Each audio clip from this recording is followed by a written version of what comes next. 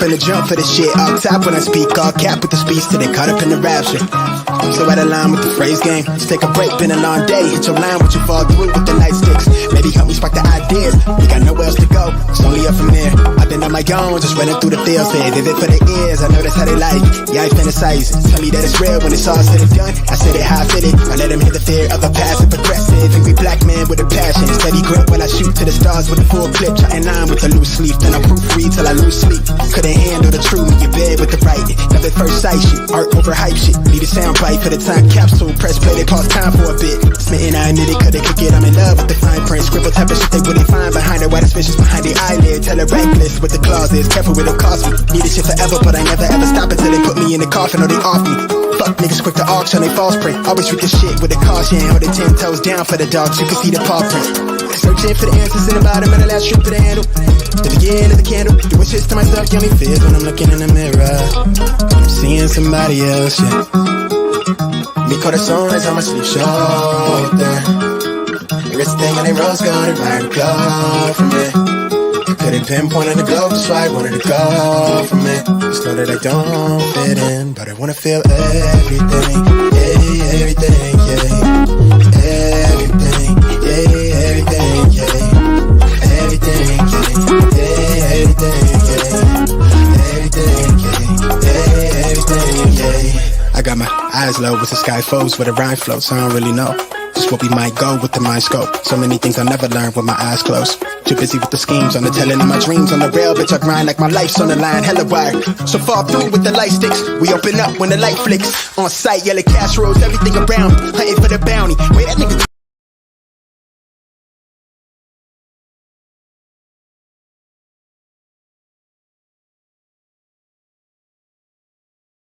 All right, ladies and gentlemen, thank you for being here. It's Talk That Talk Tuesday. Listen, guys, before we get started, as you see strolling at the bottom of the stream, at the screen here today, Freezie, the content creator, No Captivity with Freezie. He lost his mom.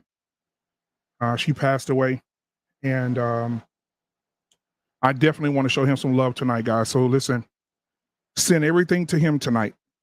I definitely want to show him some love. No, don't send me. Don't send me any super chats. Just put in the chat that you've donated, and I'll play the songs for you guys or whatever. We'll keep the normal flow of the show, but tonight I definitely want to show him and his family some love. And so everything tonight, send it to this Cash App at the bottom of the screen. I want to give everybody some time. We're going to do a moment of silence for him and his mom. This man has been taking care of his mom since he was a teenager. Over almost 30 years, he's been taking care of his mom. He took on the responsibility early. And so I just want to kick a shout out to him and his family. Let them know that we love them. We're thinking about them. If you guys pray, please pray for the family. If you don't pray, just send him a Cash App. Show him some love. Show him some love. All right. The Cash App will be rolling at the bottom of the screen the entire show. We're going to have a great show tonight, but y'all send Freezie some love tonight. Send Freezie some love. He's a good guy. He's a good guy. All right. Again, please, guys, send him some love tonight. Don't send me anything tonight. Everything tonight will go to him. So send it to that Cash App. Whatever you was going to send me, please send it to him. All right. Thank you guys so much for being here. So what I want to do right now, I definitely want to have a moment of silence for his mom. I can't imagine how he feels. I have never lost a mom. However, I will not say I know how you feel, but I definitely sympathize with you. And so, on behalf of me and every other content creator that's in the building tonight, we want to say we love you, and we want to have a moment of silence for 60 seconds for Freezie. Let's do that now. I'll remove myself as well.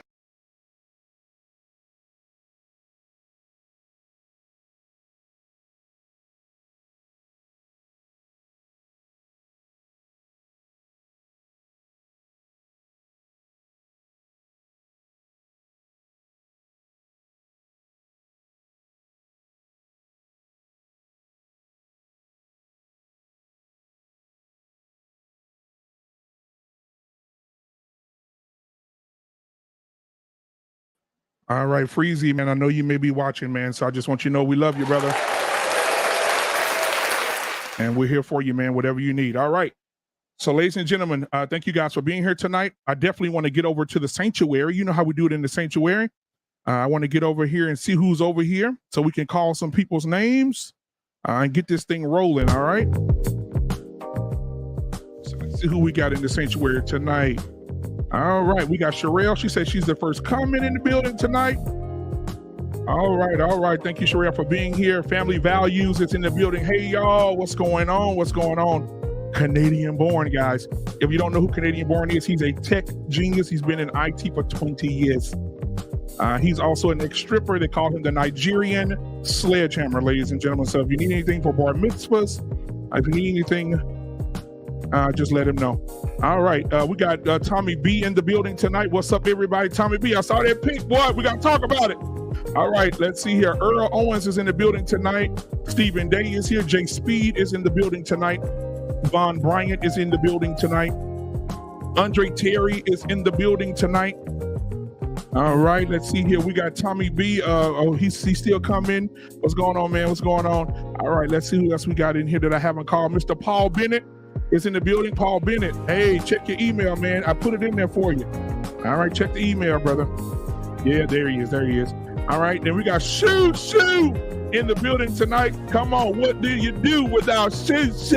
All right, we got her in the building. What We Know podcast is in the building tonight. All right. Okay, thank you, Convo, man. Listen, look what Convo did. He said, Freezie 1970, tap in with Freezie and send him some love. Absolutely, guys. If you're just coming in, hit the like button, hit the subscribe button. But tonight, no cash apps for Black Man Unfiltered, no super chats for Black Man Unfiltered. I want everybody to look at the bottom of the screen. We have a fellow content creator who lost his mom. The content creator is No Captivity with Freezie. He lost his mom.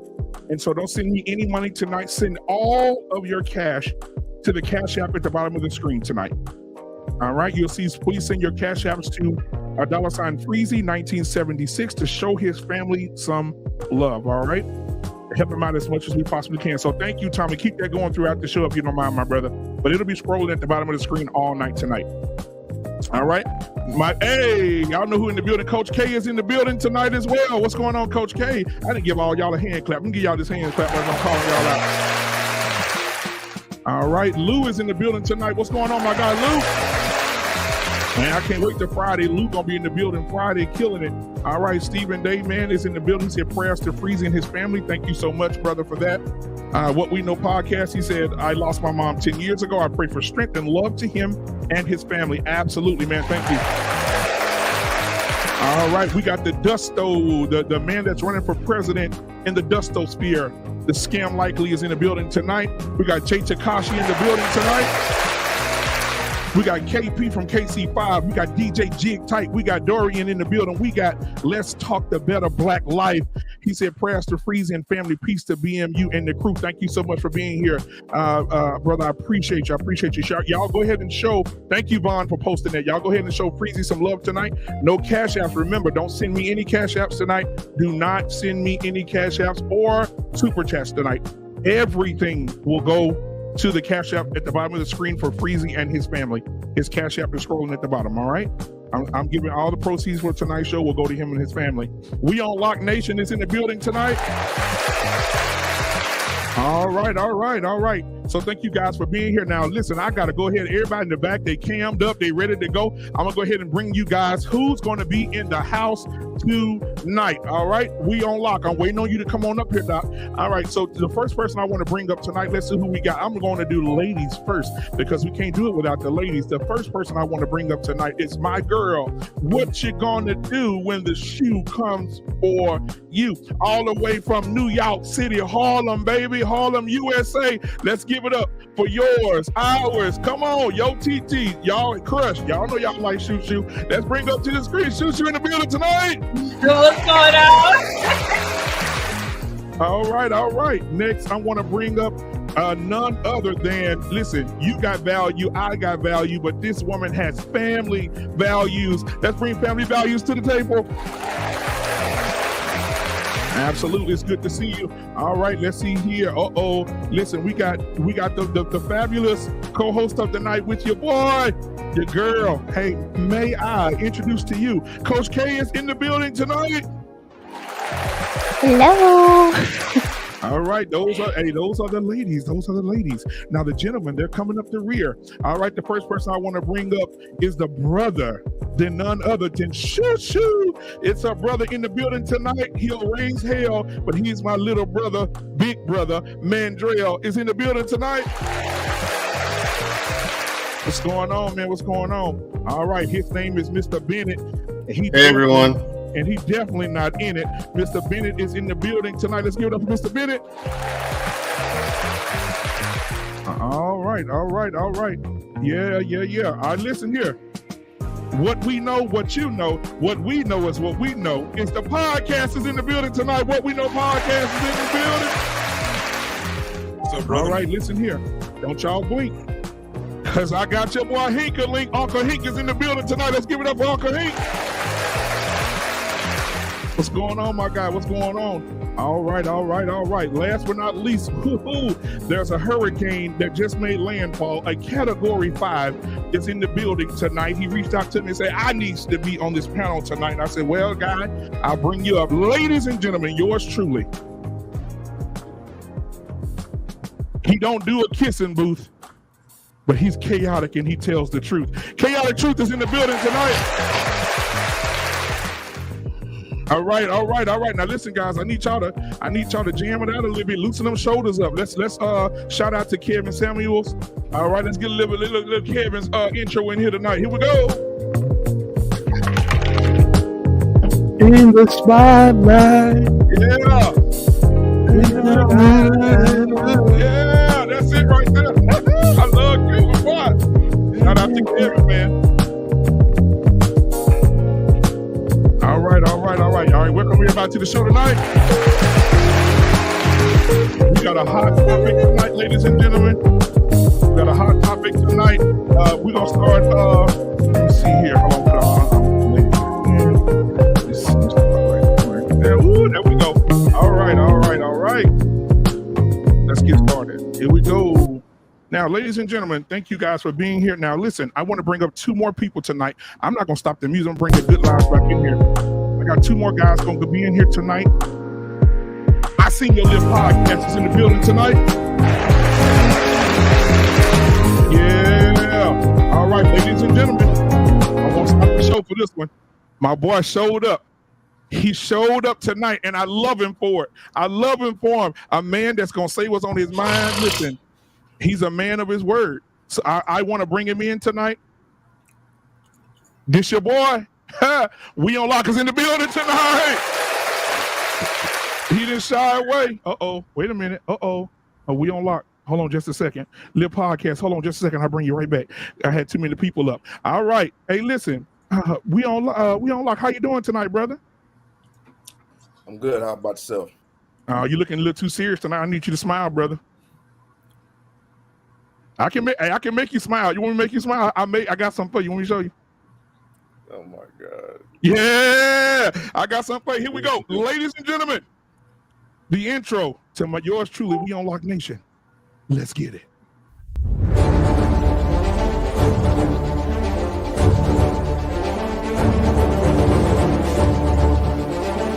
Ladies and gentlemen, have no fear.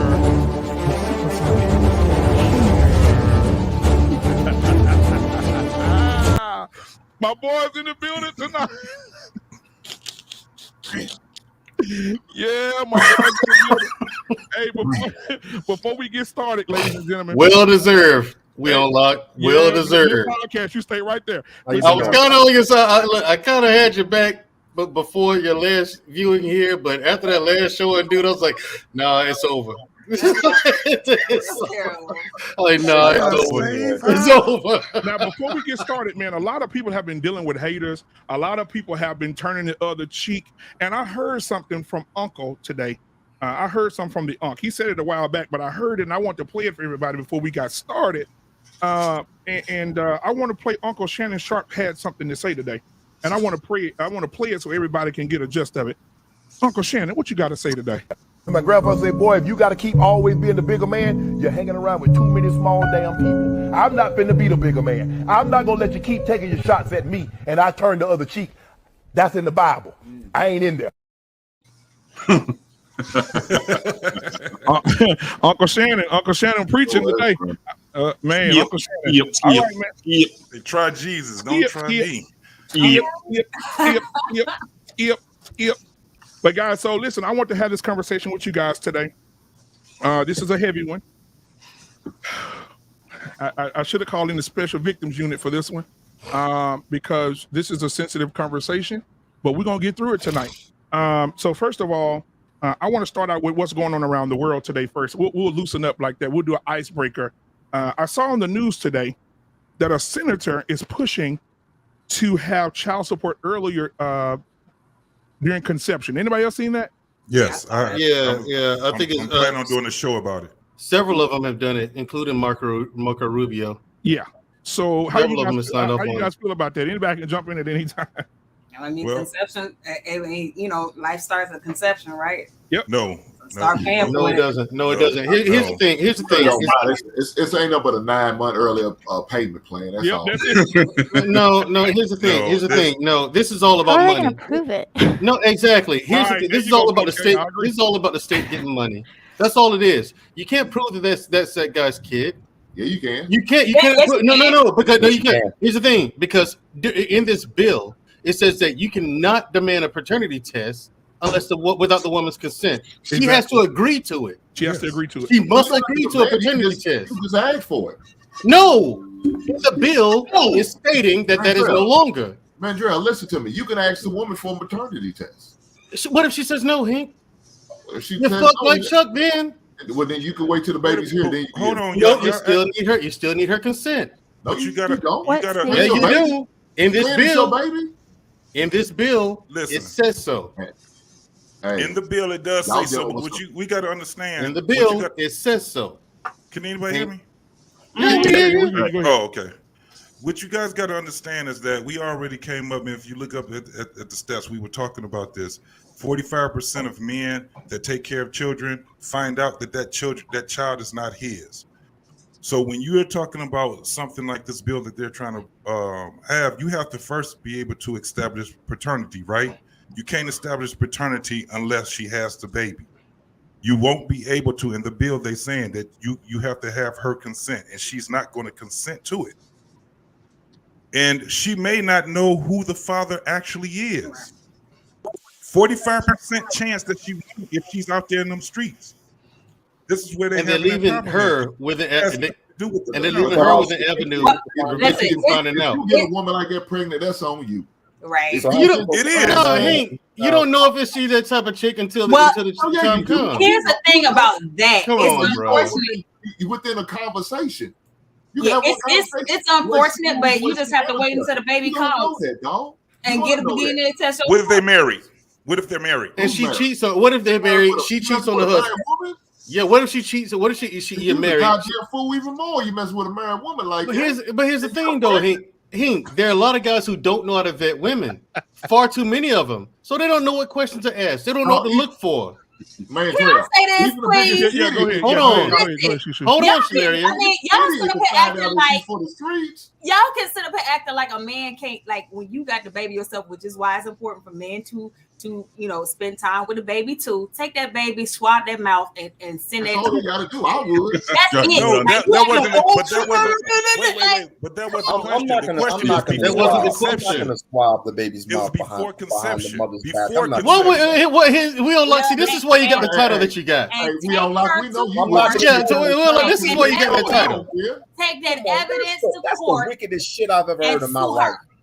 You can't, Samaria. You can't, Samaria. Time out. You cannot anymore in this bill. You better save us some money and get a damn good lawyer in, honey. In this bill, you can't. Here's the thing: we unlock. Take care of a child. We unlock. You're just gonna take care of a child that's not yours? Huh? You're just gonna take care of a child that's not yours? Yes, two different questions. I'm sorry. Go ahead, Hank. I want to hear chaotic in a minute too. What he got to say about yours? Yeah. That look right there. Yeah, you would. See, this is why I can't back you anymore, man. You're the simp of the year officially. You are the chaotic. Should I save her? Chaotic would not take. Matt, please allow me to introduce you to the simp of simps, the Lord and Savior of simps. Do that. Okay, the simp who sits amongst Most High, the Unlocked Nation. It is what it is. Every time he comes up, he's always on that slave baby.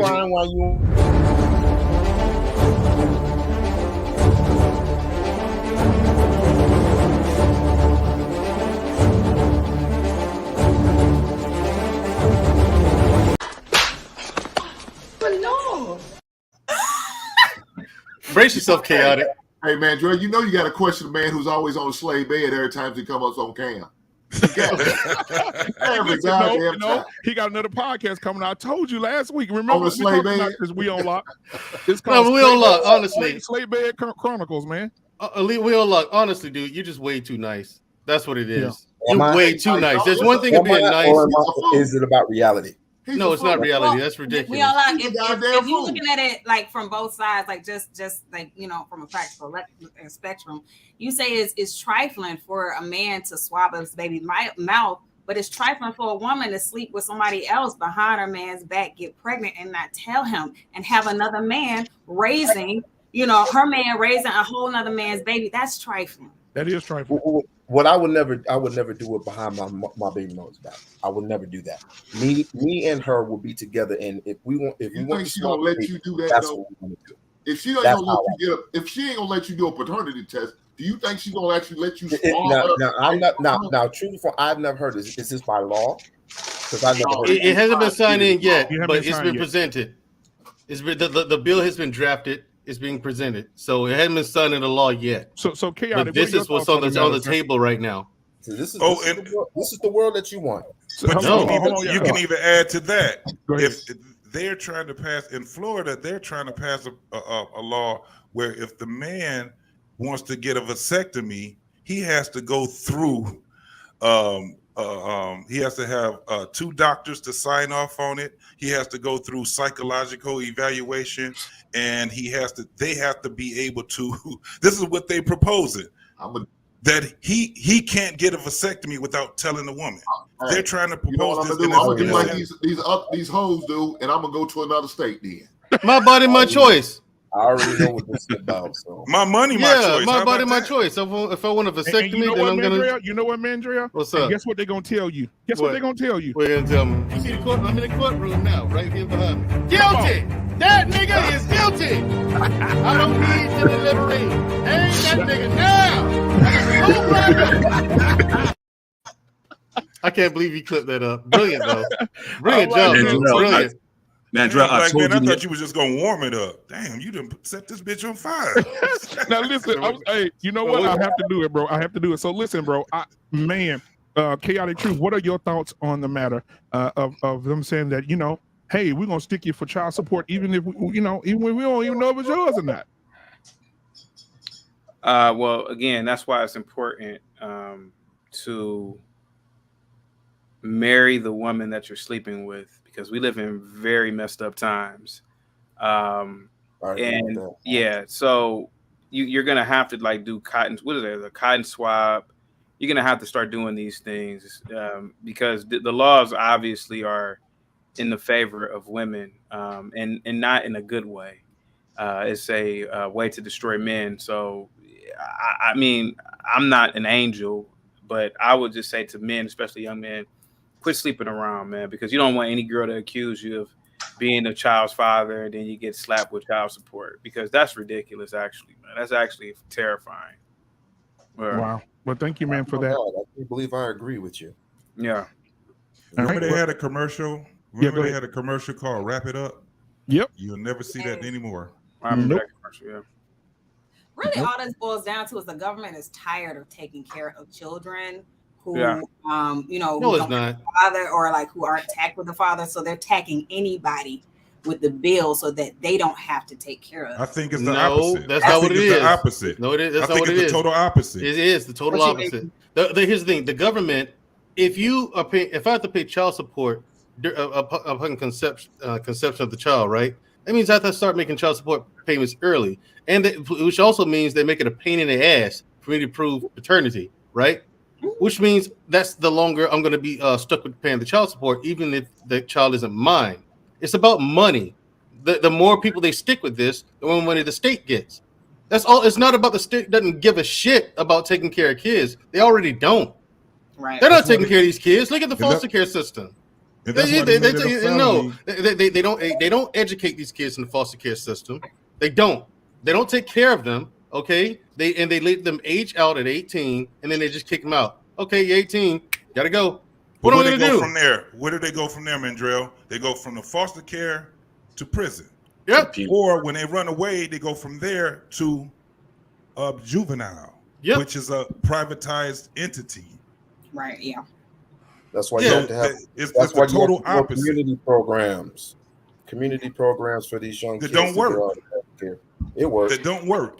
You're not allowed to discipline the children, dude. So that's why it doesn't work.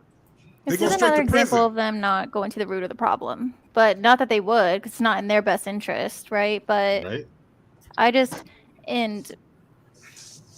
know. I'm still trying to look all this up, but I just think this is, I don't see the point, but I'm not gonna get all emotional about it, so I look and read into it, but it's the first I'm hearing of it, so. Really? Yeah, it's been out in the news, and there have been articles written about it as well. So definitely look out for it, Coach K. You'll find something on it, okay? Because there's already I give myself limited time with the news. Gotcha. They have it in the Washington Post. They have it in the New York Times, Washington Post. Yep. Yeah. Before we move forward, No Captivity did reach out to us, guys. He's watching. No Captivity, man, sending straight love to you, brother. With the loss of your mom, man, we all here love you, brother. And he said thank you to Black Man Unfiltered Network and the entire chat and panel. All the love and consideration is very much appreciated and always and will always be remembered. Hey guys, again, if you just come in and hit the like button, hit the subscribe button, hit the share button. But tonight, no super chats. If you do send a donation to No Captivity with Freezie, please let me know in the chat, and I'll play the music for you guys. I'll play the video clips for you guys every time you guys donate. Let's do that anyway, because I want to know that we're showing him some absolute love. No cash apps tonight for me. All right, no super chats. All the money goes to what you see at the bottom of the screen. No Captivity with Freezie. His cash app is rolling at the bottom of the screen. So guys, thank you for being here tonight. I appreciate it. All right, we love you, brother. All right. So let's go ahead and all right, let's get my girl back in here. She good now. All right, so guys, real men don't. This is what we're hearing in these streets. Real men don't care about body count. Right. Hold on, Black Man. Before you start, you might want to put "We on Lock" at the top with the ladies and Mandrell down here with the men. Okay. That's about fitting. Yeah. Keep it up. You're gonna find out what a real man is all about, brother. I know it. He's in a slave bed. And ladies and gentlemen, before we get started, Mandrell, would you go ahead and introduce before we get started, everybody needs a laugh. We're gonna lighten up. This is definitely gonna be for you, Freezie, because I know you need a smile and a laugh right now. Mandrell, will you go ahead and introduce your music video tonight? What music video? Your two-step. Come on now, Mandrell. We talked about this. Oh, that the Mandrell two-step. Roll it.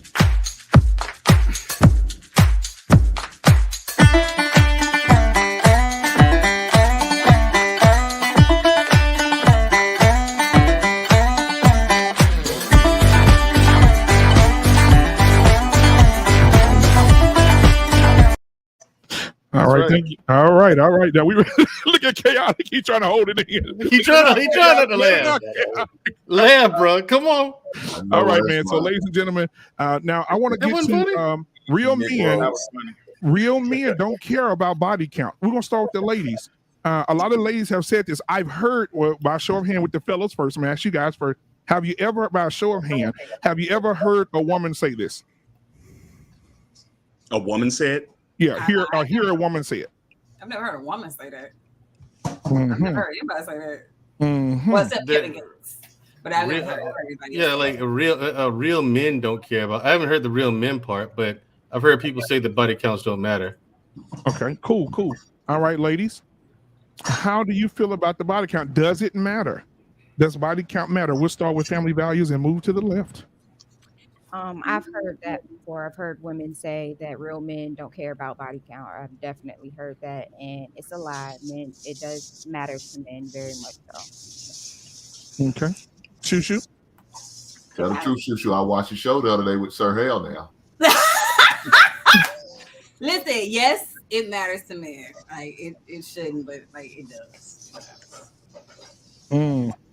We on lock? Oh, I'm sorry. No, Coach K, what do you think? He should have responded. He know to respond. I was wondering if you were to go ahead. I don't think it's ever been phrased in this way until, like Shushu said, KS brought it, to the forefront. But I think if you ask them, yes. But I don't think I don't think people really thought about it. But I'm not sure. So I don't know. Mm-hmm. I think they do now. Yeah, right. We on lock. Does body count matter?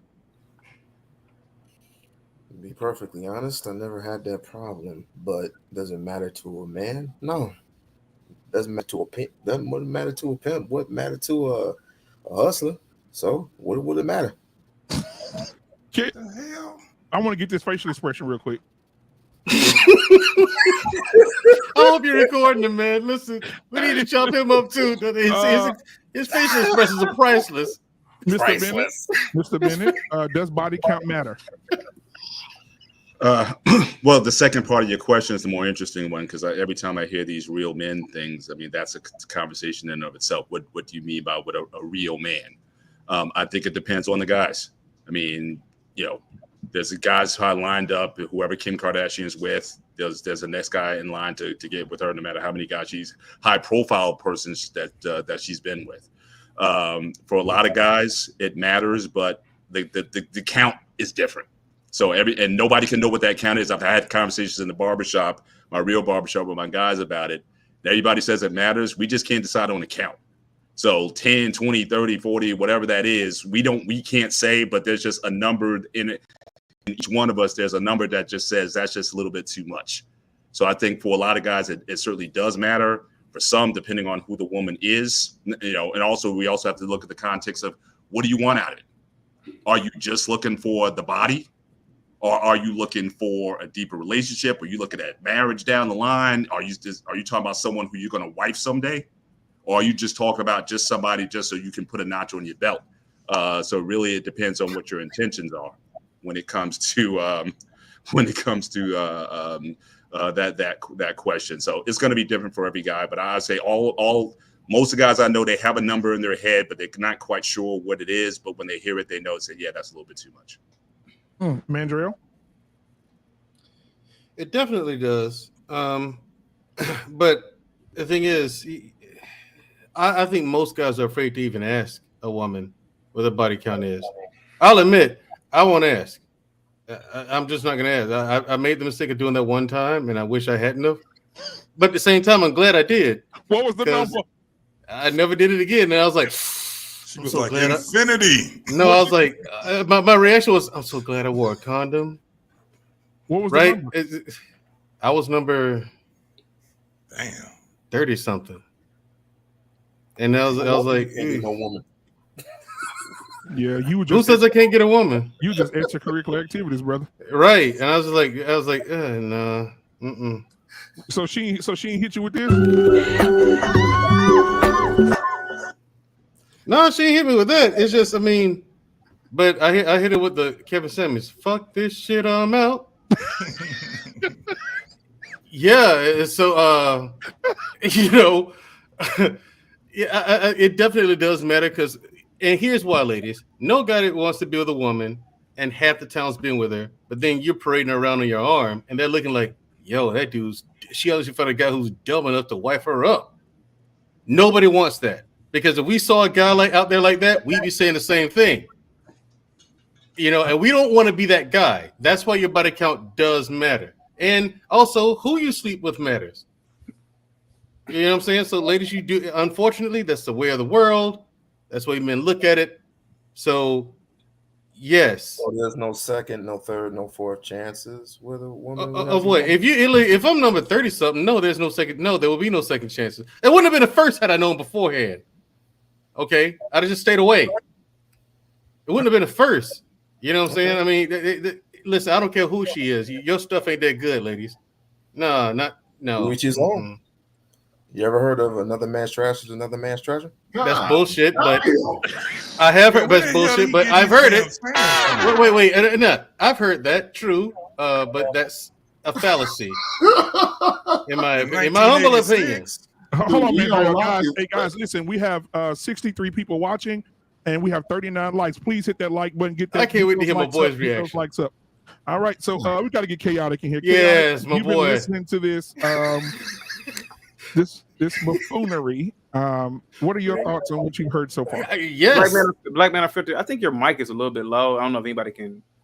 Yeah, is my mic a little low, everybody? Yeah, it is. Yeah, it's I'll fix it. It's audible. I'm only going to be about a minute on this. A woman shouldn't have tattoos. A woman shouldn't have more than 2 body piercings, and that's earrings. A woman shouldn't be bald, especially if she's a white woman. A few black women can pull it off. Very few.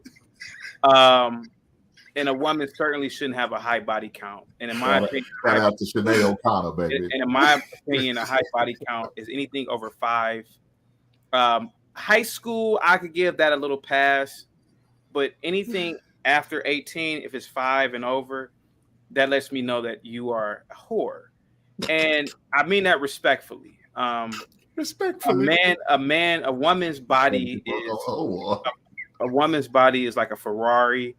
It's like a high-end Italian car, like a Lamborghini, and nobody wants a desecrated Lamborghini. Nobody wants a Lamborghini with 100,000 miles on it. Now, I'm not trying to be offensive, but this is how I always have thought. Don't get me wrong. I'm not about to sit up here and pretend that I'm an angel, because I'm not. I've had sex with a lot of females, but the older I've gotten, the more I've realized that anything over 5, in my opinion, is just I'm married now, but even before I got married, like I went a long time without even sleeping with any woman, because I would see a tattoo, I would hear a body count, and I would get repulsed by that. And I've been there and done that in college and a few years afterwards. And I got after 30, I don't know what, it was like some sort of evolution in my brain, but I just find that disgusting. And I actually shame women for this. I shame them, and they should be shamed. A woman should be married by the time she's at least 23, 24. And so therefore she's not, sleeping around. But that's just my opinion. And I don't want anybody to change their beliefs because of me, but that's just what I think. But no tattoos, no body piercings other than like 2 earrings. And again, never cut your hair off.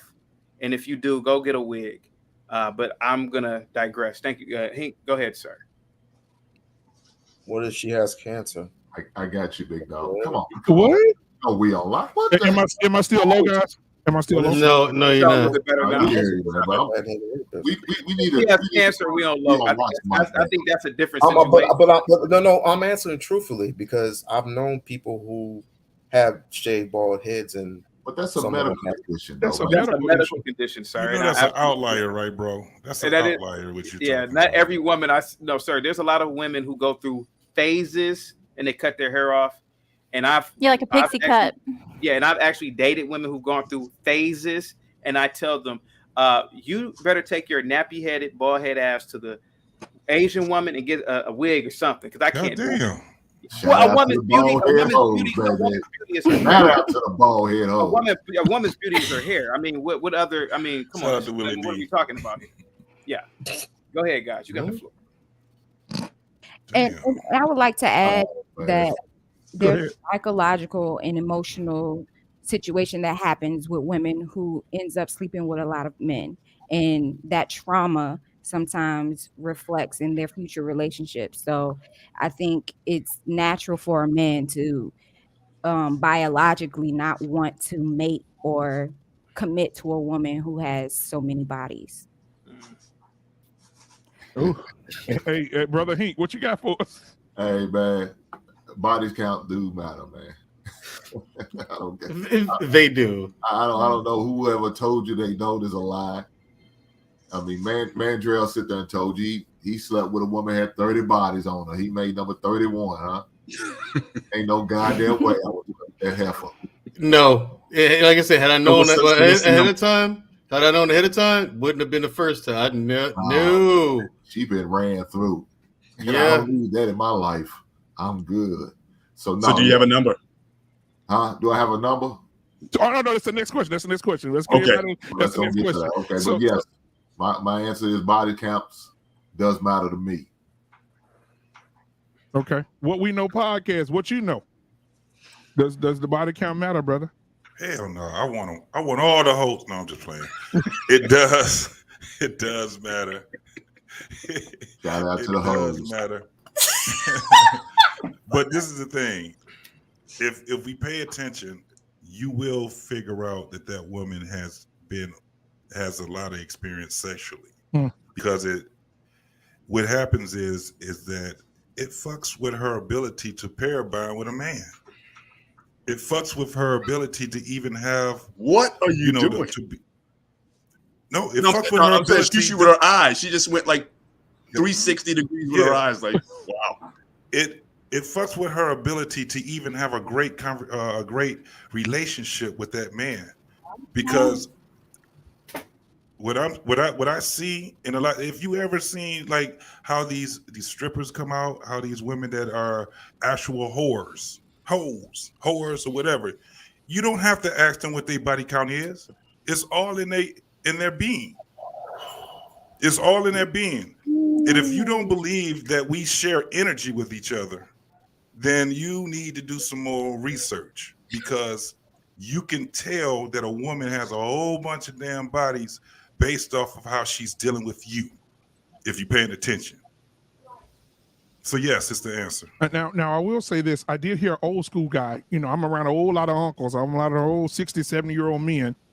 And they talk about this very thing. And one of the things that I heard one of my uncles say, he said the reason that so many women that was very promiscuous in their youth, the reason that they cheat on their husbands is because they're used to variety, and they've been with you so long they've gotten bored and they need to go and re-amp up. And so that's one of the reasons why they'll go out and cheat on you. Now, that's what old man said. I didn't say that, shoo. I didn't say that, shoo. It wasn't me. It was the old man. It's just, it kills me. Like, just come on.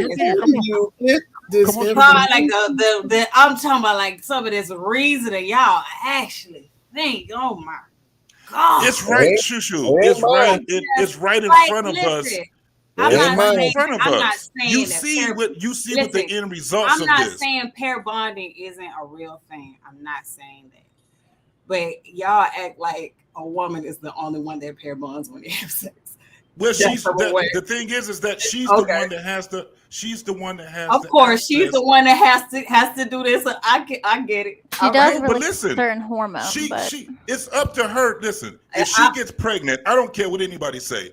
She gets pregnant, it's on her. The onus is on her. You're right. I don't know what anybody else is saying, because it's her to say, yes, you can have sex with me, or no, you cannot have sex with me.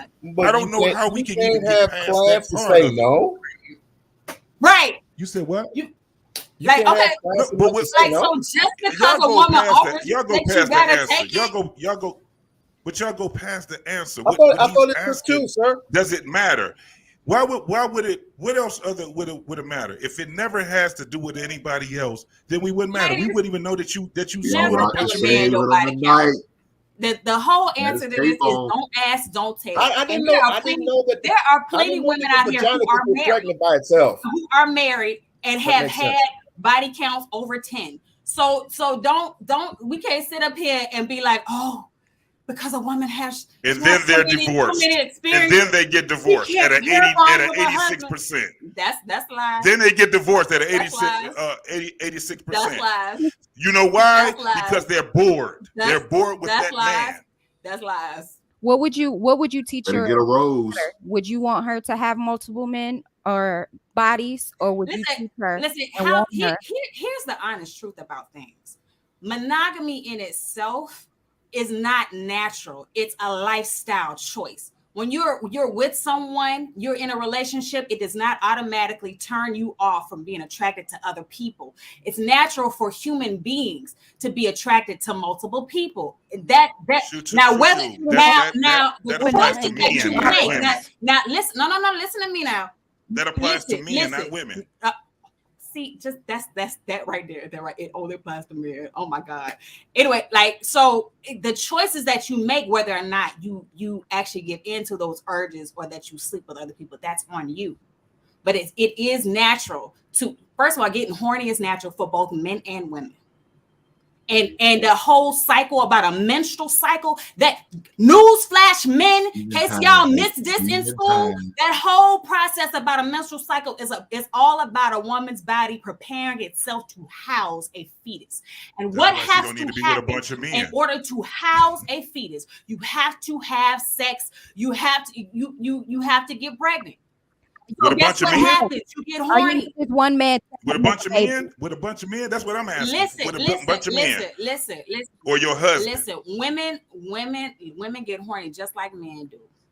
But I'm saying, but you, when you said that, are you saying that she has to have sex and I'm gonna tell you, I'm gonna counsel that. We don't have testosterone as high as testosterone. Women, this whole thing, like when we bring up this whole argument about who cheats more, women or men? Women cheat a little bit less, but it ain't that much of a margin. Guess what? Because women get horny too. We're asking is how many men? You're not answering the question. But we're saying with a bunch of men. Baby girl, you're not answering the question though, baby girl. What? Oh, I like her answer. Does that justify sleeping with a bunch of men? Listen, I did answer it. It's her choice. It's her choice. And that's why she gets the stink box. That's why her box be stinking. It's the man's choice. It's her choice. It's a woman's choice too, whether she wants to sleep with multiple men or not. It's a man's and then there's choice consequences, whether he right? wants to sleep with multiple women. It's the consequences for the man too. Now, one thing you can't do is you cannot complain about the consequences of your actions if you made the choices about them. I mean, if a woman gets pregnant, yes, that is. I agree with you 100%. That is on her because that's a choice she made. If a man, but at the same time, a man lay down with a woman and he get her pregnant, that's a choice he made too. You know the difference between the consequences, though? Go ahead. What's your justification for that? Come on. What's the justification for that? She can mess around and have a stinky box. And it all goes back to the choice she made and the choice he made. She can mess around. She can have a stinky box because this is one of the things. See, people ain't talking about this for real. When you talk about this shit in the streets, when she for the streets, I'm telling you, if you listen to what the younger generation is talking about right now, these men, one of the things that they complaining about is these girls that they're having sex with having that stink box. She got a stink box because she ain't dushing. That's what she got all. You know how many chicks out here in a strip club on the block? They ain't got no stink blocks because they dushing. That's because they have. So what are we saying here?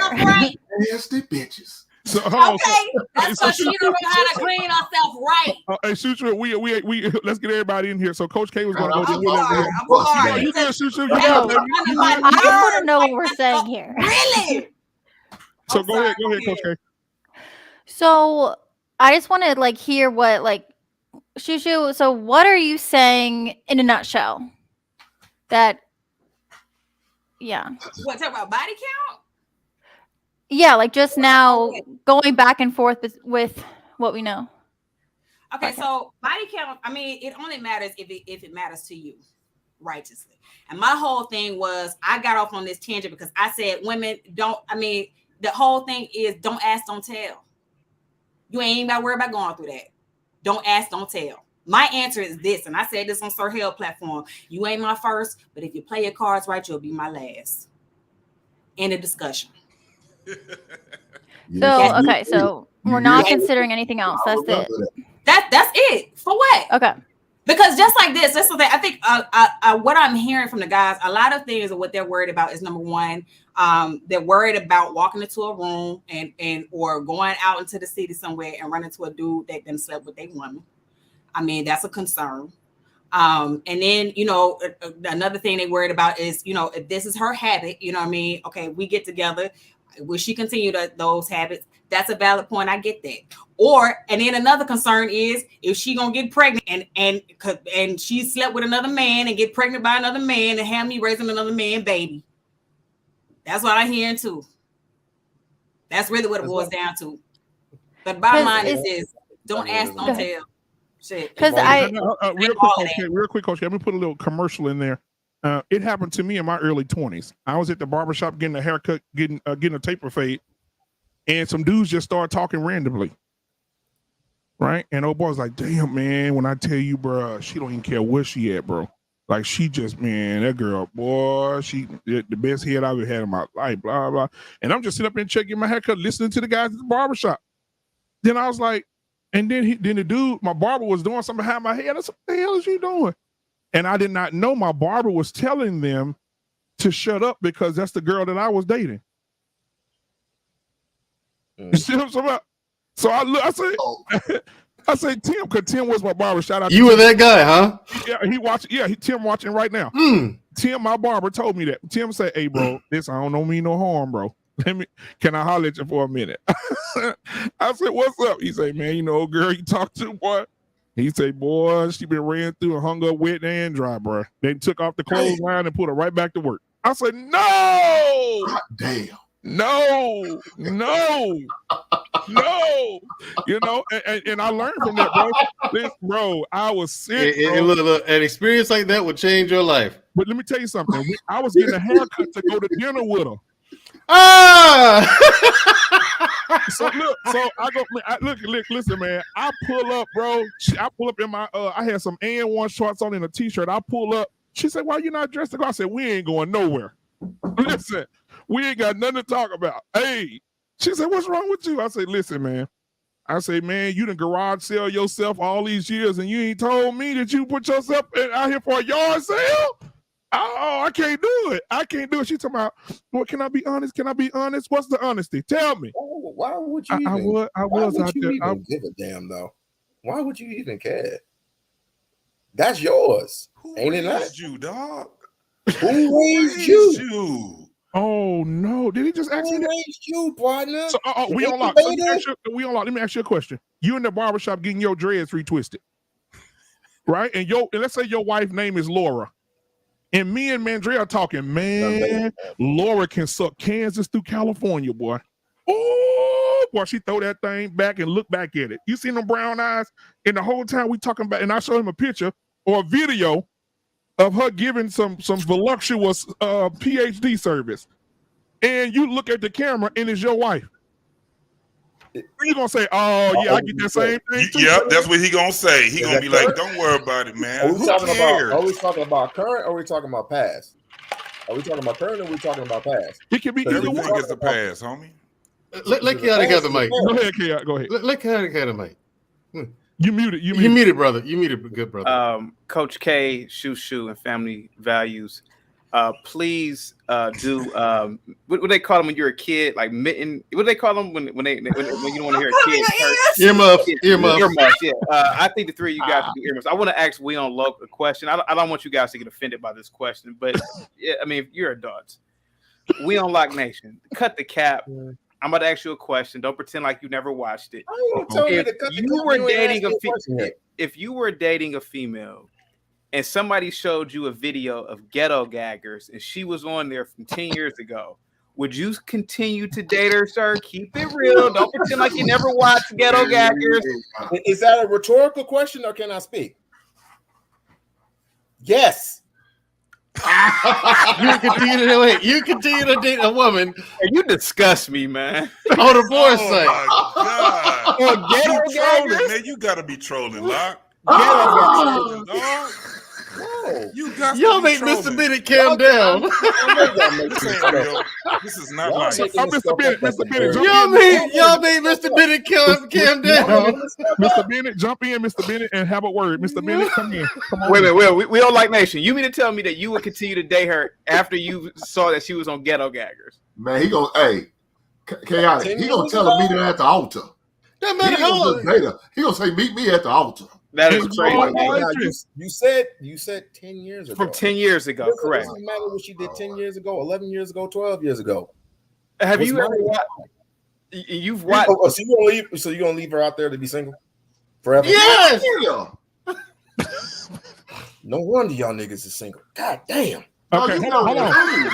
You willing to marry a hoe? He's married though. He's Keanu's married though. That's the only one on this planet Earth. The only one on this planet Earth. Everybody else is gone. Now we on lock. Let's get the ladies. Let's see what the ladies have to say. Okay, let's see what the ladies have to say. Oh my God! Hold on. We on lock. I'm coming for your neck. We on lock. Let's see what the ladies have to say. I'm ready. I ain't Shoo. If a man seen his girl on Ghetto Gagas, does he proceed to give her what she need, or does he leave? Bars. If she on Ghetto Gagas, honey, more than likely, I mean, if she gagging on his, like she gagging on his, honey. So should he stay or should he go? He still might stay anyway. I'm telling you something. Something I noticed. And this is where a lot of guys, like, I have to call kind of cap on. I'm not staying. The only time a woman's body count really matters is if, like, you know, I don't know, if only time a guy would take a woman where her body count doesn't matter is if she laying it down good enough. I'm talking about she put it down, he don't give a damn who she been with. Like, even if it is a thought in the back of his mind, he don't give a damn who she been with. If that head's so good, honey, you sliding it down. I'm telling you, he gonna be like, damn, that's fucked up. But God damn, like dudes are like that. Is that or because and proof is in the pudding. Amber Rose been married multiple times. Kim Kardashian got a sex tape that made her famous. Everybody and their mama done seen that tape, and she been married multiple times. That's the out word, multiple times. They got tired of that. They didn't want that. Openly telling people what she do, and been married, and got a baby. Been married once, and then she's only been married twice. She's been married twice. Regular dudes. These are high value dudes marrying them. They ain't high value. You know what I mean? And at the end of the day, regardless of money, they're all men. If you got a woman, like I said, the only time body count don't matter is if she laying. I'm talking about laying that out on you. She married a simp and a crazy dude. That ain't high value. Or she is the type of woman that you never thought that you would be able to date. Like she's out of your league. Because a woman who's out of your league, she can get away with a whole lot more than the average woman can. Okay, Shushu, let me say this. Okay, now you know body count doesn't matter. Like if let's flip it for a second, just for Shushu guys, just for Shushu. Let's flip it. If a guy told you he had a lot of bodies, what would you say?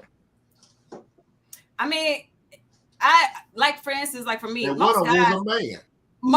Yeah, I was just gonna say that. That was my challenge right there. Most guys have had a lot of bodies, but bottom line is most husbands were whores before they got married.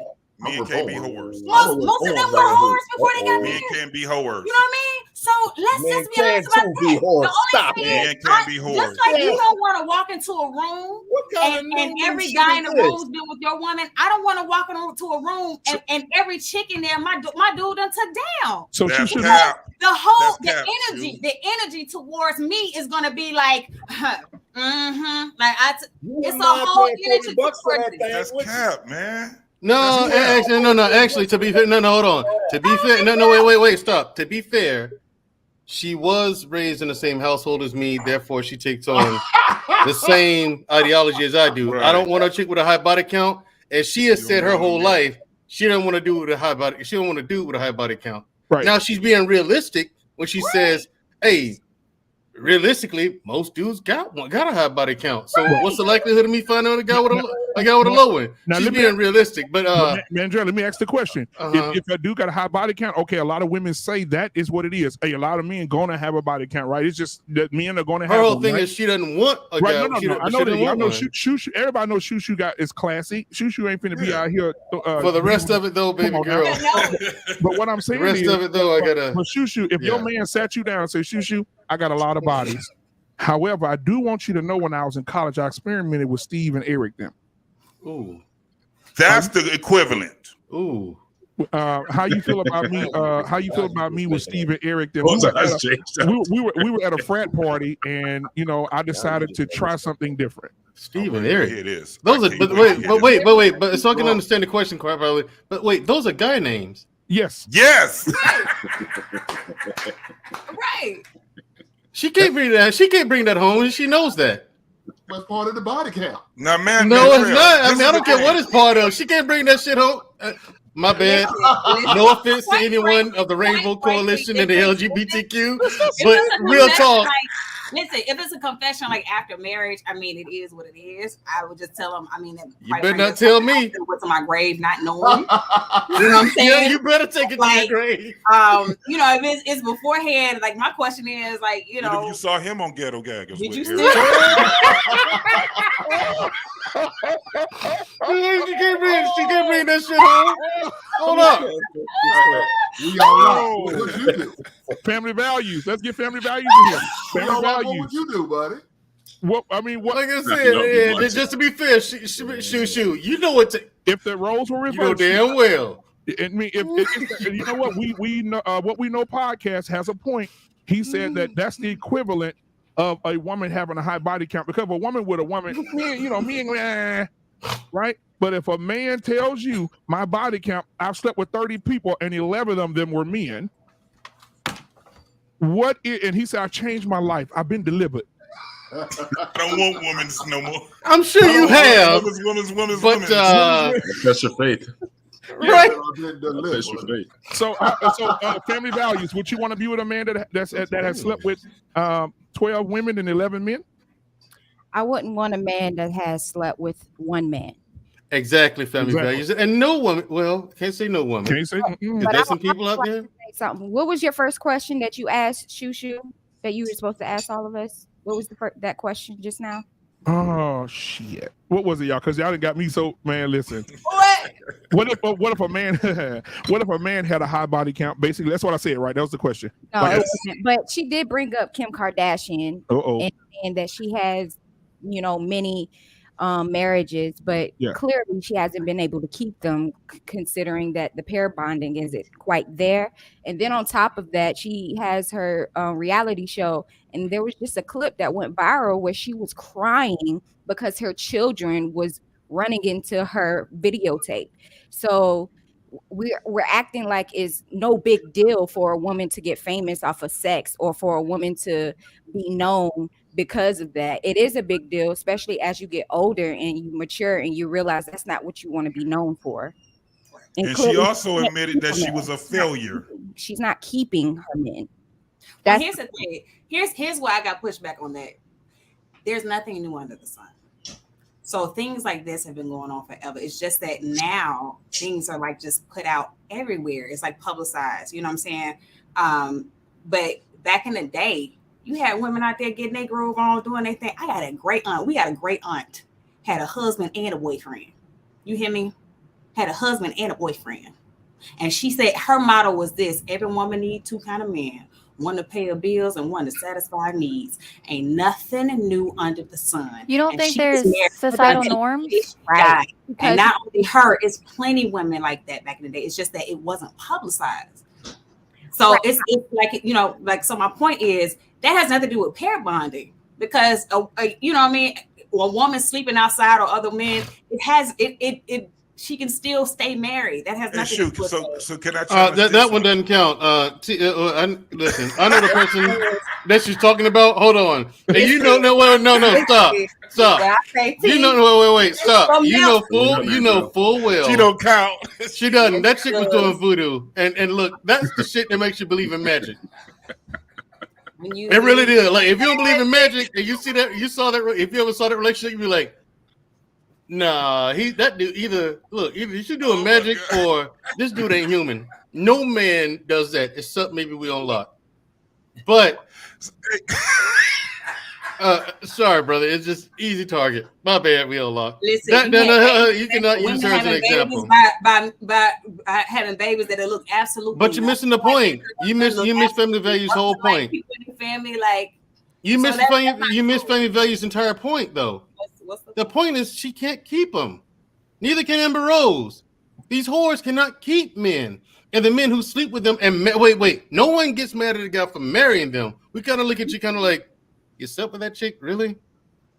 Was that the best you could do? But then when they marry them, hold on, let me finish. Let me finish. So in fairness, let me finish. Kim and Kanye could have lasted if Kanye didn't. No, they couldn't have. No, they couldn't have. Kanye was batshit crazy. Kanye didn't lose his mind. Stop. Kanye's batshit crazy. No one respects that fucknut. Okay, he's nothing. He's not even a member of the black community, in my opinion. Fuck him forever. Now, no one respects Kanye. I agree with you there. Yeah, no one respects Kanye. I respect him. I don't at all. Okay, but I do. Don't speak for all of us. Yeah, that's why I say, in my opinion, of course. Kanye is a nut job, and he needs help, but he refuses to get it. But he thinks he's a genius because everyone keeps pumping him up, his head up like he is. But he hadn't made a good album since College Dropout. Let's be real. All right. Now, all these other women who are promiscuous like that, they can't keep their men. And men keep telling ladies, what you want to do, ladies, your goal should be to keep us. That is how you win. That is the touchdown. It is a game-winning basket, the home run, the whole shebang. But women keep this, and I'm disappointed that you keep doing this tonight when you know better. And I know you know better. No, you're right. I do know better. I know that there's plenty of men out here in relationships with women, long-term relationships, in marriages with women who got high body counts. You better know that. The men don't know it. Hey, listen, it is what it is. But they enjoying all the lessons. The men don't know it. They enjoy because they enjoying all the lessons she learned along the way. All the mileage and experience she got along the way. That's because they enjoying all them lessons. But you know what? One of the things. One of the things I can see where it's a big miss, because you cannot say that women don't value low body counts too, because you guys actually lead with telling men either you don't have a high body count or you will lie about your body count. You would tell a man that it's rude for him to ask you for your body count, just like how women used to say it was rude to ask their age. Right, yeah. You guys know, inherently, you guys know that it brings down your value when you have a high body count. So it's all cap when you sit back and try to fight for the hoes. That's not fair to this conversation. It's disingenuous, and you're guilty of it. But what I'm saying is, because my point is this. Because you know, guys lead with that. With a low body count. You know what? I never said body count doesn't matter. It does. But the point is this. Hoes are still getting wiped up. You just don't know you married. No, they not. Hoes are being holed up. Yes, they are. They side chick. Yes, they are. And I say this on Sir Hell Network. I said this on Sir Hell Network. See these Marilyn Monroe. Just like y'all talk about modern women. Marilyn Monroe never got married. She never got married, Marilyn Monroe. And here's the thing. Here's the thing. Wait. Here's the thing. Okay. She was married. Okay. First of all, Marilyn Monroe slept with like all the JFKs. Okay. And then number two, JFK, RFK, she slept with both of them, both brothers. Okay. That's a well-known fact. No one's hidden that ever. So, and plus, the point again is that these chicks might get married, but they can't keep the marriage. Amber Rose married, divorced. Kim K married, divorced several times. I want to ask you a question. Aren't you married? Stop. Stop. Marilyn Rose married three times. Okay. There you go. Can't keep a marriage. Hold on. We unlocked. Aren't you married? Yes, sir. How long have you been married? Almost 12 years. How do you keep that marriage? That's your answer. They can't seem to be able to do this because they have trouble pair bonding. I don't even believe in that bullshit. But I do know that there's something wrong. The thing is, there is a correlation. There's a relationship between promiscuous women and the inability to maintain meaningful relationships in their lives. There is a correlation there. And this is why I got pushback. If the divorce rate is 80%, then you know what? You mean to tell me that 80% of the women are whores? No, they're not.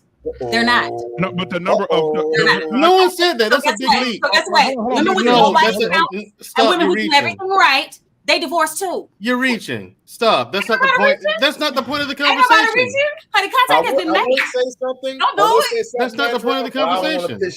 No, I say will this say one something. time. Point of the conversation is what? No, what I'm saying is. Body count matters. No, All what right, I'm saying. body count matters. Hold on. It does. Okay, now we unlock. Hold on a second. I gotta get this up. We unlock. I pointed to you because you and your wife are somehow able to maintain a meaningful relationship. You're doing it right, apparently. For 12 years, you've been doing it right. For some reason, these promiscuous. And my point is, for some reason, no, I didn't say it was easy. I said you're doing it right, or at least you're doing something right. But for some reason, there is a correlation between these promiscuous women and the inability to maintain a meaningful relationship. That could be marriage, it could be boyfriend, girlfriend, it could be family. I said relationships. I didn't say I can tell you why. I could tell you why, but I don't want to piss you off. No, you can go ahead. Hold on. Before you go, we unlock. Hold on. Before you go, we unlock. There are people in the chat asking for Freezie's Cash App. It is scrolling at the bottom of the screen, ladies and gentlemen. Scrolling at the bottom of the screen. So if you're looking to go ahead and send him a donation, please do so. He lost his mom. It's scrolling at the bottom of the screen. If you want to send a Cash App, please. Everything tonight, guys. Do not send me any Cash Apps. Do not send me any super chats. Just send it to $Freezie 1976 to show him and his family some love with the loss of his mom. And then when you do give a donation, if you want to come back and say you gave one, I'll play a video chat for you, a video clip for you. Mosaic, TJ Randolph just got here, so she didn't know. So if anybody want to give a donation, please give it to No Captivity with Freezie. We're gonna take a break. Everybody take a deep breath, and I'm gonna play this cut scene, and then we'll be right back. I'm back in my bag, yo. Conscious. ISO. Diamond. Back in my bag and I ain't gotta brag, I do this shit for real. When we was down and we had nothing, we had to share a meal. We put the shit in overdrive with no steering wheel. Shorty throw that thing back in a pair of heels. Yeah, she be riding on that thing like a Ferris wheel. Yeah, I love them dark skin, brown skin, caramel. You know I had to bring it to the hood like she caring. All right, man. Thank you guys thank you TJ for that super chat. Make sure I get that over to him as well. I'll send it. I'll cash app it to him. We don't like. You can say it, man. I mean, there's no hate between you and I. You know that it's all love. But say what you got to say. I mean, I'm curious to hear it. I don't even remember what you said last time. I guess he went AFK. Hey, thank Von Bryant for that $10 super chat. I appreciate you, man. Yes, give us. You gave $10. Thank you. Thank you, man. What were you saying? We unlock? Yeah, go ahead and say it, dude. I mean, I don't get upset. You know, it's all love. That most marriages end in divorce, and it's most of them don't practice spirituality. Sorry. Well, you know what? I can't say that because, and I'm a Christian, but I can't say that because there are some atheist marriages doing great. And that was my point too last time. I was like, there's some non-believers, atheists, deists, non-believers out there whose marriages are going just fine. And I don't agree. I don't agree that and this is just my personal opinion with the whole atheist. I'm not judging nobody, but I can't believe nothing from nothing created nothing to be nothing. So I would have to have that explained to me. Well, here's the thing. Right? But I want go ahead. Go ahead. We don't get into religion or nothing. No, we're not. I mean, I like the chaotic had his hand up. Is what go ahead, chaotic. Is what it is.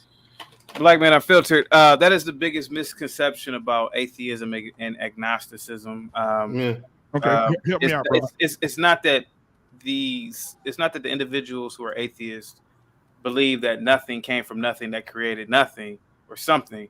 It's the idea or notion that we are beings on this planet and we have absolutely no idea how we got here, and we don't really have an answer. Somebody got the thing on. Yeah, somebody got the YouTube on. Yeah, so it's the idea that nobody really knows how we came to be, what we really are, and the universe is a mystery. And I think that's what a lot of atheists and agnostics really believe. I used to consider myself an atheist at one point. But speaking of atheist couples, Neil deGrasse Tyson and his wife, they're atheists and they've been married for a long time. Yeah, 40 years, damn near. Yeah. I mean, But yeah, that's what it really is. Yeah, because the thing, we got the James Webb Telescope, so maybe they can tell us. Did you see that image? Yes, I saw plenty. I saw several of them, 4 images. I just had a nerdgasm just thinking about it. I did too, man. I did too. Hey, there's a comet that passed by Earth this weekend. I called my sister up and asked her, was she able to see it? So listen, I I promise you we'll talk about that in the back chat. I swear to God, because I'm interested as well. I saw those images as well. Ladies and gentlemen, Sherelle asked the question that was the next question. What is the number that a woman would tell you, Mandrell, I've been with this man, I've been with blank amount, and make you leave her at the restaurant? We're going to start with let's start with the ladies first. What should be the number for women? I won't let's talk about women first, then we'll reverse it. Family values. What should be the number for women a decent number for women to be like, you know what, still be under the range of not being considered, Well, honestly, what I teach my daughters is to save themselves for their husbands, and how important it is that you give that gift to him and no one else. And we can deal with reality, because there's women out here who were not taught that and do not have those values. Mm-hmm. If I were to tell them, I would say 2 or 3 at the max, but personally, what I teach my own family, my children, is to save yourself for your husband, so we can, so they won't have to go through the trauma and things that a lot of women are dealing with nowadays. Yeah. So we'll go down. We'll go up, down, up, down. What we know. Number? Well, I don't think that there's an actual number, but it goes to what the young lady was just saying, that, with my children, I got 2 daughters myself, and my whole thing is to save yourself for marriage. Find a husband and quit trying to find a boyfriend, because I see what the problems are here. And one of the problems is that we don't have a discipline in this world. And it's just a bunch of people screwing each other without actually loving each other, figuring out what they don't know, because half the people don't know anything about relationships. They don't even understand that a relationship teaches you a lot of things about yourself. It brings up a lot of the bad shit that you come up. It's a mirror to a bunch of the bad shit that you have. It doesn't bring up the great shit. It shows you exactly who you are. How you going to be able to do anything like that if you out here screwing all these different people? That goes for men and women. However, with women, what you got to understand is that we cherish you guys as if we're trying to get a wife, we cherish your womb. Most men don't want to have another woman's child to take care of. So if you look at it where we can just do whatever we want to do, and we can just, it's causing a lot of friction in your life when you do that. Why not try to say, well, I'm going to present myself so I can be a wife for a man? A lot of women ain't even looking at it that way. It's no discipline when it comes down to it. So with that number, the number has to be as low as possible. And you at least got to shoot for finding a husband, or you don't have to. He'll find you. All you got to do is present yourself as that man's wife, because he's not just looking at you as just being his wife. He's looking at you as being his child's mother.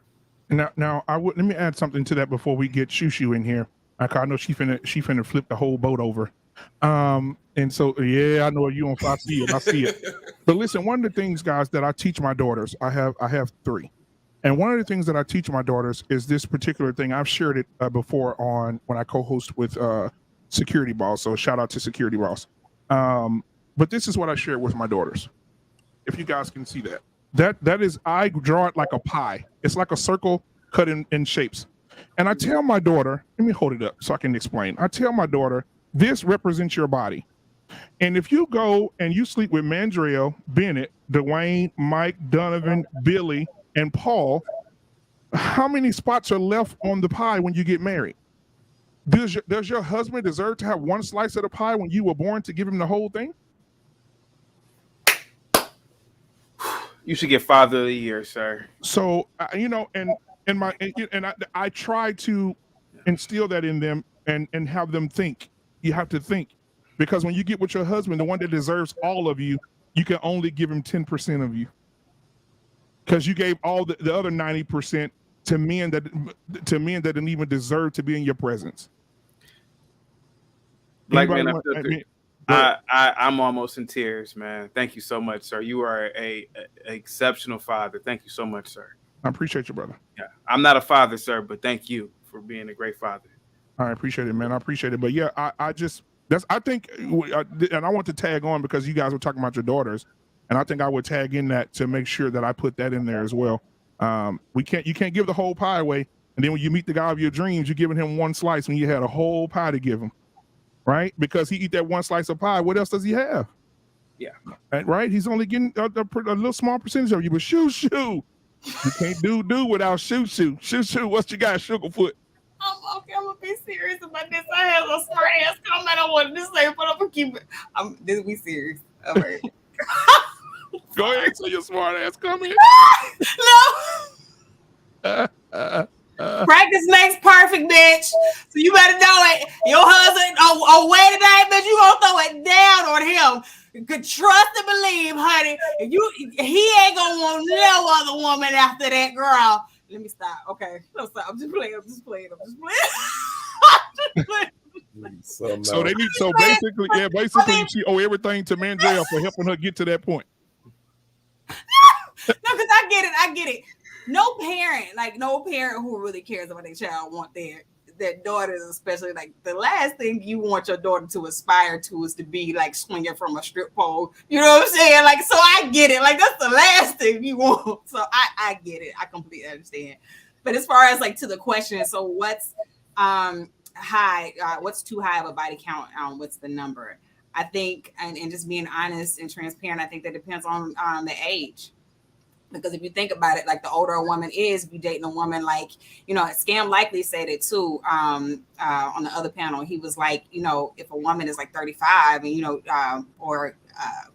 you are legally an adult at 18, or let's say she lost her virginity at 20. So, you know, from 20 to 35, that's 15 years. Like, between, you know, in that 15-year time period, I mean, you know, unless she's been in 2 relationships, you know what I'm saying? Most women have more mileage. So, I mean, but at the same time, if she's like 20 years old and she's had, like, you know, just a crazy number, it's like, well, dang. Plethora. You know what I mean? Like, so I think it just depends on the age. That's why it's important to marry young. That part right there. Oh, yeah. You know, I knew I liked you. I knew there's something about you that I like. Yeah, that's right. Family values. You don't have. I agree. Hank, Link, what you got for us, Doc? You're on mute, Hank. So me, Andrew. Calm down, big brother. That one, she's all right, though. I know that's right. Nothing but net. I hear you. 5 or less. 5 or less? Thank you, ma'am. I'm sorry. Y'all see what Miss Sherelle said? Yet your husband been taking people's pie all over. Don't agree with her. No, for real. Hey, don't agree. Do not agree with you. Listen, guys. On behalf of Hinka Link and Incorporated, this is for the people out there that are dealing with something right now.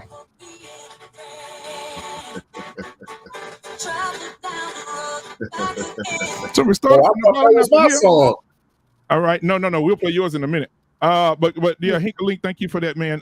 Let's go ahead and go to the good guy, Chaotic Truth. What do you got for us, Doc? Normally I rock with Shushu. I'm very shocked and appalled at her behavior tonight. However, I have to agree with Hank. She's guilty. And I have to say this to address what Shushu said. Shushu, men are divine by God's own ordination himself. He said, be fruitful and multiply. Men have a divine right to sleep and get as much coochie as possible. Now, do I promote this as an older man now? No.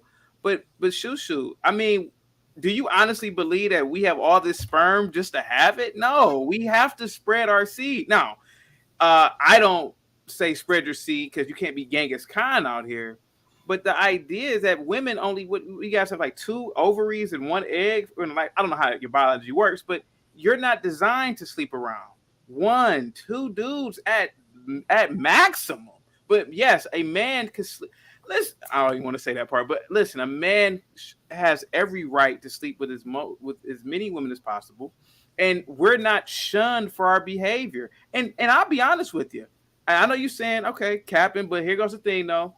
Most women really like the fact that their man has slept around because she's like, damn, he chose me over those bitches.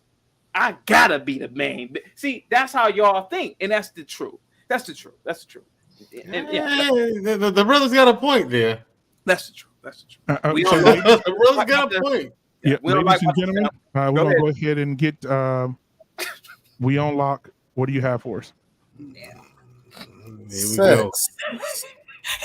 I don't even believe that's your damn self. Look at that. No, I know. I'm laughing. No, I'm laughing at what I said about we on lock. I believe everything that I say. I listen. I haven't slept with that many women in my life. It's like 80 something. But we are divine. We have to be. 80 is not a lot. I know people in the hundreds. Trust me. I know people in the. hell again. Wait a minute. Hold on. 80 ain't nothing compared to my age. Wait, no. Yeah, 80 ain't nothing. That's a small number. Yeah, that's a very small number. I know people who have something now, right here behind me. Guilty. That nigga is guilty. All right, so we on lock. What you got for us, man? This body count stuff. Oh my God. Yeah, he looking to save him. Well, go ahead. We on lock. I mean, I'm saying that wasn't it some whore on the street that saw Jesus and grabbed his garment and he lost his ability? No, that was the woman with the issue of blood that had appeared. Okay, so who was the whore grabbed his feet and washed his feet? Hey, Mr. Ben, I saw your face too. Are you talking about Mary? That grabbed the feet and washed the feet of Jesus. Okay. If Jesus can give that woman, can use that woman, then I can use any woman that has. You're talking about the woman at the well, and Jesus told her, "You sleeping with a lot of men, and the man you with right now ain't your man, not your husband." He checked her. Okay, and so come again. Jesus checked her. She tried to get Jesus. She left a man to go get water. Saw Jesus and said, "Shit, I might give some too." And Jesus checked her. Don't play yes, Jesus like that's that. Perfect. Go ahead. The bottom line of all that is, why would you care? Why would you care if it was 10, 20, 30 years down the line? I know 50-year-olds. I just don't know 50-year-olds. Is this your time to talk or is it my time to talk, sir? Go ahead, brother. He got his cape on tight tonight, baby. Because I see. Go on and save him now. Go on. I see what this is. Of course, I'm gonna bring in the cape today. I got the dread. I got the locks and the cape flapping in the wind for y'all. Because guess what? While y'all starving for pussy, the women gonna come cater to people like me. I'm not saying me because I'm not pinning flowers on myself. I've been married for almost 12 years, and I can get it when anytime I want to get it. But the women who actually who are in these particular spaces and who have body counselors, it shouldn't even matter to you. It shouldn't matter to you at all. You treat a woman how she should be treated. If the one nigga didn't treat her like a woman, then somebody else will. Guarantee you that. And she won't respect him. You're gonna be looking real suspect out there. No, she won't respect him at all. Want to bet? Yes. How much you want to bet me? You respect the hoe? Do you respect how much you want to bet me? I would bet you. If she slide with that knob right. No. You will if she slide on that knob right, honey. Mandrell, hold on, guys. We're going to have a full table conversation about this after we get everybody's thoughts on the number. Mandrell, go ahead with the number, and then when everybody finishes, we'll hop in with a conversation. Go ahead, Mandrell. Y'all don't believe what my sister's saying. She's actually. I'm saying, hold on, stop. Guys getting up here and pretending like. Is it my turn to talk? Is it my turn to talk? Yours. No. Thank you. If memory serves, you had your chance. And he won't overlook all it. No. Here's the thing. So that's the cabinetry. For me. No. Here's the thing. She knows better. She knows full well a dude with 30 bodies. She wouldn't pay that nigga no attention. Dude with 20, if she knew a guy had 20 or 15 bodies, no. We've had these conversations. Okay, so no, she wouldn't. Body counts matter to her. Okay, don't believe this bullshit. My policy. So here's the thing. My answer to your question, Black Man. What's the number? I agree with Hank. 5 or less. Given my age, okay, and if it's a woman in my peer group, 5 or less. All right. What woman? We'll get my co-host last. Mr. Bennett, what's the number? 5 bodies. Under 20. What world are you living in, Negro? What world? It's my. What it's world my, are you living in? He asked me what my preference would be, and I gave him the answer. Hold on, guys. We're gonna have a conversation. Mr. Bennett, what's your number?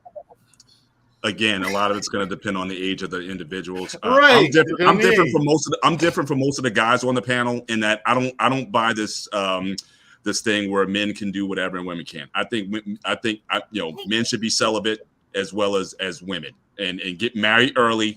Find your woman, keep your body count low, marry early. That's me. If I had sons, I have 3 daughters, so I can't teach this to a son. If I had a son, I tell him to keep it zipped up also. And so, I'm not one to think a man is, yes, biologically, I know what we are, but I don't think it's good for a man to have a lot of partners either. So marry early. And my thing is, if you're going to be together for the rest of your lives, you got 50 years to work it out. You can come to the table not knowing anything, but look, give it time and patience. You can learn how to do stuff, right? You can learn almost anything off of YouTube. So figure it out, okay, as you go along. You don't have to go.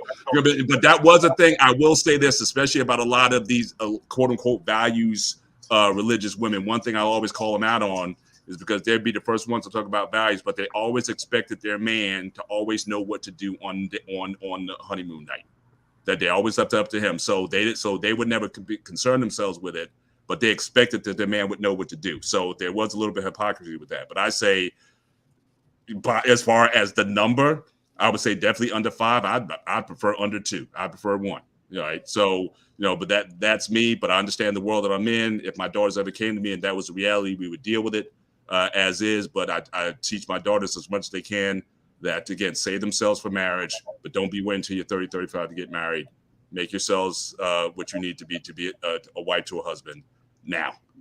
So that would be my answer. I would definitely keep the body count low. All right, now absolutely. Like I said, it depends on her age. What's the number, and then we'll have the conversation. Then we'll let you ask some questions as well. But go ahead, Miss K, Coach K. What is the number? I would say best case scenario 1, waiting till marriage, but in reality, maybe between 5 and 10. But no more than 10. I would preferably 5. But I think that I'm sure the conversation is going to go towards the double standard. But I think there should be a double standard. However, I don't think men should just be having sex all over the damn place. However, men and women are different biologically. Mm-hmm. Sexual liberation was not good for women. But we live in different times. I acknowledge that. But I think it says more about a woman when she, like, half these kids, like, aren't you in school? Like, don't you have other things to do? It just goes to the moral conversation for me. But I would say no more than 5. Worst case scenario, no more than 10. So that's what I would say. Yeah, because I've heard some female. Lord have mercy. I've talked to some females that's in their 40s and they brag about it. Girl, I've been throwing this thing. Girl, I've been throwing this thing on them boys since I was 15 years old. Hey, Black Man, you know what the best sex is? You 15 and you're 50. Shit. That means that thing been out of warranty for at least 10 years. Shout out to Arby's. The warranty on that vehicle is over. Because what can you enjoy if you started out and I, you know, I ask people questions without trying to offend them, but I was like, hey, listen, at 15, she said, yeah, the dude used to come pick me up from school. Y'all know, come on now, some of you older men know what I'm talking about. The girls go to school, dress one way, go in the bathroom, dress another way. A car pull up out front with a 20-year-old dude in it. They hop in at 15 years old, out having sex, right? And then you have sex with one dude. Then you have sex with another 20-year-old dude and another. So you started out with grown men at 15. So that means your promiscuous year 15, 16, 17, 18, 19. Now you 50, 55? I mean, that thing been on the road a long time. Hey, she's rimmed out. Woo. She rimmed up. She rimmed out, Hank. And you know what, Hank? You know what she said? You know what she's saying right now? I'm looking for a husband. No, thank you. It won't be me. Damn pimp. But right. Let me ask you guys, what do you think her number is? I don't know. I don't even want to know. 50. Infinity. We don't like to save it though. Yeah, it's a shame.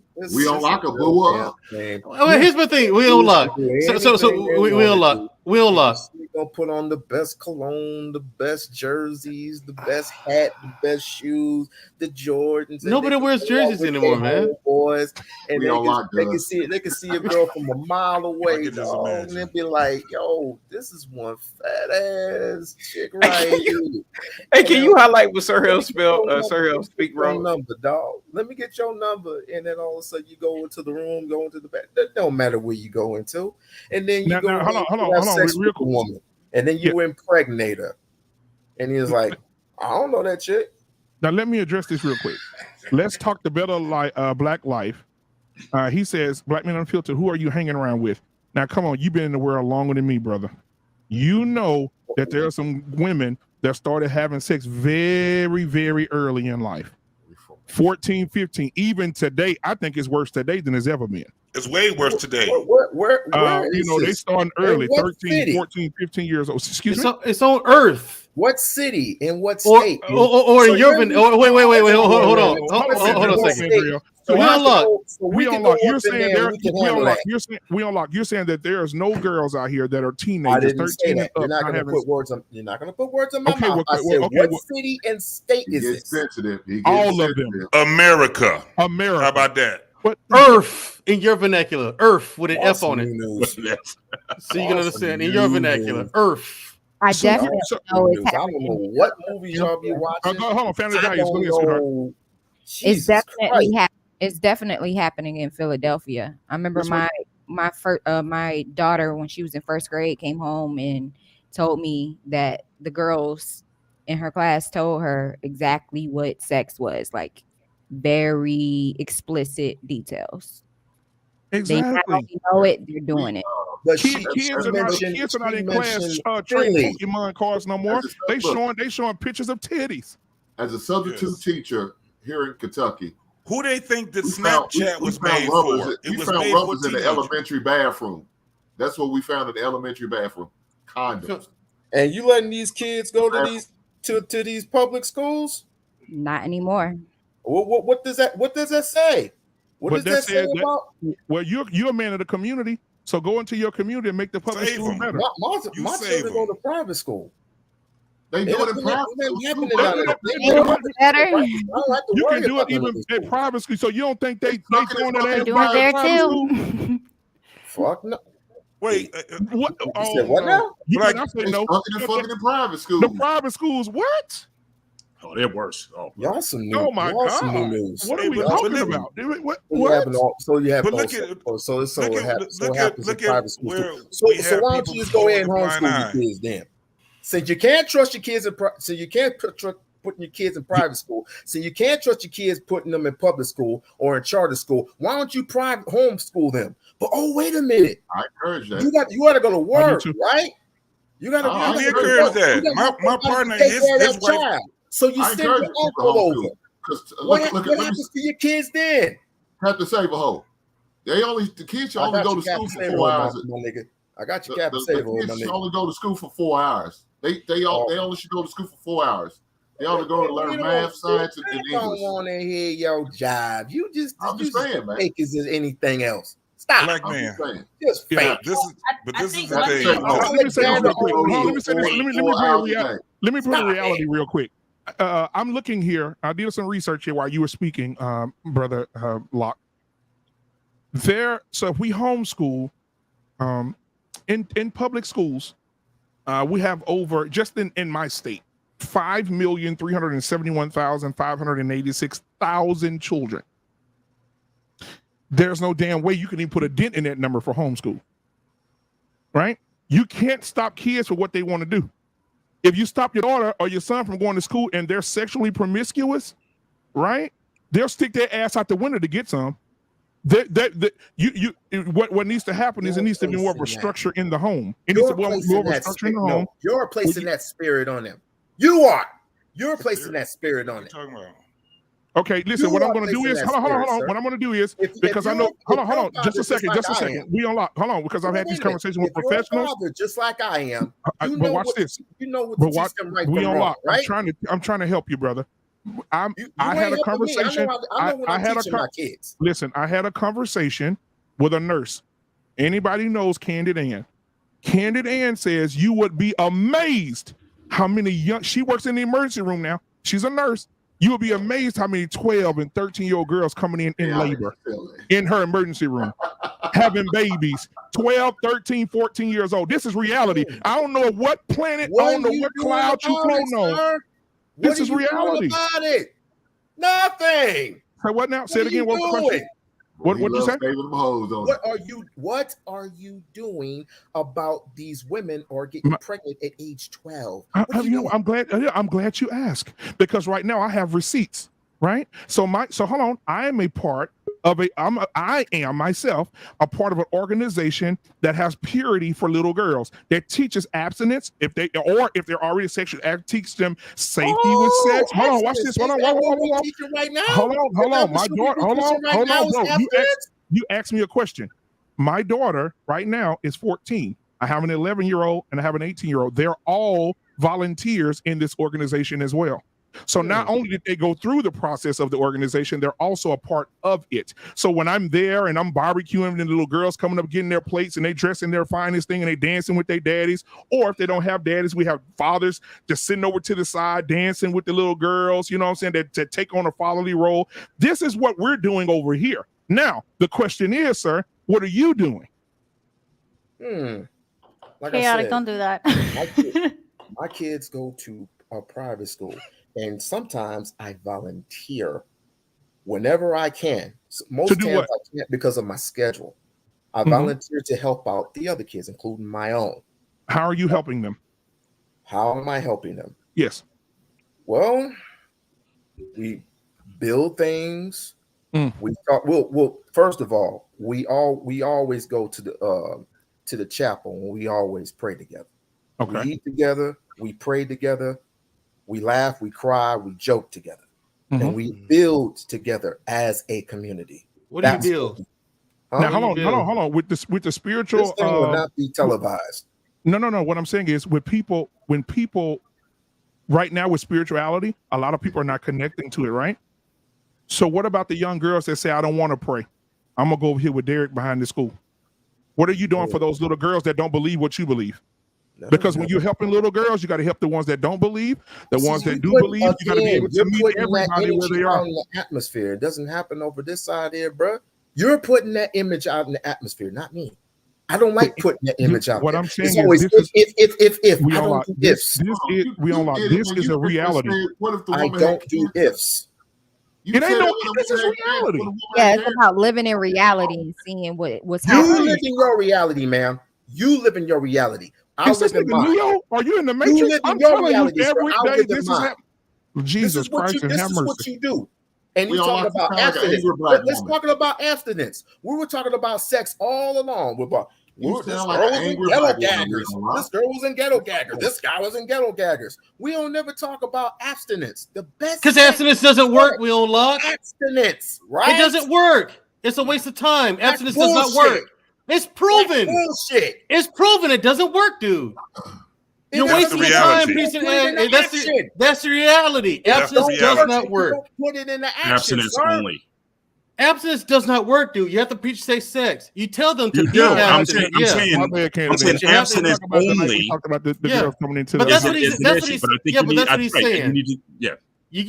saying. Abstinence. Because I've been over the conversation with him too, and I keep telling him, dude, you have to teach safe sex. He's like, no, abstinence. I said, I get what you're saying, but abstinence, they're not gonna do that. You take 100 kids, 99% of them are not gonna maintain abstinence. Okay, I think we should still tell them why, though. Absolutely. Yeah. You gotta tell them why. Yeah. But yeah, they're not gonna follow. Not everyone's gonna follow. They're not gonna follow that, dude. I mean, like I said, out of 100 kids, 99 of them are gonna do are not gonna do it. So especially if the marital age is 30, then you're definitely not. I want to apologize to Candid Ann. Candid Ann, when she told me the story, she said the story BM you told was true. It was simply a different nurse that she talked to, or whatever. She talked to another nurse about that, and the girls are coming in at their young age having babies. So, and she's a nurse, ladies and gentlemen. And so my thing is, it's a reality when you go into, and you know what? I think that sometimes we do get caught up, and this is nothing toward you, brother, but sometimes we get caught up so much in Disney Plus that we don't realize that we have to get out into these streets and see what's really going on, bro. I mean, I want you, and I encourage you, brother. Like I said, nothing against you. I encourage you to go to the hospital and meet with the little girls that are 13 that are sitting with a counselor trying to decide what to do with a child. Or go and try to find these places where they need volunteers. So you're saying you're no. You saying you're volunteering at a place that I'm sure they have many other volunteers. But what about you going to volunteer at these trouble schools, these public schools, exactly, these boys and girls clubs? Why don't you go volunteer there? They need your help more than anybody. Send them over to me. I'll handle it. Why do we have to send them to you? Why don't you go to them? Come to you.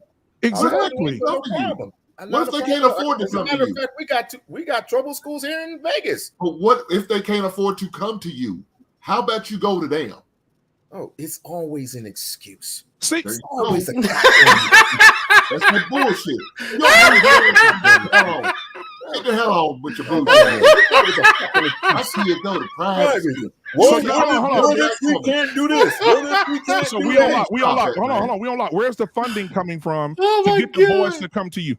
Who's funding the project? Well, we can't all collect together as one family. So no. But my question would be, why would they have to come to you? Why wouldn't you meet them where they are? No. We're talking about collecting money. We're talking about collecting. No, nobody's talking about collecting money. No. Going into the community together. So where we're going to get the money from? We can't collect. We can't collect one another. We can't. We talking about going to the less some money from you. You get some money from me. We to put it all in one big pot and build a community together. To build schools, to build hospitals, to build. When was the last time you went to a public school and made a difference? Oh my. I even had a conversation. And I'm waiting on you to ask me. I'm waiting on you to ask me so I can give you receipts. Dude, I do this. This is what I do. Well, good for you. Right. So you can't That's come what up you're here. supposed You to can do. right, but what are you doing? You just sat up here and said, ain't nobody doing nothing, but what are you doing? You asked me once in my life, and you asked me just now. But we don't like it. Told you what I do. It's easy to go to your private school. It's convenient to go there. It's simple to do that. They're trying to decide who's going to bake the damn cookies. I'm talking about people that are dealing with something. Okay, I'll tell you what. Go into school to less fortunate. Matter of fact, let me ask you: was you fortunate enough to go to a private school when you came up? Nope. No, because so why don't you go back and use the same people that was like you? I'm gonna tell you the truth. I'm gonna tell you the truth. Don't lie to me. No, I'm not gonna lie, because that's one of the things I do is I don't lie. Oh my God! You've been lying all night, boy. You've been like a motherfucker tonight.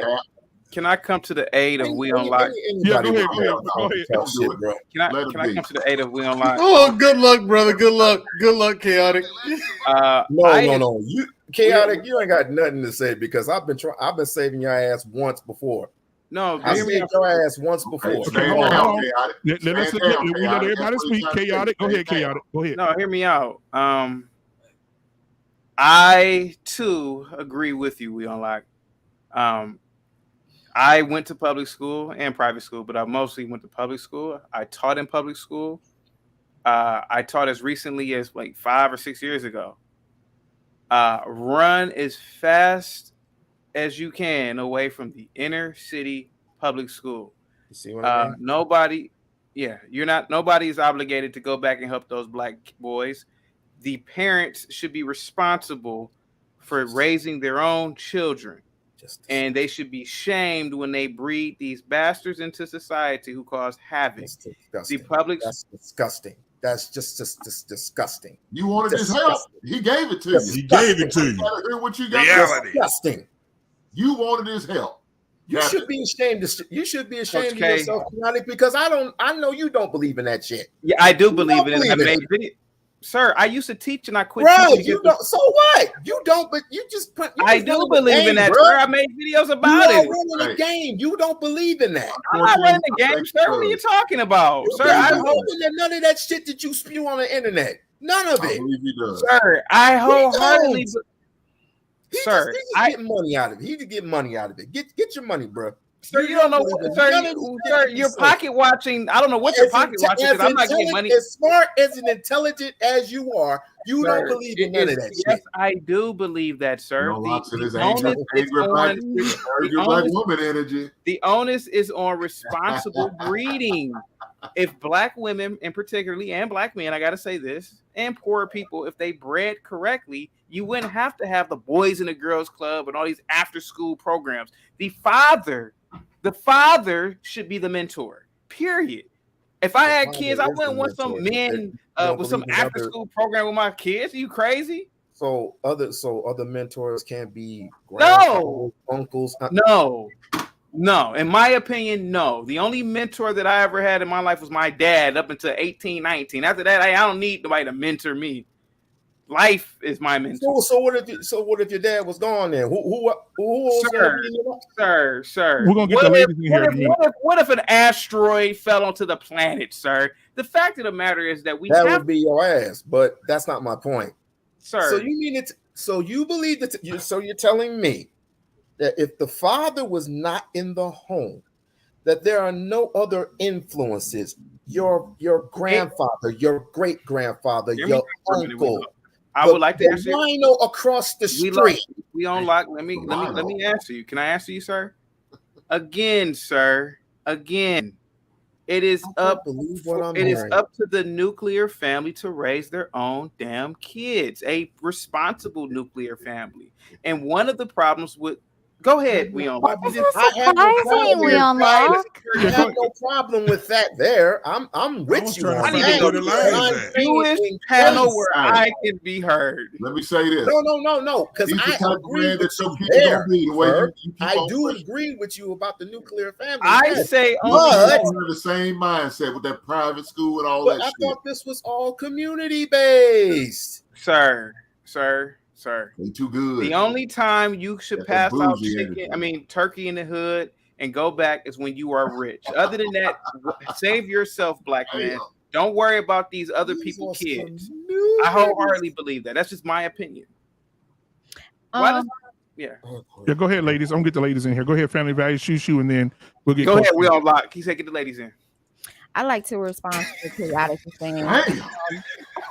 I do. I partially agree with him, but I think he's to the extreme, because I definitely believe that we should, the ones who have good heads on their shoulders, the fathers in our community should, step out and help those who don't have fathers.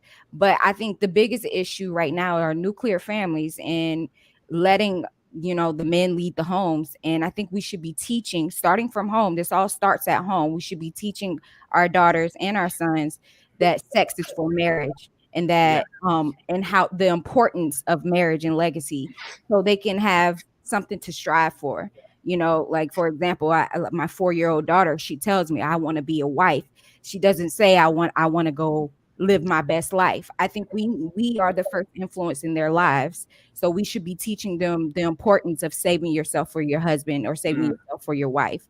And then we should also be changing the culture and not celebrating this whole culture and celebrating the music and the media and stuff like that pushes this onto our children. I think we need to change that, and we need to make marriage, we need to make family great again. And that's how we can see a difference in our communities. And then we'll see these inner cities, they're gonna realize, okay, we got to get this together. And then that's when we can step in and teach them and give them wisdom on how they can do that.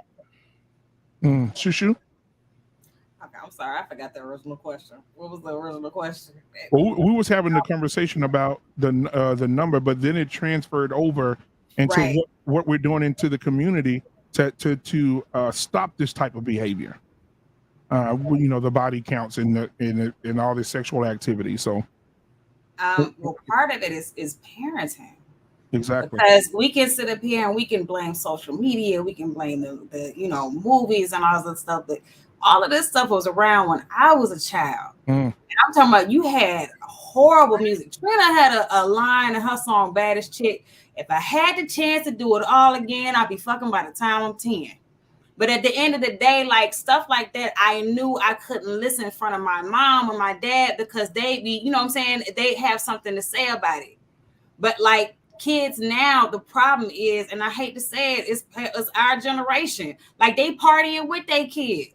Yep, exactly. That's part of the problem. So that's what's being taught. And you know what, family values, I agree with you 100%. Marriage and all that should be taught. But the problem is you got so many kids growing up in single parent households or like, they don't have the example or they coming from a household that doesn't even teach them about marriage. So it's difficult to do. Black Man, I think it's great that, you work with these outreach programs and stuff like that. But it's just the parenting, and that's the problem. Exactly. And the bad thing, I'll say this, Shushu, before everybody else cook. The bad thing is, Shushu, we see some dark days with that because you'll sit and mentor a child, and then you will hear in the echoes of the echoes of the parking lot, "Well, my baby, get your ass in the car. Get your shit getting," and you like, damn, she actually going home with that. Oh my God. You want to take them and you just want to take them and just love on them a little bit because they man, it's listen, but anyway, before we do that, Unsolicited Security Boss, I want to do this earlier, but I didn't get a chance because y'all was cooking too hard. That gumbo got a little sweet. Unsolicited Security Boss, $10 super chat. Thank you. I'm going to send that $10 to Freezie because we're donating all the proceeds from the show tonight. To Freezie. He lost his mom. If you're just getting here, please hit the like button, hit the subscribe button. I do have Freezie's information scrolling at the bottom of the screen. So please send him a cash app, show him some love. A fellow content creator lost his mom and we want to show him some love. So please hit that cash app up tonight. Thank you, Security Boss. I'm gonna give us a quick break and then we'll be right back. I'm gonna give y'all the Mandrell two-step. Here we go.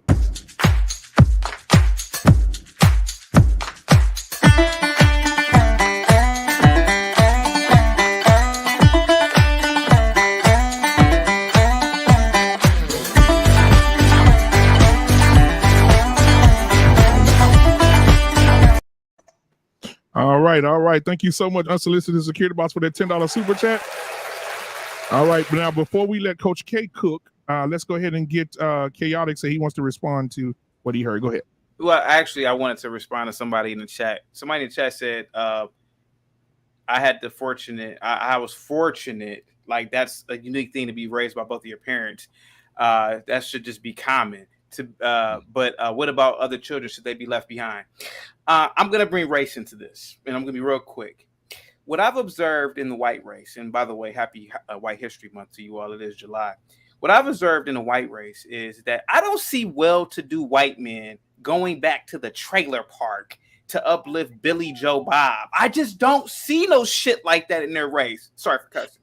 I don't see that. You have to, there's a reason why those kids in those families are in that position. Black people, we need to be elitist and practice classism like Whitey does. Maybe, just maybe, that will bring us up out of the mud that we've been in for so long. Practicing classism. Going back and wasting your time, black man, with Tyrone and Taniqua and Tashikwa is keeping your black asses back. And trust me, I'm a part of Alpha Phi Alpha, and mind you, we do all types. We used to do. Listen, my organization, I'm bound to do all these organizational work, but I don't anymore because it's a waste of time. It is a liability. It is a liability, especially in this Me Too day and age. You could be brought up on charges as a man. Stay away from these black little kids. Stay far away from them. In these inner cities, it's dangerous. I used to teach in the inner city schools. I'm telling you from firsthand experience, I was a certified teacher. I'm licensed by the state of Ohio. I am telling you, the last thing you want to do is have this woe is me mentality and save the world. Save the world when you're rich. But other than that, you should worry about yourself, black man, if you're listening to this. Stay away from Taniqua and Shaniqua and Tyquika and let their own parents take care of that mess. Go ahead, guys. Get the floor. Go ahead, guys. I want to piggyback off of that. Go ahead, boy. Go ahead. So I know I'm right. What Chaotic is speaking on, and everybody would look at it as extreme. However, the flip side of this, I have to agree with him when it comes down to trying to save, go into the inner city and call ourselves giving back when we haven't even given back to our immediate family. We have people that will sit back and give to strangers and won't even give to their little nieces or nephews or anything like that. Now, my whole thing is this: you got different types of people.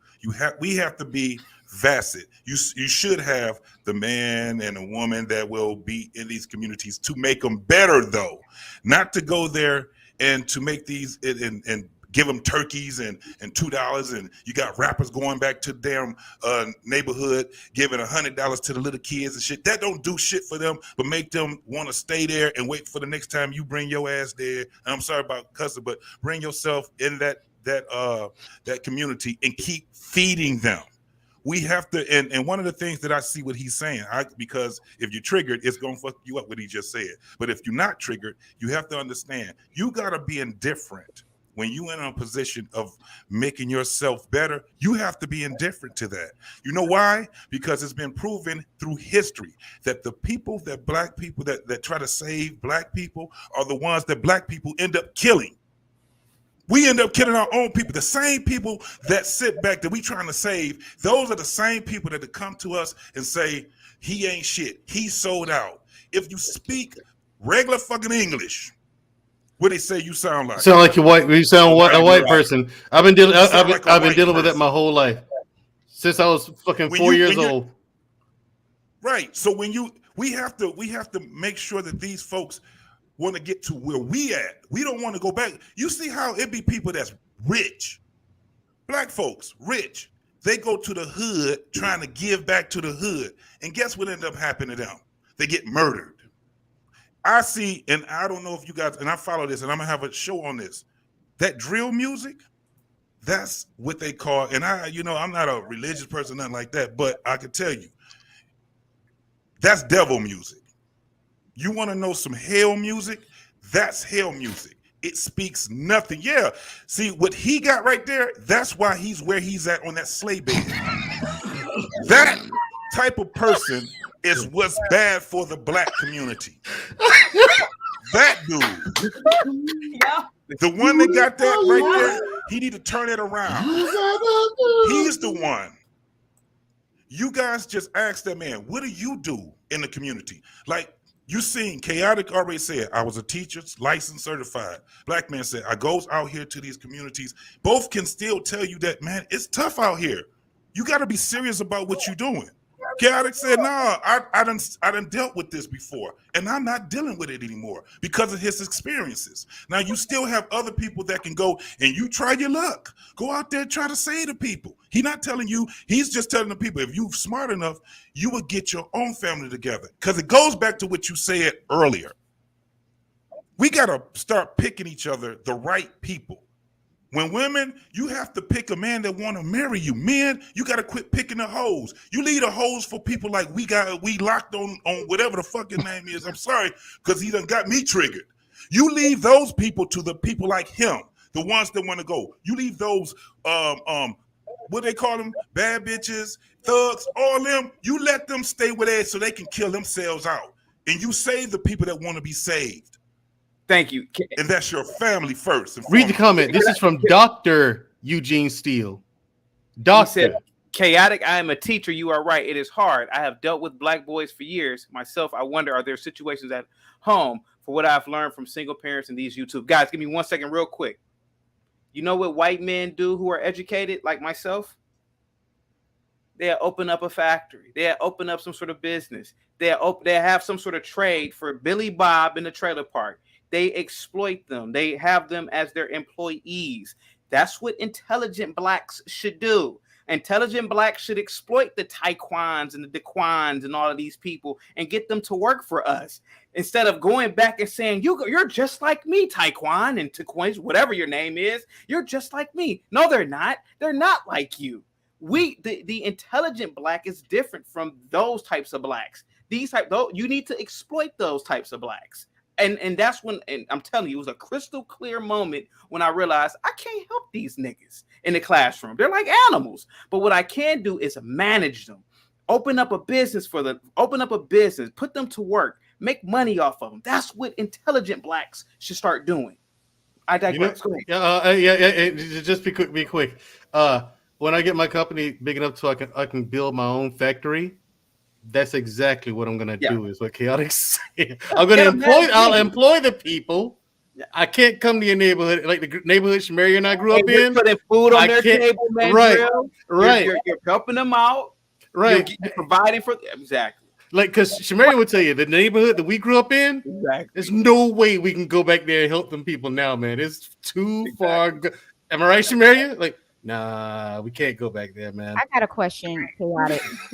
Why is it considered to be called exploiting them to employ them? Wouldn't that be helping them? How exploiting? Well, we are all workers essentially, right? So I was a teacher. I also worked in the law enforcement. If you're working a 9 to 5, essentially you are being exploited by the oligarchy, the people at the top. It's not. I hate to say exploitation because it is a negative connotation, but essentially LeBron James, even though he's a billionaire, even though he has massive influence, he's still being exploited by the owner. So even he's living a life of luxury. He's driving whatever exotic car. Chaotic. Coach K, now I'm surprised that you being white cut me off, but hold on for a second. Now, You said being quiet. Family values, give me a second. Now, because generally I'm used to blacks. I think it's because you're hanging around blacks. You're picking up our negative traits. Coach K, don't pay no attention to this. Okay, we're not gonna be. Look, come on now. Oh my God, Coach K is new to this. But seriously, family values.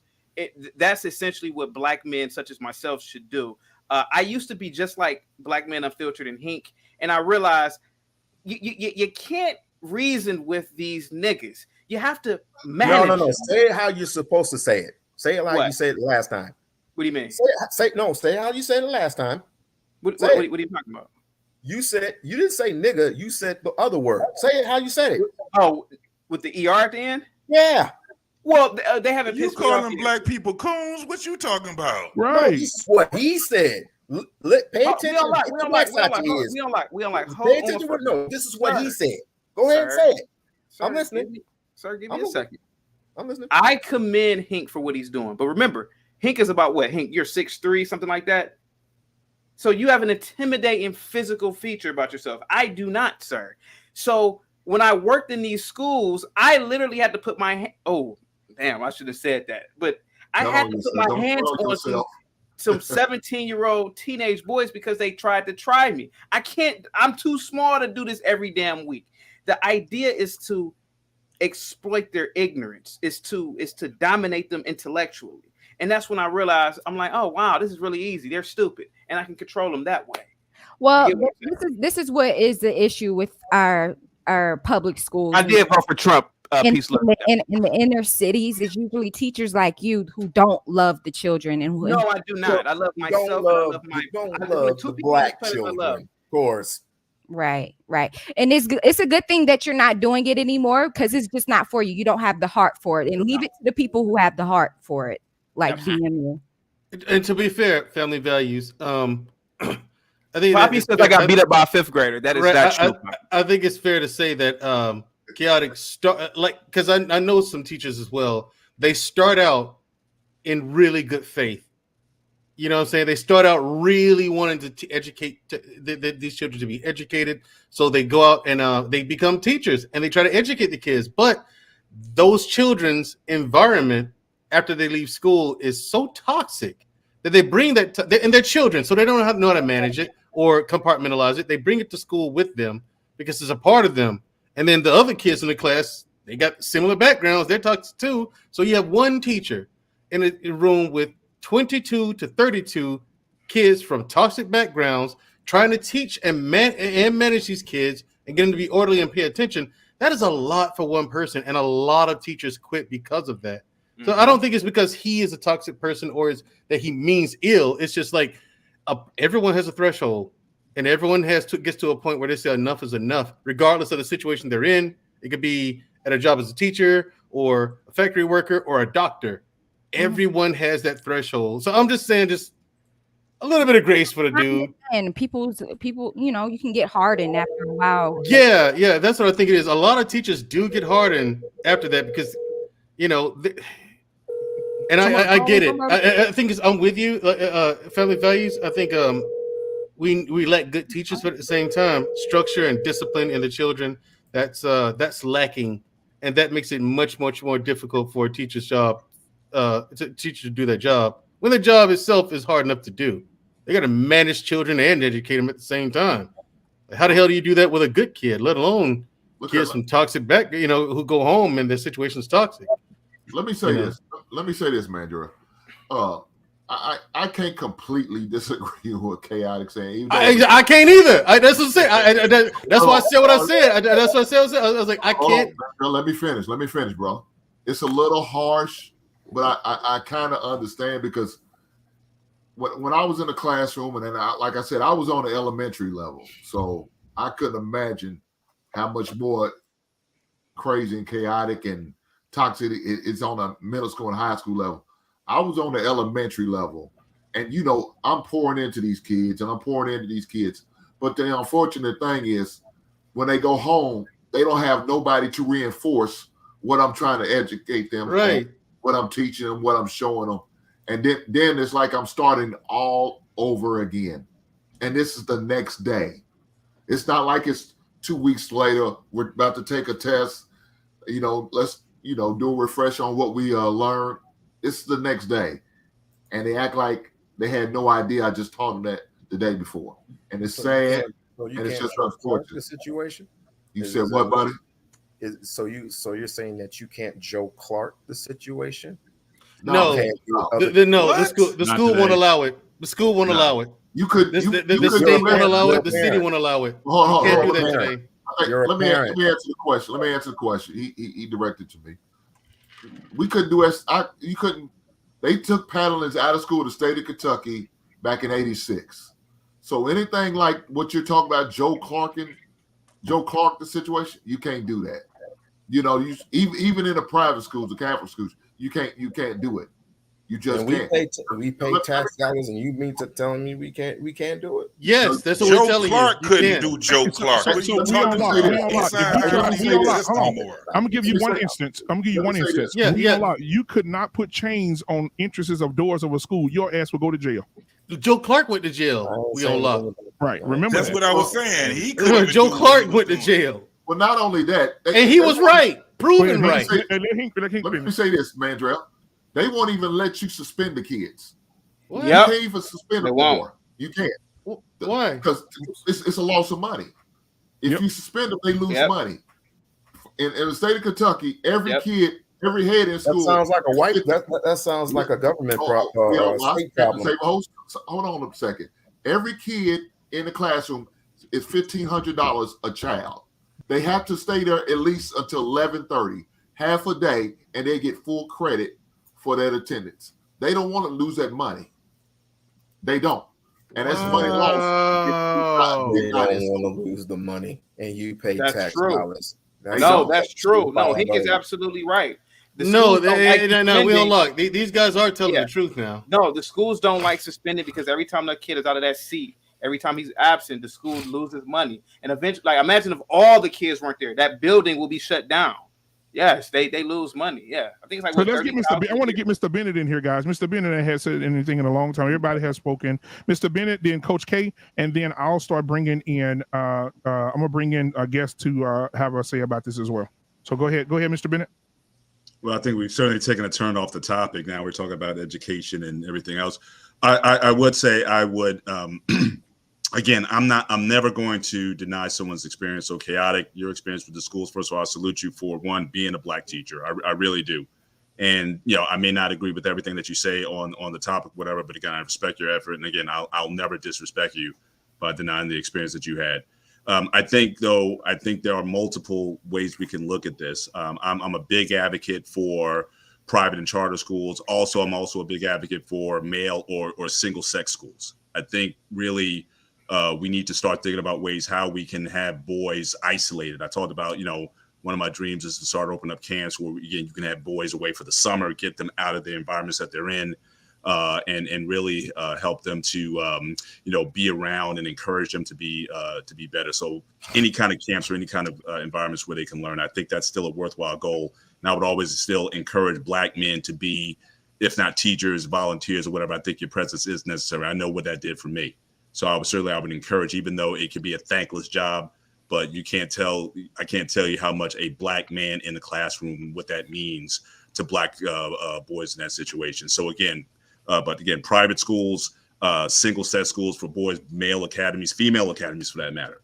I think where you can really start grooming them on, what it is to be a man, what it is to be a woman, really teaching them the truth about sex and sexuality, what the importance of marriage is. I think those are certainly things that are worthwhile. So I would definitely salute those.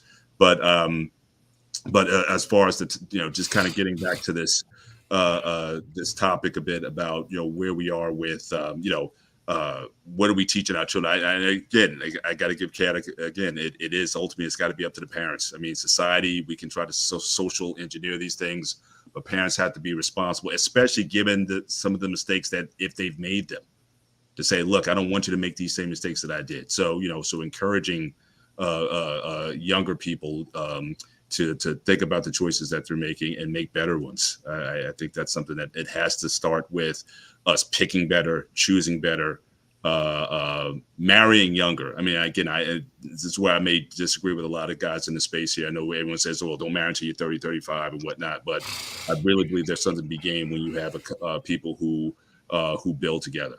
And the older people, what we should be doing, the parents, what I already told my kids already, you guys get married, you can come live with us. Give them the support they need so they can really start to, know what it's like, build their careers and whatnot. And when they're ready to move out and get their own thing, give them the space to do that. But don't just be in a hurry. Okay, I'm 21, I got to move out.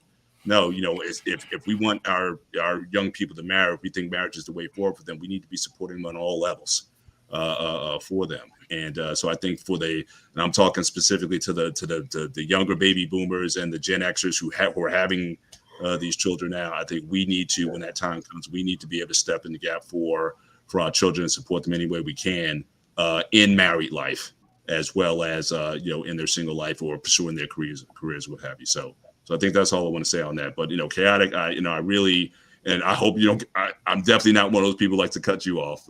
So I hope but again, I think the way you say things does get people stirred. But I think coming to this situation without the emotion of it, I can understand where you're coming from a lot of times. I don't always agree, but I definitely think the foundation, I think everyone can agree here. We need to get back to families, nuclear families, building generational wealth. Charity started home. There's a lot of people you can, certainly start to help. Like what we know podcast was saying, you got cousins, you got, people you need to be helping in your own family. There's plenty to go around locally. You don't have to go halfway around the world to save the world. But, I think all of us are of the same mind. We need to get back to that. So salute to everyone who's been on the panel talking so far. Chaotic. I understand you a little bit better, but yeah, you're something else. But thank you.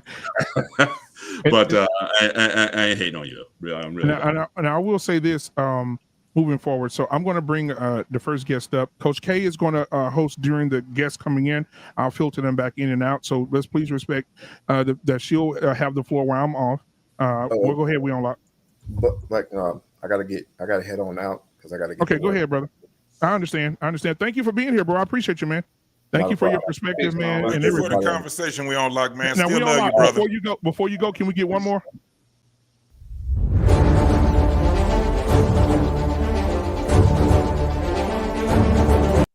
All right, man. You know I love you, brother. I had to get you before you get out of here, man. I appreciate you, brother. All right, man. Save them hoes. Go save them hoes. All right, so I'm going to go out, and then Coach K will have the floor. She can ask me, the questions, or filter through. She may have some questions or whatever. So I'll let her have the floor, and I'll be back in a second when the guests leave. Hey, Hank, your boy had that cape screwed on tight tonight, didn't he? Yes, he did. Oh, we don't like alone. Leave him alone. Chaotic, brother. I told you, didn't I? Leave him alone. I told you. Strap in tight. Y'all leave him alone. Hey, Jedi information. Yeah. So hey, how you doing? I just want to say a couple of things because I heard some things that I thought was a little incorrect.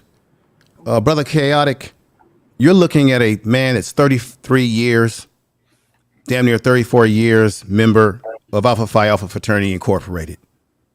I know, bro. We talked. You know just as well as I know that as black men and the members of Alpha, we are about scholastic standards.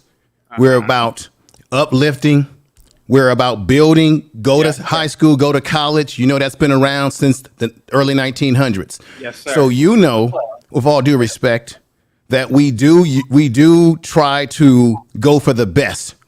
We do discriminate for the best. And by the way, I see the Phi Beta Sigma. Wonderful, brother. And you also should give some respect to one of our founders who helped you put your history book together. But anyway, let me just go ahead and say this, because I do have the Alpha Bible. I do have the Alpha Bible here. Also, anyway. and I got respect for everybody that's members or whatever you're a member of. Chaotic and everybody listening, you know that we do, and people ain't gonna like this, we do discriminate for the best. We do try to seek out those diamonds in the rough. I don't think as a member of Alpha that we go out and we look for Tyrone and Pookie and these individuals that we know are not productive. Have we talked to these men before? Have we tried? Yes. But for the most part, we look for youth that have a trajectory. And you know that we have academies, both in alumni chapters, where we have Alpha academies, where we pair young males with brothers who are doing things in this world, and we try to get them at a young age before the gangs get to them. We also have a program where we work with the parents and deal with their issues that they're having and their struggles. And where I live at, we target young black males and females early, and we track them from their early time in school going forward. Now, I agree with you that it is tough being a teacher. I have brothers that are teachers. It is tough. It is rough. I've worked with kids before, younger kids that were in and out of juvenile facilities. And you're right. At some point in time, we have to realize that we have to sometimes discriminate for the best of us. And you're not going to be able to save every kid. Every kid's not going to listen to you. And at some point, you need to work with those that you can work with, because you can't save everybody.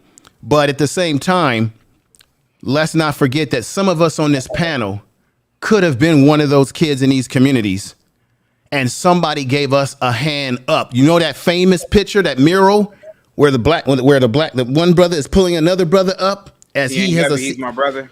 Right. So some of us in a community that I grew up in, there were black people that believed in me as a youth. I grew up in a pretty rough neighborhood, but I didn't let the gangs and all that stuff overtake me. And I got an opportunity because there were people, Chaotic, like yourself, like a teacher, who saw something in me. And of course, they saw that I wasn't a thug and I wasn't for that street life. So and that's what we do we do that as an organization. We look for the shining light. We go forward and upward towards that light, right? So I agree with you. And I want to agree with my brother podcast, that we do need to be more responsible for taking care of our own families. Our first responsibility are our children before anyone else. But let's not forget that there are brothers out here that are doing a lot, and they are raising their kids, and they have changed the life. I can tell you right now that I have changed the life of a lot of youth that I've worked with, that have come up to me. They're adults, they're married, and they said, hey, thank you, because if it wasn't for what you did, I wouldn't be where I am in my life.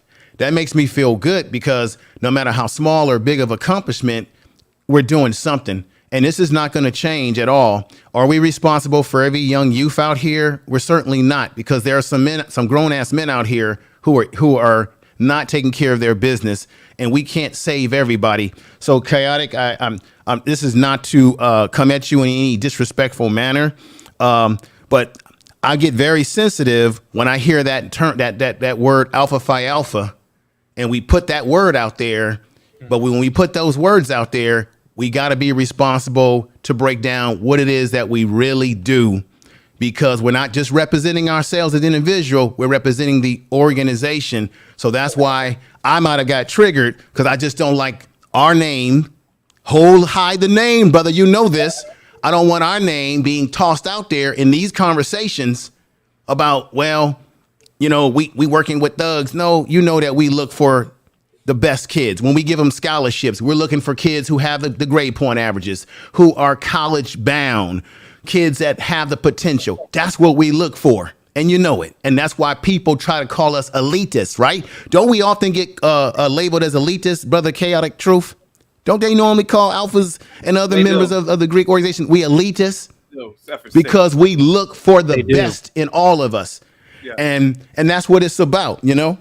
And that's all I wanted to say. You know, I respect everybody on the panel up here tonight. I appreciate you. Much love, brother. Thank you. Much love to everybody. Thank you. I'm going to step down and listen to the rest of the program tonight. I'm a little tired. Thank you. All right, brother. Thanks, brother. Thank you so much. Oh, no problem at all.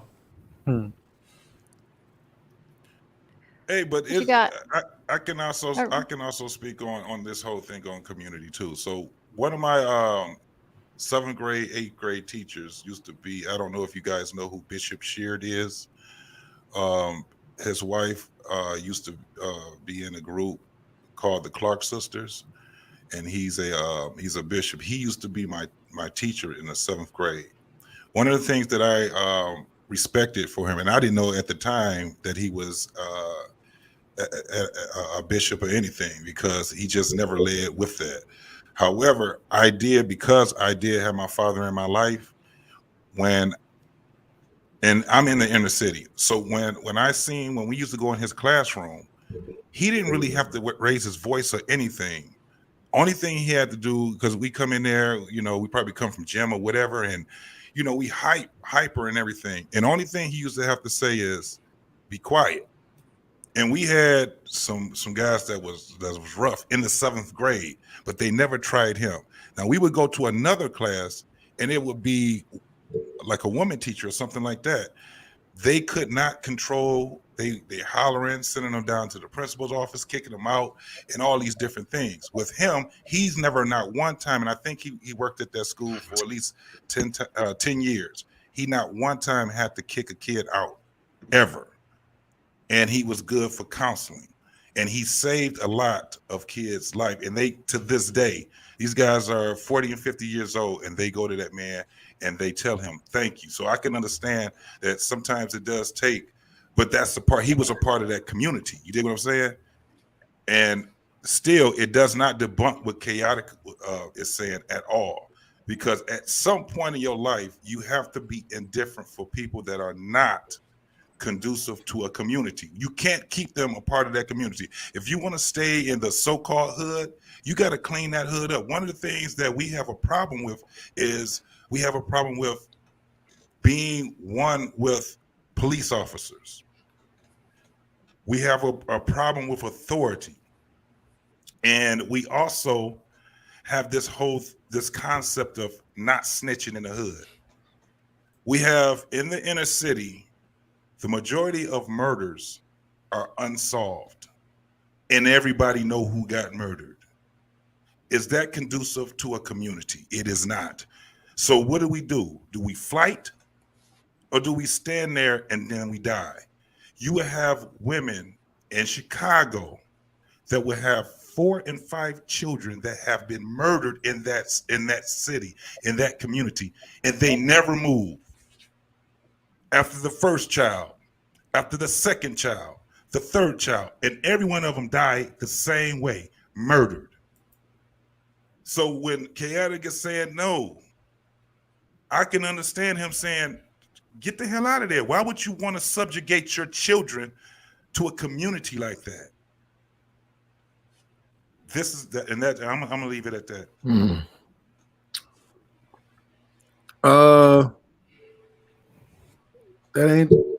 That's not representative of Chicago. I don't appreciate Chicago being used in that illustration. Hold on. Let's get Jet out first. I know Coach K, go ahead and hop in. Hey, Coach K is hosting right now, guys. So she got to get Jet out mic in there, and then she'll get our Senior Live podcast out after that. I appreciate it. Yeah, can you hear me? You there? Yeah, I am there. Yeah. No, I just going to the point of the conversation. Like, yeah, we're talking about the community. I can say as someone also working in education well about how a lot of people don't know the fact that they're not actually allowing teachers to actually discipline their the students in the classroom, i.e., like not suspending them, everything like that. That's absolutely true. And the thing for me working in the education school system for about 4 years now, I can just tell you that, one, you have the lack of teachers not being paid well, but then to the point about it's like they're being pushed to the limit to the point that they get themselves in situations now, whereas now they're giving almost ammo to people who just want to shit on teachers because, like, look how why are you yelling at my kid? Oh, look, I have to deal with him when he comes home from you, So it's like all the time that teachers get pushed to the limit. And to me, I feel like they're one of the crucial members of society, and yet we want to complain about how we got here when we're not investing to the people that are actually sitting in that chair of being a teacher and the one who just want to sit back and just complain. So it's just like, nah. And then especially when it comes back to us in the members community, especially as churches, don't ask for prayer requests when you don't pray in your own household. Don't do that. So a lot of times I can see as being a member or talking about elitism, which was Chaotic was talking about, right? Because one thing I understand is that there is a certain criteria we have to hold or a standard, shout out to Security Boss, that we need to hold in our culture, unlike others. Listen, you win, you lose, you die. And we do everything we can to help you. But I think also people need to understand, the whole mentality of being the hero of our community. I encourage people to be your own hero. What I mean by that is saying that you be the one that actually be the hero in your own family. Because when you save yourself or save your family, you end up saving the community. That's one less potential person in that household that becomes a villain instead of an ally to the community. So I just don't think that people actually put their focus on, because we're so distracted from the complaining into the macro perspective, bigger things. And really, we have to go back to the minute, which is our own choices. How our own choices as Black people got us to the situation we are in the first place. Why, don't wait for a school reading assignment, for making your child have to read a book in your home. Like, that's not, like, children should not be reading books only in the summer. Like, that's just, like, just for the preparing for the summer reading project. You don't know what I'm talking about, And I'm just saying, like, you guys have to have a standard for your own children. And then I'm just like, that's the thing that's really frustrating me as I'm just hearing these, like, conversations. But yeah, very good points you guys are making. Yeah. Go ahead. I'll just say, Mike, the thing is, what from my observation, what I've observed is that the standards for our children that you mentioned, the problem is that the children's poor behavior, the parents today don't see a problem with it. They don't see that they think that's okay, that it's okay to make that the standard. They actually don't see a problem with telling their child that you don't have to respect him, or you don't have to respect her. You don't have to say yes, sir. You don't have to say yes, ma'am. Whereas when I was coming up, before my sister was born, I would get smacked in the mouth if I didn't say yes, sir, or didn't say yes, ma'am. You know what I'm saying? Right. Your parents' discipline and respect should be instilled into the child as early as possible. Mm-hmm. And today, young parents today do not, I don't know how long this has been going on, but young parents today do not see a problem with their child's poor behavior. And if the teachers, like Brother Chaotic, had a problem with it, then he can go suck an egg. He's the problem. He's the issue. He has to get over it. Can't you teach? Hold on. Can't you teach my kid without spanking him? Wait, you can't control my child? But I'll just keep a buck with you. The reason why, because children are raising children. Like, we're too relaxed as a society. We're too busy changing diapers instead of whooping asses. What I mean metaphorically, it means that, hey, like, I don't want to care about, I don't appreciate your tone, you're talking to me. It's like the leaders and the highest people in society didn't give a fuck about tone. Because they knew that, hey, well, you telling me truth, whether you're being softly or being direct aggressive with me, the truth is the truth. And again, it's just like, go ahead. No, finish. No, go ahead, Jedi. Okay. Oh, I was gonna say, No, finish your point. Oh, you're moderating. You're moderating. I was gonna say, this is all new to me. I was gonna say, growing up, I remember my dad saying, your boss isn't gonna put up with this. But now I'm afraid that so many people are. Sorry to hear a little bit of echo. So many people aren't being raised to respect authority that now it's like bosses and leaders have to almost acquiesce to these bad kids that are now bad adults. I don't know. That's just what I've seen. Because here you have to understand the biggest thing, like this is all systematic, right? But I'm not going to go try to say, oh, well, it's white men, this, whatever. But think about this: there was an attack. They knew from out the days of recorded history that when you have positive masculinity in the home, that enforces structure and order, but in a way that also allowed for women to be in their true femininity to a point they can relax and not actually hold so much pressure to a point that woman they're not supposed to pressure they're not supposed to bear in the family. So what I mean by that is that they knew in order to attack children, I have to to get mother. But in order to get mother, I have to remove father. So then there had to be a direct attack against positive masculinity, especially in the Black community, by removing the father out of the home, and then end to the point instilling the women like, hey, listen how the man is today, and basically devaluing him to the point you don't need him in the first place. So now you already bringing this child to into the world when you already metaphorically handicapped. Or just in terms of you're not having the full ability or actually tools to actually put that child in the best environment. So, but regardless, I can complain about how the fact that we are here, or I can set the fact that we are here. Like what I mean by it's like I can complain about system. Oh, look out, gentrification, all the other things. Just like okay, I understand. So many years in these conversations, we keep going in circles about who's to blame instead of just saying, hey, we are here. Us as Black men, Black women, we're here, and we have children. Now what? It just, and then into actually formulating a game plan, and just instead of saying creating excuses that you're just running in place. Because that's just me as someone in the younger generation that I try so much that I care, and I don't want to use the term just like forget y'all, forget my people, whatever. I just know that in order for me to be a positive point in the community, I can only do so much. But at the same time, I have to make sure my choices is right and promote positive choices. Can I make a excuse me? Can I make a statement?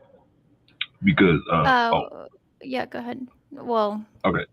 Well, first, I want to say that I think that Black children are worth going to get. I know, Chaotic, you work in the school system, but they are worth at least presenting to. Now, maybe there are ones that probably won't grab onto what you're teaching, but they are worth it. They are worth at least going to present to them the opportunity of doing better for their lives. Now, whether they take it, that's not your responsibility. Your responsibility is just to present the information. Now, as far as this situation with the Black community, with all of these ailments, in my opinion, they all start with the Black man. They all start with the Black man. As soon as the Black man gets himself together, then the Black women will follow suit, and then our communities will shorten up and we can get back together. But as long as the Black man is, his number one goal is sexual pleasure, he's always going to be ran around behind that. And his children are going to be left in the dust. His wife is going to be left in the dust. His responsibilities will be left in the dust. Everything will be left in the dust until he gets control of that situation, in my opinion. I seen your little podcast. Did you want to say something? Plus, you were after Jedi, so. You're on mute. You muted. Good. You muted. Still muted. No, we can hear you. At this point, I'm so old, right? People be saying stuff. I be having responses in my head, and I be preparing a response like a battle rap, and then somebody else will say something, and it'll throw me off. So forgive me if I don't remember everything clearly, right? You should write notes. I know, right? That would be smart, wouldn't it? I'm from Chicago, though. We don't do things like that, right? But first of all, I wanted to say to the brother, I can't see your name right now, but I know it's we. Okay, there it is. What we know. You can call me James, man. Yeah, that's my real name. Anybody, y'all can call me James. James. So, yeah. Okay. Yeah. So what you said about Chicago is true. But at the same time, I think what we got to understand is that most people don't move. Like most people stay where they from, and that's just where they be at. You know what I'm saying? They don't really pick up and move because they don't have the finances to really do it. They don't even have the wherewithal. I remember when I first moved to Kentucky, I was surprised because I thought Kentucky was down by Florida somewhere. I had no geographical Wait a minute. Yes, I didn't know the map at all. I didn't know nothing about the map. You know what I'm saying? I had been a few places, but I didn't know nothing about the map. So yeah. So when I seen that Kentucky was only 4 hours away from Illinois, where I'm from, I'm like, oh, okay, cool. Let me try to go down here. And I went down there, and I was down there for 5 years. I'm back now, but I'm about to go back. How old were you at the time?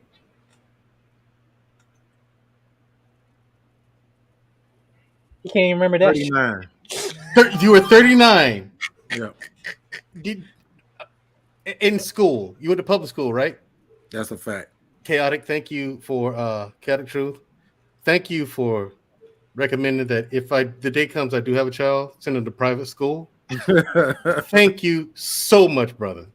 I'm gonna seem like he's joking, man. He knows. No, he's not. Let me tell you, he's not joking. Let me tell you why. He's not joking. He's not joking. You don't know him yet. Well, let me get through my little soliloquy real quick, and y'all can have it back. So, but this is the thing. I just really wanted to respond to that real quick, just to say, bro. Like I'm telling you, I know cats from the west side that never been to the south side, and cats from the south side that never even been to the west side, let alone outside of the city. You know what I'm saying? So, I mean, unless they own Section 8 or welfare and that housing voucher moves them somewhere outside of the city, they pretty much gonna stay where they at. You know what I'm saying? That's more of a conditioning thing and a financial thing, I think, more so than it is that they just don't care. Not suggesting that you were saying that they don't care, but I just want people to know. I know people who have lost children and multiple children to the streets. And I can tell you they didn't stay because they just wanted to stay. You know what I'm saying? But it is a matter of limited resources, and it also is a fear thing of not knowing about the unknown, and just picking up and moving to another state with nobody there. A lot of people just don't do that, right? No excuse. But to Jedi's point, I would like to say that it's kind of disheartening when I hear people speak so matter-of-factly about being discarding of certain demographics of people, because but for some changes or some choices prior to your existence, you could be in the same situation as other people, right? We all came from a certain let's just assume, even though I don't believe this, let's assume if I'm able to retort when you're done. Yeah, so let's say at some point it was slavery and everybody was that, right? And then at some point, different things happen over a certain period of time where certain families were able to reach a certain level. Some families were able to reach a level right up under that, and so forth and so on, and some didn't make it. Yes, some of that is based on choices, but not all of it. Some of it is based on circumstances. Some of it is based on community and how it's set up. Some of it is systemic. You know what I'm saying? So that's what I'm saying. Like, it for me, it's really hard, even though it's been I can't say that word because I will have to say pause. But even though it has been stated to me multiple times that there are going to be winners and there are going to be losers. Mm-hmm. Okay, well, right. And so here's the thing. If I know that some people are going to lose, then you have to accept the fact that those people might know they're going to lose too. And that's why they exemplify the behavior that they do.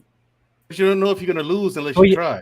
Right. But we're sitting here saying that we know some people are going to lose, and you can't say that the reason why every single person loses is because they have no, sir. No, then that's not what the point I'm making. Like, obviously, there's situations that that that's out of your control. Like, I can be born without 2 feet, and that's not my choice. That's just how this situation that I was I was born into.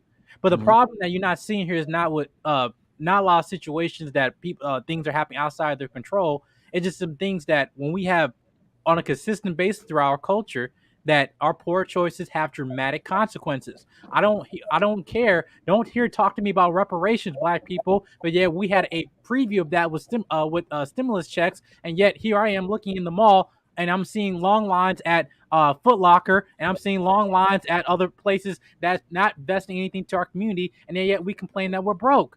And I'm not using that as a general thing, but you cannot tell me when I see that it is us. And it breaks my heart. I don't like saying this. This is my age demographic. I'm not trying to disassociate that, oh yeah, those folks. No, it's us. It's my problem. Because then people look at me like I'm in that same group too, no matter what I do.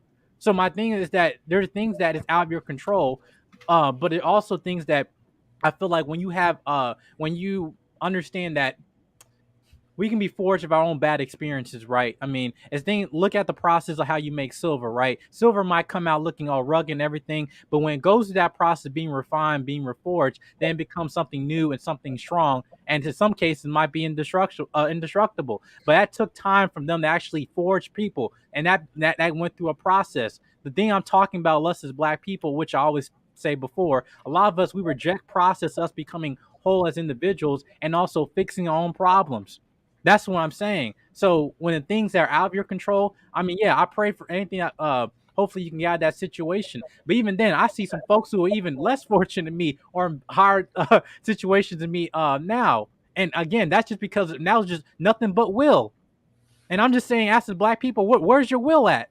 You know, right? It's the men. It's the men. It's the men that the men are not putting. They're not staying in the households, and they're not putting the time into the community. That is what is the problem. Go in the white community, there's a problem. The white men get together and fix it. Go in the Asian community, there's a problem. The Asian men fix it. The Black community is the only community where the men run like Jesse Owens away from the responsibility of fixing the community. Just like Chaotic said so eloquently earlier. That's the other point I want to respond to, but I know leave those ends right there. They run from it. So until we get a hold on that mentality and start changing it. Well, here's the thing. Here's the thing. Right. You say it's the men, but like it's not. That's not the answer. That's only part of it. The thing is, there's blood on the hands of both. The men aren't in there. Why we're not in there? There's a few different reasons. However, I get what your point. We're not there, but the women. When we try to come back, women wouldn't allow us. Women aren't following men. No matter how great a man he is, they're not following. So that's where their part comes in as well. So they're left with themselves voluntarily to raise our boys to be men, which is impossible because a woman can't raise a boy to be a man. Now, they're raising the soft boys that they complain about. And there you have it. You have soft feminine boys growing up to be soft feminine men, and they don't know anything. They don't know how to be a man. They don't know how to lead. A woman can't teach that. And they hold on. And they elect to do that. Now to podcast. There's a book by Charles Darwin called "The Evolution of Species," the Origin of Species. My bad. I own this book. I'll show it to you on camera in a few later. Now in this book, it speaks of things of what you're saying. Like that's why I said you don't know if you're going to win unless you try. You don't know. And I'd hate for a person, even a person such as yourself, to give up on yourself. In my opinion, that's the worst thing. Why bother being born if you're just going to give up on yourself? And Charles Darwin speaks of basically with nature, it's survival of the fittest. You should prepare yourself in every facet that you can imagine. As much as you can, as best you can, and compete. Life is a constant competition. And some people are going to make it, some people are not. Some people are going to be flat out left behind. But no matter what happens, podcast, as long as you try, you will end up better off than you would be if you didn't, i.e. being on Section 8 and government welfare. What are you going to do when the day comes when the government says, okay, no more social safety net? You're fucked like Chuck then. And then what's your excuse? You say, oh, the government's wrong. No, it's not the government's responsibility to take care of you. You should have went out there and started a business or got a job or something, done something to be self-sustained. So you don't need social safety nets. And it's because those people didn't compete. Now, those people are going to have to die off. Sad it is to say that a lot of it is going to be in the Black community, but we were chosen to be the targets because capitalism needs a lower class, and we were just a low hanging fruit, easy targets. But you know what I'm saying? And the government would have been crazy not to take advantage of that. Can I pose a question? Can I pose a question in chaotic? I know you was trying to get in there, so if you could probably respond to the question first. Yeah, you're muted. Real quick, little podcast, real quick. The guys, so go ahead and hit the like button, hit the subscribe button. Just a quick breather for everybody. Hit the like button, hit the subscribe button as you're coming in tonight. Guys, do believe and please hear me. We had a fellow content creator, No Captivity with Freezie. You see it scrolling at the bottom of the screen. His mother passed away. And so all the proceeds from the show tonight is going to him and his family. So if you will, go ahead and go to that Cash App right there at the bottom, $free 1976. Don't send me any Cash Apps. Don't send me any super chats. Send everything to that Cash App right there for my brother Freezie. He's still watching. So shout out to you, man. We love you. We're thinking about you and we're praying for you. Also, there was a question in the background that I want to answer real quick, and I'll go back. Coach K, you're doing a great job. Appreciate you. Absolutely. Absolutely, man. I appreciate you. So Brother Clarence asked the question. He said, please explain how a woman can keep a man away from his children. Now, I know a lot of guys on this platform tonight. Brother Hink for sure is a father. What We Know podcast, I know you could probably deal with this a little bit. I seen your little podcast. You could probably stir this gumbo a lot as well. And so I'll start it off and then I'll get out of you guys' hair. I'll turn it back over to Coach K. But there's a lot of ways. And one of those things is the red button, right? Every woman possesses a red button. And this is not a bad thing. I'm just saying they have protection 24/7 a day. If I go to the house to pick up my children and she don't want me on her premises, she can call the police, have me removed. Watch this. I remember listening to a group of black women say this one day.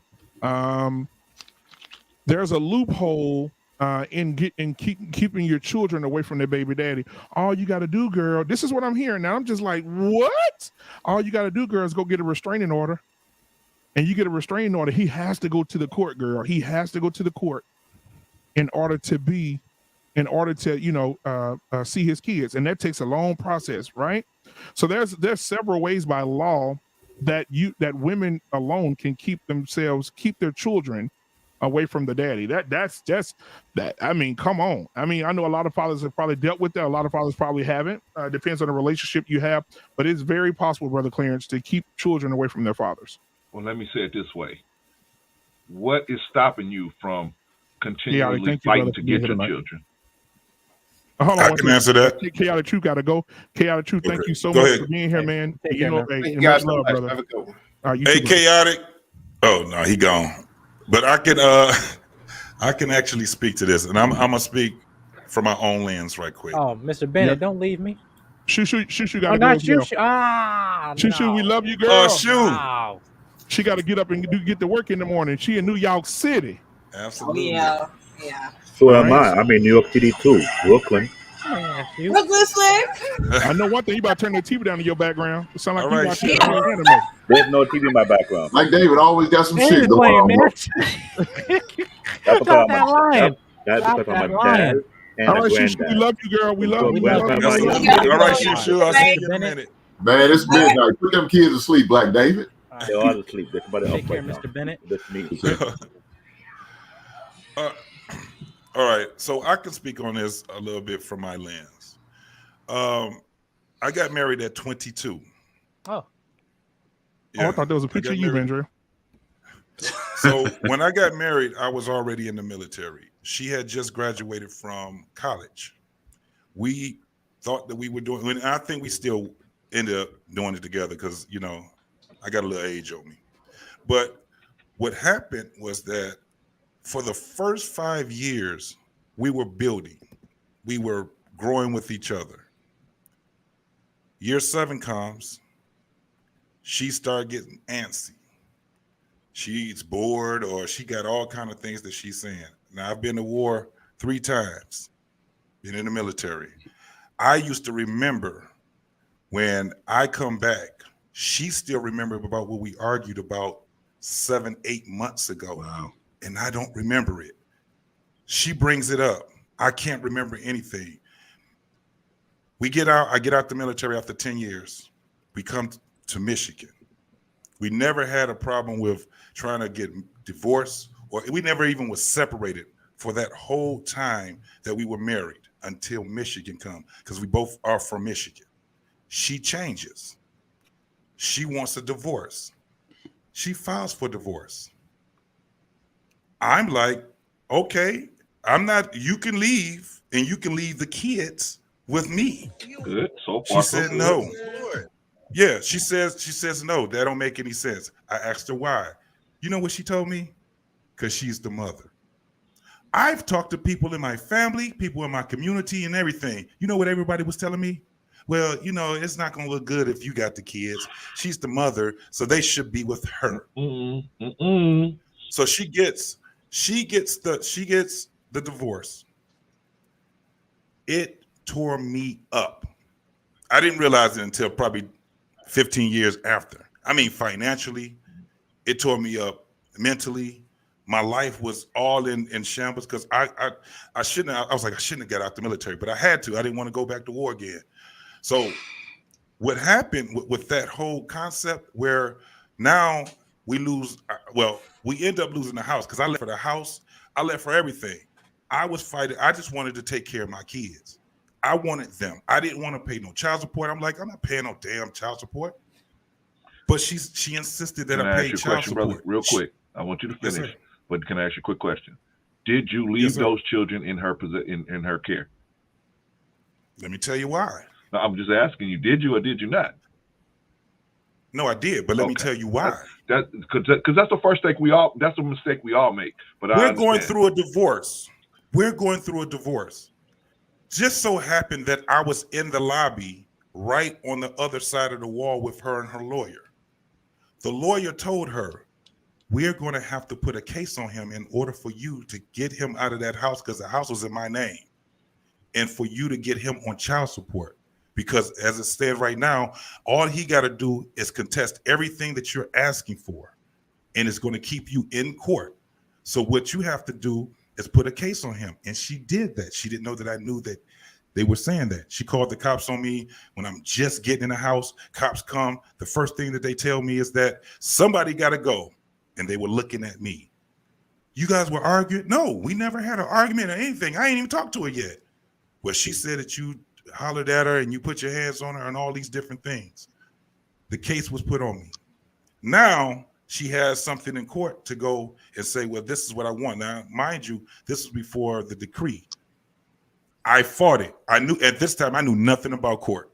I didn't even want to go to court. I'm just going in there. I was held in contempt because I'm out here just acting like, we in the streets. Because I'm hearing the lies that she's saying, but I was so emotional and I was ignorant to, the fact in court where it was just tearing me up. So after that, the decree comes. She ended up changing my address to where I was staying to go for the mail to go back to the address that we used to be staying with together. Guess what happened? I did not make it to court. It was a default. So then I had to fight it now in the friend of court. Now in friend of court, they're asking me how much money you got. I have to show them all kind of papers of all this stuff when it comes down to child support. I'm still like, man, I'm not paying no fucking child support. That's what I was just telling them. I'm not paying child support. I don't know why y'all want this, but what could I do? I couldn't do anything at that time. I even get a lawyer because I kept contesting it. Now it goes to the medicinal court. She knew the judge that was there. Little did I know that I was coming into the gauntlet. Guess what the judge asked her? How much do he make? How much do you think he owes you in child support and all these different things? She told them over $25,000. They instantly tacked the $25,000 on. Now I owe a rearage. That's what they want. That's what they really want. They want you to be in arrears for the interest. So then, because we couldn't, and she knew, I was saying, all right, if we're going to have joint physical custody with each other, I want to have joint physical. What state are you in, brother? I'm in Michigan. Okay. Oh shit. In Michigan, where women can sign your name without your permission and put you on child support. Yes. So yeah, absolutely. So Brother Clarence. So in Michigan, there's a law where a woman can say, you know what, Brother Clarence, my baby daddy, you ain't never touched her, ain't never laid with her, and they'll send you child support papers. I think the governor just. I think it was either the governor. Somebody. I think they just switched that. I'm not sure. No, they haven't. Hey, brother Clarence, hold on. There are guys. I'm quick. There are guys paying child support for children, and they never even slept with a woman. Exactly. Oh, yeah, I know. I'm very aware. Now I will say this: I'm in Texas, the state of Texas, which they want to be their own country. In the state of Texas, if you, Brother Clarence, are married to a woman and you have a 14-year-old daughter, the day she files child support, you're 14 years in the arrears. Yes. They want all 14 years. They're going to retro back 14 years, and you have to pay 14 years. So the day you get on child support, you're already in financial debt with the state for child support. I know that because they want you in the rears to get the interest. Right. What I'm saying to you is, we have children out there. A lot of us have children out there. We gotta fight for them so that we can get them. Not only. I'm gonna speak to that whole thing of fighting though. This is my whole thing. Go ahead, brother. Please continue. And I'm gonna make this a little bit more shorter. So as it goes on, I'm supposed to be paying child support. I refuse to pay child support through the courts. It was fucked up on my part, but that's what happened. I was sending her money what I can afford to give her. Mistake number 5. Okay, it's still a mistake. I'm talking about this is mistakes we all make, brother. I'm not putting you down. I'm saying we all make these mistakes because we just don't know any better at the time.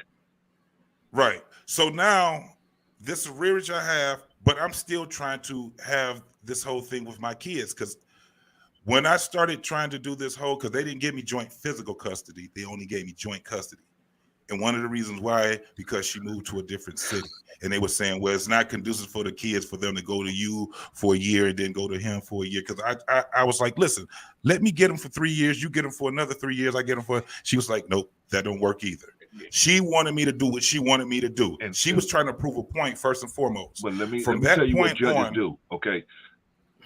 When we leave, because see, we don't understand. We leave, right? They tell us, hey, you leave. You be the bigger man. You just leave, right? So we leave. So you know what the judge says? Let's just leave it like it is, right?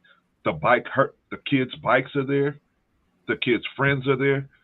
Everything is right there for the kids.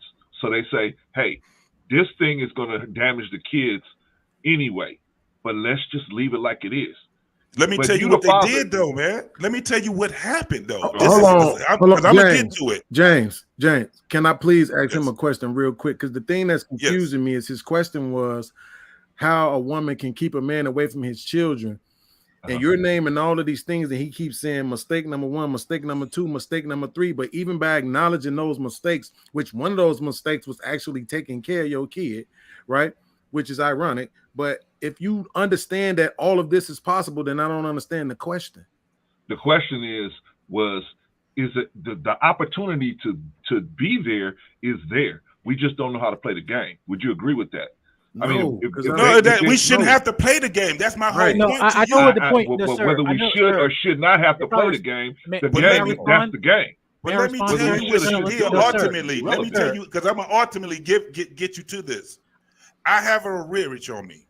Okay. 2001, October the 1st. Okay. They had this thing where they swept up all the men that owed arrearage in child support. The roundup. I got caught up into the roundup. Yeah. Yes. So they got me in there with 30,000 men. Okay. Not only did I get arrested, did you know that they made it a felony? And they had labeled her. They labeled her as a victim. Okay. For that whole time, I got arrested twice. Okay. The second time I got arrested, the judge gave me 6 months in jail. And that watch this. Brother. I had my kids with me when I got arrested. Oh my God. Wow. I had to pay a tether. The first thing I had to do, because they didn't allow, they was like, well, it's, this was a felony now. All right. So then it had to go to the point where while I'm in there, I have to pay for the stay. Then they had a program where they said, well, you could go to work and then you have to come back to jail. Now, this is all over this child support thing. Then after 3 months of that, they said, well, if you qualify, we could put you on a tether. Right. But it costs you $1,700 right. for that. Shit. Yeah. Guess what that $1,700 didn't pay for? That arrearage on that child support. It went to whatever city that happened in. Yeah. She turned my kids into a bill. This is the thing. That was over 20 years ago. Now, we're both about 50 years old. Do you know that she's having nothing but problems right now? Because she's having a problem with them because I couldn't fight no more. She was tearing me up financially, emotionally. She was pitting my kids against me, all these things. We're good now, but we wasn't. But she's having a whole lot of problems right now. She can't find a man. Ain't nobody trying to deal with her. And the kids themselves, because they're grown now, they're giving her hell. Me, I'm not. What you she did that. There was not a so, and I heard, and everybody was saying what you were saying, brother. They were saying, man, you got to fight for your kids. How much fighting do I have to do? And that's why I have a How problem much hearing fighting that do I have to nonsense. do? I'm being honest. Because now, guess what I'm gonna end up doing? If I wasn't the person I am right now, she's in danger. And I used to look at her sometimes and be like, and she'll say she'll make so many lies up and all these things, and she just be in my presence, and I'd be like, you just don't have any fear, huh? You really don't have any fear. So when you see how these men and women are pitted against each other, it's not because the man left. That narrative has been debunked so many times. It's not about the man leaving. Okay. They don't want us. Okay. And this is the thing, she was trying to prove a point. Okay. And this, I mean, brother, there's so many examples of Black Man Unfiltered. Real quick. Your situation. Now, hold on. Let me tell you something. I'll tell you mine, but I'll tell you mine, but I have one that'll break the boat. I know a guy named Michael Smith. Michael Smith is a musician. Him and his wife decided not to be together, but he was on child support. Unfortunately, at the age of 14, his son was in a car accident, and he lost his life. Oh man! The little boy died. He was on his way home with another parent from a football game, and a truck hit him. A big 18-wheeler hit him, and it was over. Right? He was in the rears. Right? He's in the great state of Texas. He was in the rears 14 years. Do you know that his son has been dead for 6 years, and he's still paying child support? Yeah, of course. Yeah. Of course. I can't. He said he asked her, hey, listen, our son is gone. We both dealing with it. We both grieving. It would be great if you can pull the child support because it's no longer needed. And she told him, well, that's what you owe me. So I'm going to get what's owed to me. Wow. I'm going to tell you how the state looks at it. The state looks at it like this. That money was paid. You got to pay that money back. That it was a loan, and they charging you interest on that loan. I mean, that's how they look at it. Even though the child is no longer with us, unfortunately, rest in peace. The state looks at it like that. But see, that's what I'm saying when I was talking to the brother that was explaining his horrid situation. I'm trying to let us see that there's things that we just don't know about this process, and we won't get educated enough early enough. That poor brother was in the situation, and he didn't get educated till damn near over. This situation's over with. Right. We got 15 minutes, guys. I'm not trying to argue, but I'm just trying to figure out how this coincide with your question. I'm gonna bring up another female on the panel, guys. So I'm gonna leave out. My question was asking how can a woman keep you away from your children without ultimately? I mean, of course, there's things, barriers they can put up, but you got to ultimately just have to keep fighting and keep fighting. Why should I have to? That depends on the person you picked. You picked this person. Okay, why should I have to? Though? Can I say something real quick because I'm hearing and me? I picked. Please let me. Can I please have this conversation with him for 5 seconds, bro? Why should I have to? Why should you have to what? Fight. Because if you don't, they're going to automatically default to whoever you leave the children with. That's the person, whether it's the man or the woman. If you leave the children there, the court's going to look at it like this: hey, those children are doing fine. You left them there. You obviously think that's a safe situation because you wouldn't have just left them there. I'm talking about how the court looks at it. But I didn't leave my kids. I got kicked out of my own house that I paid a mortgage for. I'm telling you how the court looks at it. You got to go to the court and explain to them, this is what happened. Otherwise, that's how they're going to look at it. At the end of the day, you don't have to explain. Podcast. It's a crooked system. That's very disingenuous to say that, like, because the process you say what you don't have the information, the process to actually go through. I understand what you're saying because there are people who aren't informed, but the problem is the process is already disrupted from the moment it started. The thing is, you saying that okay, why can we fight for our children?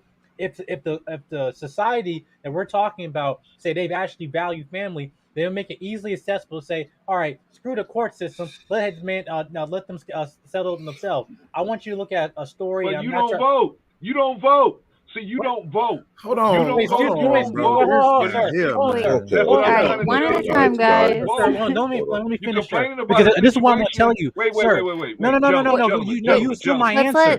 Let Jedi finish it, then. Hold on, guys. Hold on. So we got to respect. We got to respect the host. So Coach K is running it right now. So we got to respect the host. Okay. Yeah. No. So you assume. Sorry, Coach K. Like you assume Jedi my and then answer. Brother Clarence. Yeah, you assume my answer because I understand you saying people don't. Okay, all right, I give you that. Whatever. But that point you're talking about, the problem is this: the court system and everything and all of this is not moral, not based morality. What you're saying is based in morality, saying fight for your children. I absolutely agree with you. There's nobody on this panel that's disagreeing, saying that a man who is the father of those children should not fight for their child. Of course, but what you're saying is basing if all ground is based morality. It's not the whole. I didn't say that. Whoa, no, sir, hold on. I didn't say that. No, sir. I showed you that it's not based in morality. No, but you're saying okay. You're saying the fact you don't know these measures to actually get through to actually fight for your children. Okay, I give you that. The fact that people are uninformed of the necessary steps to have a custody of their child. Correct. Right. So, but that point I'm saying is that by itself is already is default to women because in the divorce attorneys that you're talking about, it's default to who you leave the children to. No, you're not listening. Default to whoever you leave in the house. No, but here's the thing, sir. No, it's not by that because being by the state. Well, if you can prove me wrong, go prove me wrong. But it's I don't have to prove you wrong. Whoever leaves those children. Hold on, guys. Let me tell you something real quick because I wasn't going to do it. Oh, Coach K, can I do it, Coach K? Can I do it? Yeah. Okay, thank you. Your show. So listen, I'll say this, guys. I went through it, Brother Clarence.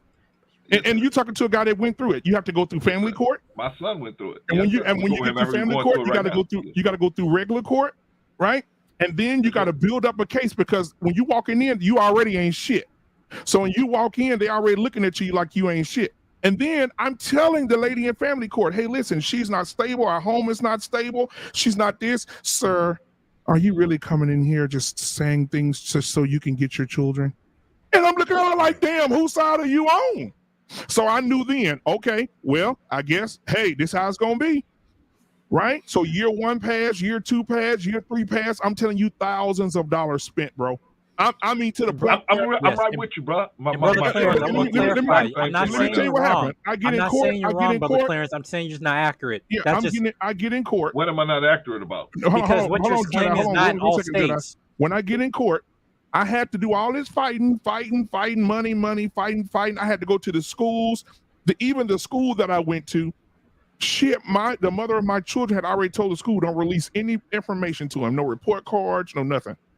Right? So the school's like, they was on her side. The teachers and everything. Yes, I had to play dirty. I started paying her friends to snitch on her. Hey, listen, when she get drunk and pass out, take a picture of her. When she got multiple men in the house, because the joint custody plan says no man can stay in the house unless she's married to her. So when she land up in the bed with a man or they cuddle up in the house after midnight, because the joint custody plan said after 11 p.m., no man that does not reside there as a husband can be in the household. So I say timestamp it, take pictures, right? When she passed out, throw it up, take pictures. No alcohol can be in the home while the children are there. Take pictures of all the bottles that's on the table. When they have their little parties and get-togethers and my daughter running around and those bottles, take pictures. Dude, I had a damn folder this thick full of pictures, full of dude. And when I went to court, the judge was on her side. And at the end of court, I got on the stand. I killed it. And then I seen the mother of my children whisper to her lawyer. Her lawyer got up and said, I have one more question for this man. I said, okay. She said, I hear that you're in the rears on your child support. The judge looked right at me and he said, sir, you're here fighting for your children and you're in the rears? And I said, and I'm so glad. Oh, I thank God to this day. I had the receipt in my pocket where I paid the arrears off, my brother. Ooh. And so, and let me tell you what I did. Oh, I thank God to this day, because I think all of that was the plan of God for me to have that with me that day. And so I said, Judge, Your Honor, you know what? This is right here. If you want to add this to evidence, here's the receipt of me, the arrears being paid off, sir. I'm here to fight for my kids with a clean streak, sir. I'm not here to owe anybody anything. I paid what I paid what I'm owed. What are we talking about? He looked at it. He said he looked at it. Ain't nothing. You can look at his face like, shit, ain't nothing I can do about this, right? He said we'll make a decision. We made a decision. I was on the elevator with the mother of my children, her mom, her sister, and they're on the elevator laughing at me. And these were the words that the mother of my children said and her sister. I never forget it. You think a court finna give you kids and take kids from a woman? You done wasted your money. Yes. Oh, but my lawyer said that to me, dude. But I'm so glad when I got in that courtroom, he said, "Order in the courtroom." We have looked over. We have made a decision. We give full custody, 100% custody, to the father. You know, the next thing I heard was this right here. You took my babies from me. Have a good evening, ma'am. Matter of fact, go ahead and get their Social Security cards ready. Go ahead and get their birth certificates ready. I'll be able to get them. I've had my kids since they were 6 and 7, and they're 15 and 14. And guess what? My lawyer put her on child support. I said, no, I don't need nothing from her. I make my own bread. And she said, no, because if it were you, your ass would be on it. So I'm going to get it. So she put her on child support, and that's been since they were 6 or 7. They're 15 and 14. She's never paid a dime. Right. Haven't talked to my kid. Haven't talked to our children in 3 years. No birthdays, no nothing. She went on and moved on with her life. Matter of fact, my sister sent me a screenshot of something she posted. And on her thing, somebody asked her, do you have children? She put no. That's what I was dealing with the whole time. She wasn't trying to keep the kids because she loved them. She tried to keep the kids to make me miserable. Okay. See what I'm talking about? I'm gonna chill out because but you proving my point. Hold on, bro. Hold on. You're proving my point about fighting for him, right? No, that was my whole point. Is you need to fight, no matter what you got to do. You got to fight for him, right? Brother Clarence. So thank you, brother Black Man Unfiltered, for proving my point. Anyone else? He really didn't make your point. Prove your point. He actually debunked your point. He really didn't make your point because everybody. Did he get him? But I couldn't do it. I had to get dirty. I understand that, brother. How much is our children worth? How much is our children worth? Can I speak? I'm gonna bring Mandrell back up. Can I speak, bro? Hold on a second. Can I get your permission to speak, brother Clarence? Can I speak? Oh, brother, you don't need my permission. Hey, Jedi, obviously I do because you won't stop talking. Never mind. I'm gonna leave. Give me a second. Okay. Well, when you got 9 people attacking you, brother. The whole time that you've been on the show, all you've been saying is on the man, it's on the man, it's on the man, it's on the man. That's correct. And it's not. Okay, hold on. And yet you just sat here in agreement with the diagnosis of what women, the system, judges, and all of this other stuff can do to men. So I'm trying to figure out how do you rationalize that conflict in your mind? Because the system is set up primarily for the children. That's what it's really set up for. And it's set up to give the children to the best person that they think is going to be the woman. But most guys, what happens when the woman says, I want a divorce? What do most guys do? They leave. So no, bro. That's not that. No, it's not they leave. You just said that they asked for the divorce. 85% of women are the ones that initiate divorce. We don't, it ain't we leave. No, brother. What are you talking about? You got to. I know you have an emotional connection to this type of content, but you have to let me finish and listen, brother. most of the time, even if the woman is initiating the divorce, when they sit down and decide who's going to stay in the house, it's usually the women left there with the kids. The man usually gets his own apartment or gets his own setup somewhere else. Typically. But the court looks at it like this. If you were okay leaving them there, you obviously felt they're in a safe environment. They say them words that kill you every time. Let's just leave it like it is. So let me. Everybody take a breath. I want to take a breather. I'm gonna give you a commercial. Aya Papsy, I love you. Thank you for being here. Thank you for being subscribed to the channel. And let's just have the dialogue. She said, it sounds like I'm a narcissist paying off people to spy on my ex. Well, if the system wasn't so against what I was trying to do and trying to be a great father to my children, I could have done it the right way. But since the system forced my hand and I knew I had a better situation, because you have to understand, I gave the court pictures of my ex's house. See, when she left me, right, because she was a woman that didn't have to work. So when she left me, she had to find other means of living. And where did she go? Anybody want to guess? To the hood, right? She went and stayed in housing, got housing, right? So I took pictures of the neighborhood. I got paperwork and statistics of the crime rate there. And then I took pictures of the house that I built here. At that time, my house was brand new. I think I had just moved in the house. I was 6 months into my new house. So I showed pictures of my house, my car. I showed them the church that they were going to go to, the school that they would go to, the sports they would be involved in. I gave them a complete breakdown of what my kids would do. Right. And when I gave them a complete breakdown of what my kids would do, they still gave me flack. Why do you feel the need they need to be in your home? Why do you feel like they can't be with their mom and you and your mom just work it out? Why? I said, because she is not providing. And I know it's funny and I know I'm a comedian, but sometimes I would go pick up my children. And when I picked them up, they would look like damn stunt doubles on The Color Purple. And I said, why are my kids dressed like this? Why they look like this? Damn, my son head look hard. What the hell is going right? And keep in mind, I'm paying her bills, fellas.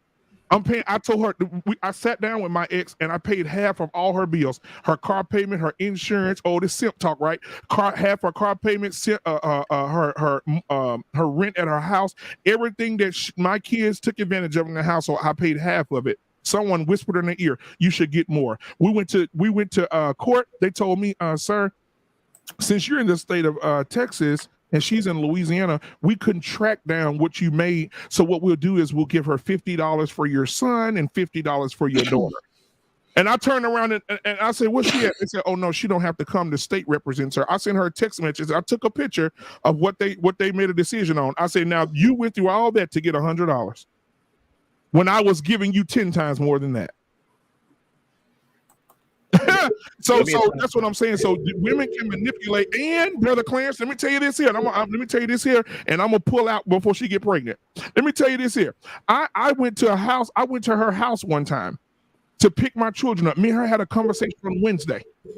I went to her house to pick up my babies. I knock at the door.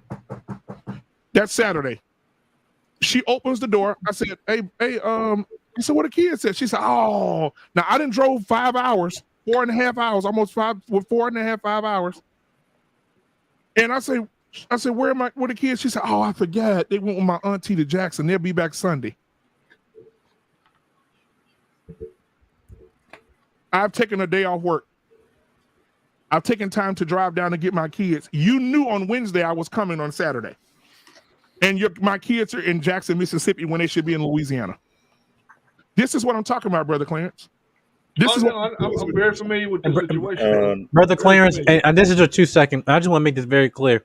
I'm not here to change your perspective on this at all. And I just want to make it very clear. I understand where you're coming from because you know me personally. Like there's a narrative, especially in these talking points that men that don't try at all want to hop on the talking back and saying, "Oh, the system XYZ don't do anything" when they haven't made any necessary step, even trying to to at least obtain custody with their kids. We all know there's guys that exist like that, but those are not men. They're children. We're talking about men who want to take responsibility for children and acquire custody. So I'm not here to try and change your perspective on this. And I know there's folks who want to hop on the bandwagon of talking points, which is where you're coming from. I know that's where you're coming from this because it's exhausting.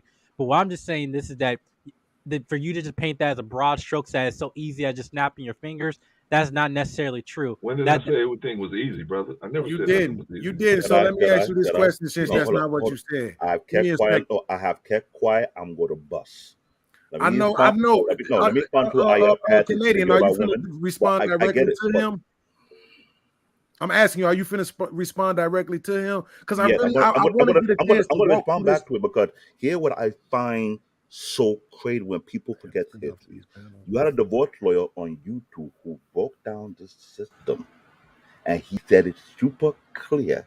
The system was not meant to protect men. He's been inside the courtroom while many women have used the system against men to sabotage men, to the point where some men knew of other people who went through the same struggle. It's not like they're not trying to fight back. They're wondering if it's worth the risk to add more pressure and more depth in their hand. What I'm hearing, what we know podcast and Black Man Unfiltered, correlate to what TIL, the lead attorney, has spoken on in depth concerning the American system. The American system, I could not want to hear that ever again, that it built for the benefit of the kid. That is the ultimate BS I have ever heard in my freaking life. It shows to say how people are so clearly blinded and so well off, they don't see the freaking big picture.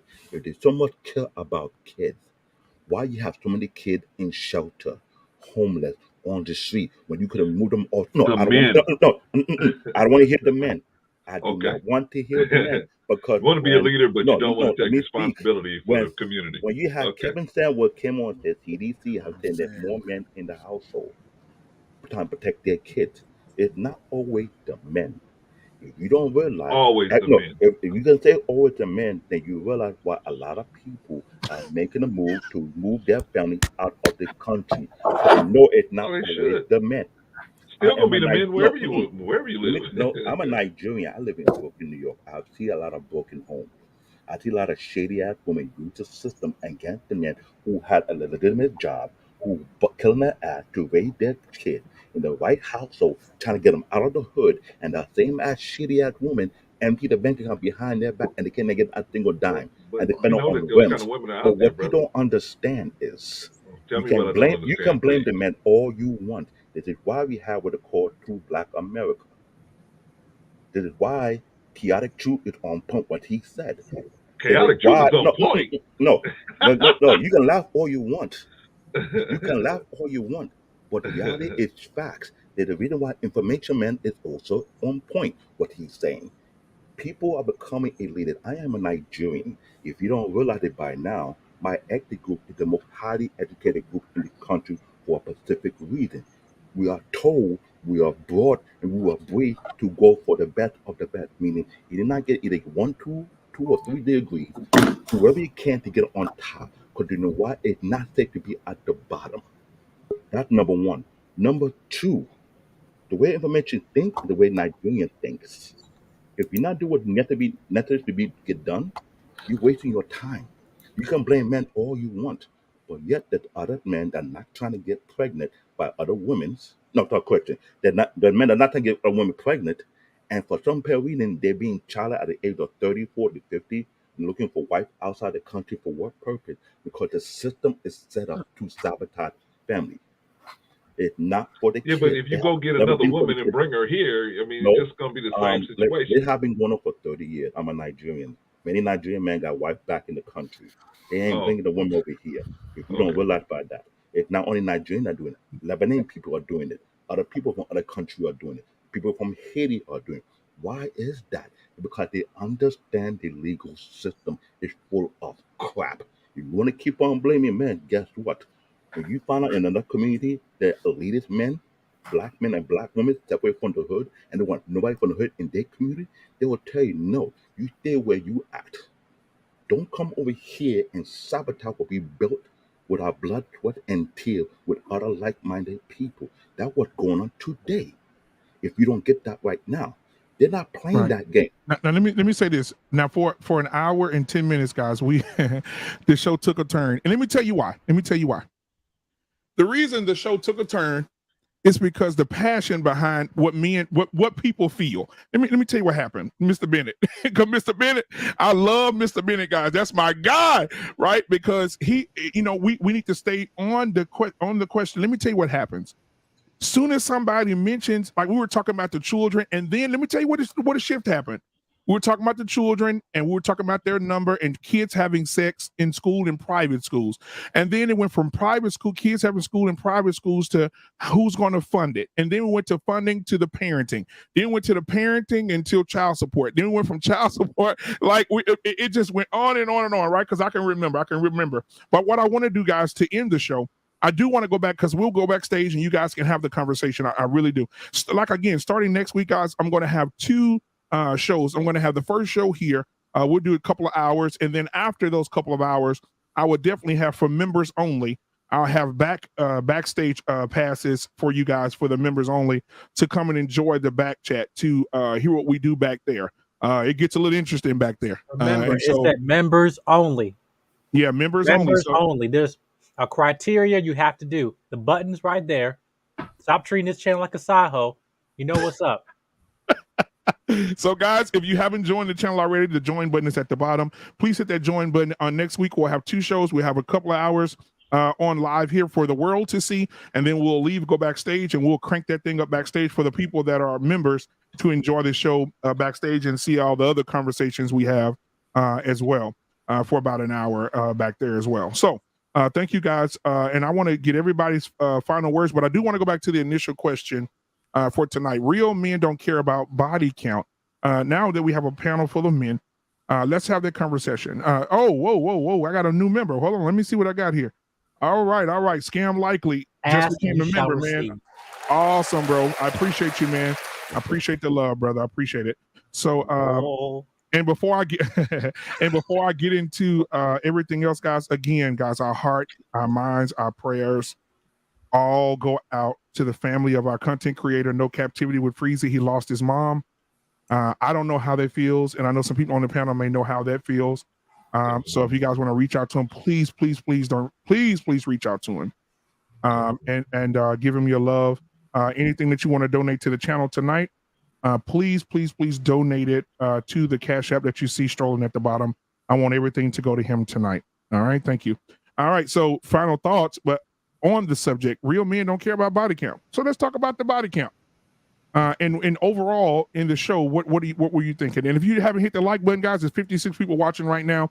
We have 89 likes. Go ahead and get me up to 100 tonight. Go ahead and hit that like button if you haven't already hit it. I appreciate it. All right, so we'll start with what we know. Give us your final thoughts on the show as a whole. The body count, does it matter? And so on and so forth. And we'll go ahead and we'll give everybody 2 minutes, and then we'll be out. All right. Let me get you straightened out first, brother. I want to give you the big screen here. All right. Let me, where my boy at? Let me see. He disappeared on me. Oh, there he is. All right. There you go. All right. So as we were talking about, just to sum it up, body count definitely matters.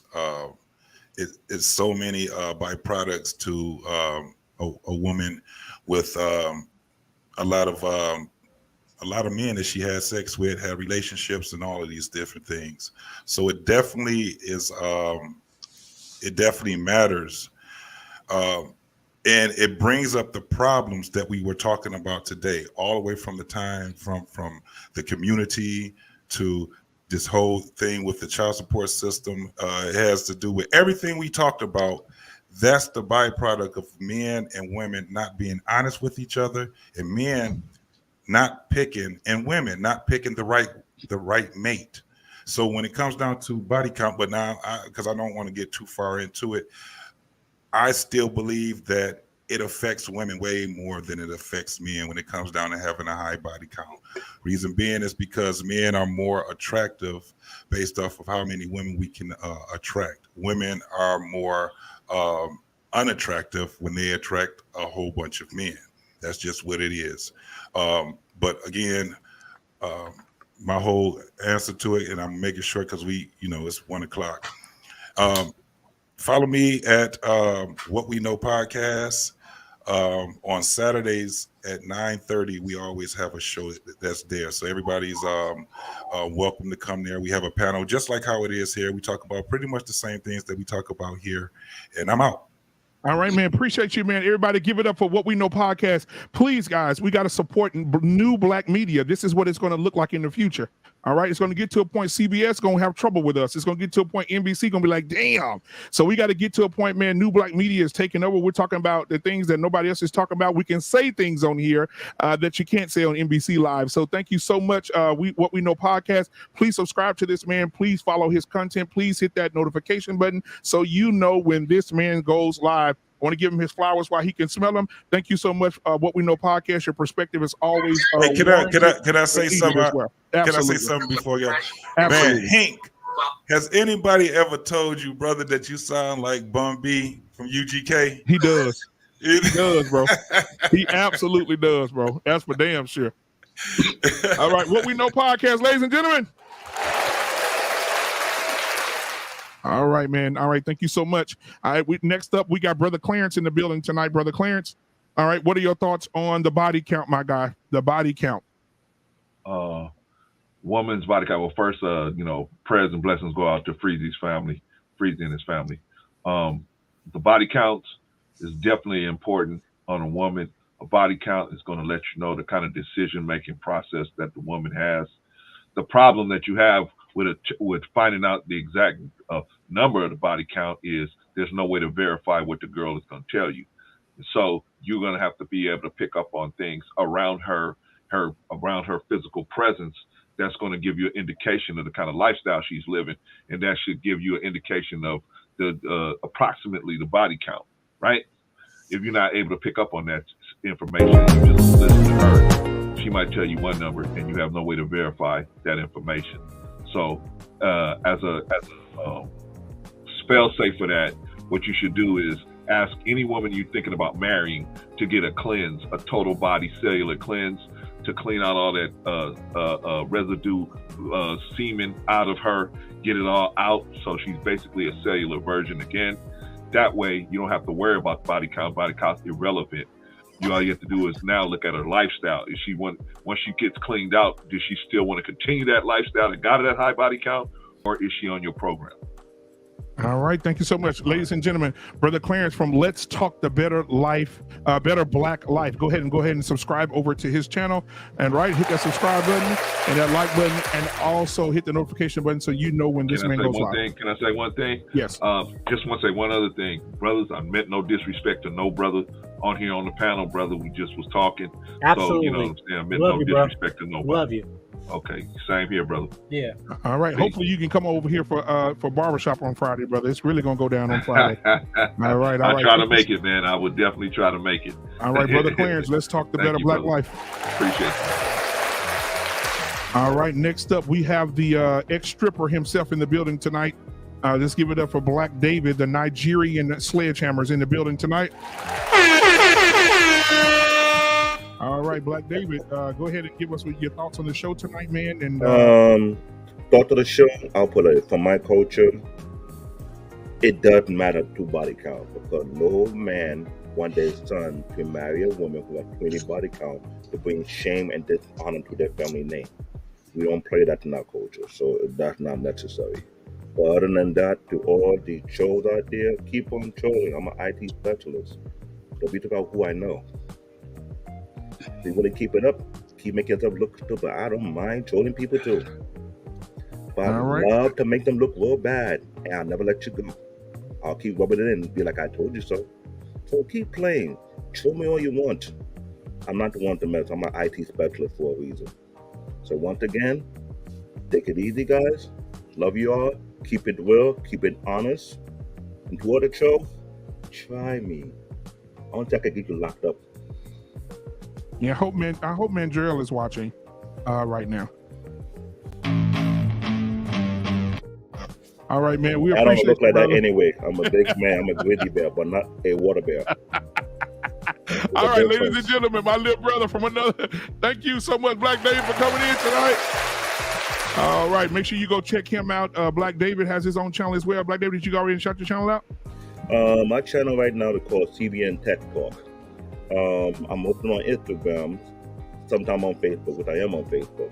So you can find me on link. I'm truly an IT professional. I'm still working to this day because I do better. I like to teach other people IT as well and other stuff that can make them better. Other than that, I ain't got time for weak-minded people. Those who are weak-minded, not worth my time. I'm going to lead this too as well. We look for the best of the best. We don't look for the worst. All right, man. Thank you so much for being here, my brother. All right, ladies and gentlemen, I want to bring to the floor now. Give it up for my boy. Mandrell is in the building tonight. Before Mandrell come up, you know I got to give it to y'all. Mandrell, here's his two-step. He want to promote it.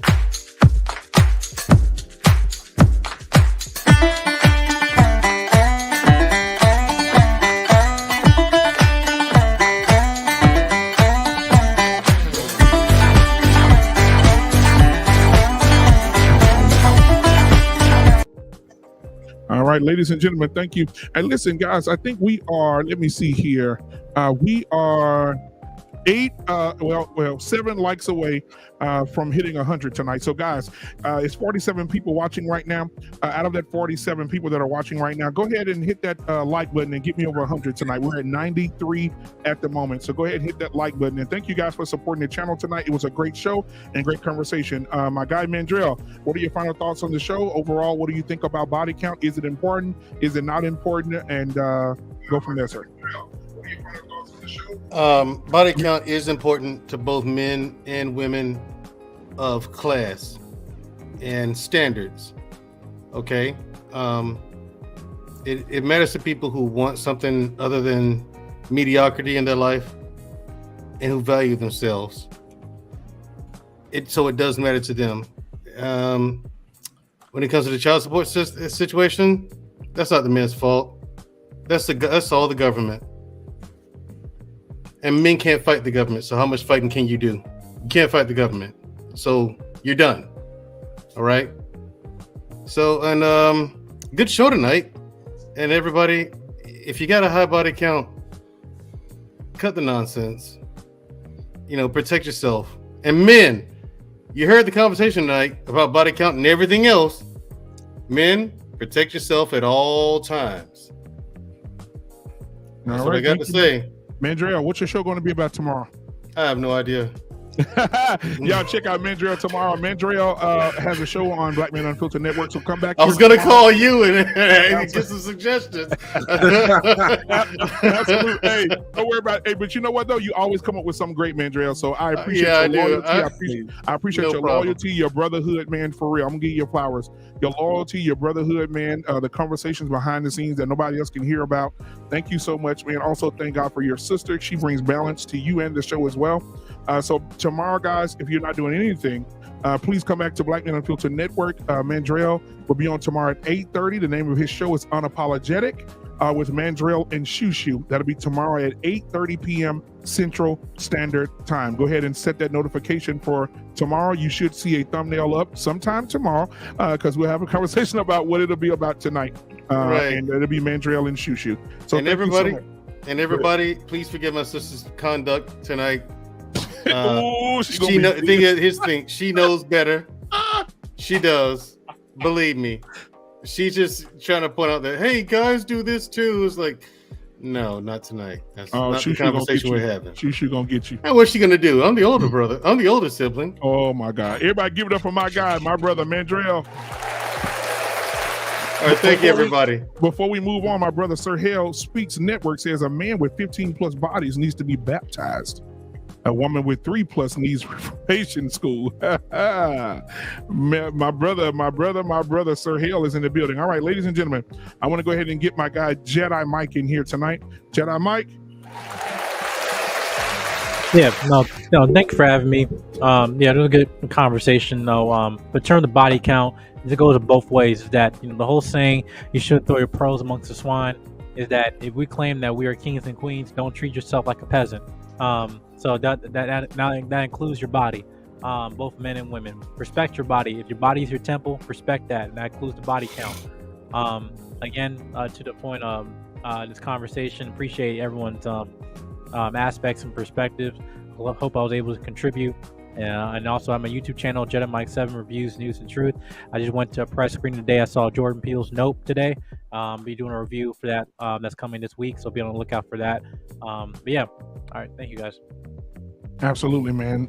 Thank you for being here. Also, check out Jedi Mike. This guy is a critic, a movie critic, guys. So I want to give him his flowers too, man. This guy's watching the movies, going out, checking them out, making sure if they trash, they trash. If they not, he's that guy. So make sure you follow him.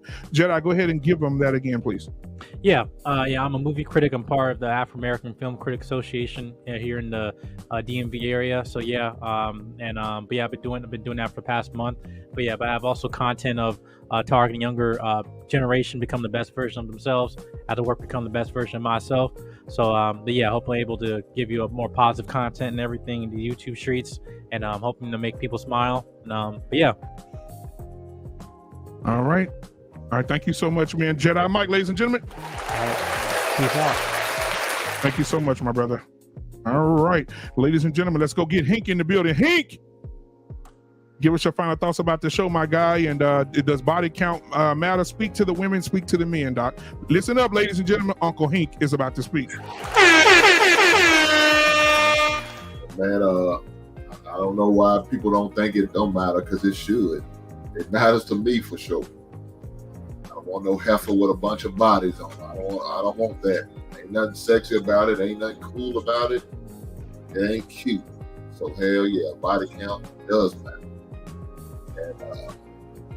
And with the other conversation that's going on, I guess we'll talk about that more on the back check. So get my love. Yeah, and especially on Friday, it's gonna be, ladies and gentlemen, the conversation about what we were having about the child support, about the system, about men. I definitely will be having that conversation this Friday. Now, do keep in mind, guys, hit that subscribe button, hit that like button for Black Man Unfiltered Network, because on Friday at 8:30 Central Standard Time, we will be over with all men on the Barbershop Talk, guys. Make sure you tune in to the Barbershop Talk. We will continue the conversation at Barbershop Talk on Friday, 8:30 p.m. Central Standard Time. Also, Hank, tell them where they can see you at as well, other than over here, because you've been a huge supporter of the Black Man Unfiltered Network, man. I appreciate your perspective. I appreciate your brotherhood, man. I talked to him behind the scenes as well, man. These are true brothers. This ain't no YouTube thing. This is a real thing. So I appreciate you, man. So tell them how they can see you on anything that you're dealing with right now, brother. Well, you can always follow me on IG at Hink75, Hink75. But I'm also, follow me on the little Beefing on Sundays, baby. Check us out, usually about 12 noon Central Time. Come over and just check me out. Enjoy this show. Enjoy the good content every Sunday. Again, I'm sorry, I said 12. It's 11 a.m. Central Time. That's 11 a.m. Central Time on Sundays. For people Sunday, come check me out. You can follow me on IG at Hink75. And men, black men, please protect yourself at all times. Absolutely, man. That's the word. And listen, Hank, before you go, can you tell the black men again, protect themselves at all time, but also can you tell them if when they get into a position where they see it's not going to go well, and they're about to go sit down at the table at the restaurant, can you please tell the men what they should do at that point? Shout out to all the bald head hoes out there, but you're going to get left at the restaurants if things ain't work the way I need it to work. All right, man. Thank you so much, man. Hink75, baby. Check him out. I appreciate you, my brother. I appreciate you, man. That's Hink, man. Uncle Hink, guys. Uncle Hink. All right, ladies and gentlemen, Live Podcast. Give us your overall thoughts of the show, man. The show was good as usual, man. You know what you're doing with these panels. You put it together, the topics and everything. As far as the main topic, I wasn't able to get into that. As a man, of course, I wouldn't necessarily prefer women with a lot of bodies. As the men go, I guess it's probably not healthy to have a lot of bodies, but we know women don't want inexperienced men. And the only way you can get that experience is if you have some bodies, I guess, right? So, but man, thank you again for inviting me. Dope show. Hope to be back soon. Absolutely, my brother. Hey, go ahead and kick out your listen, guys.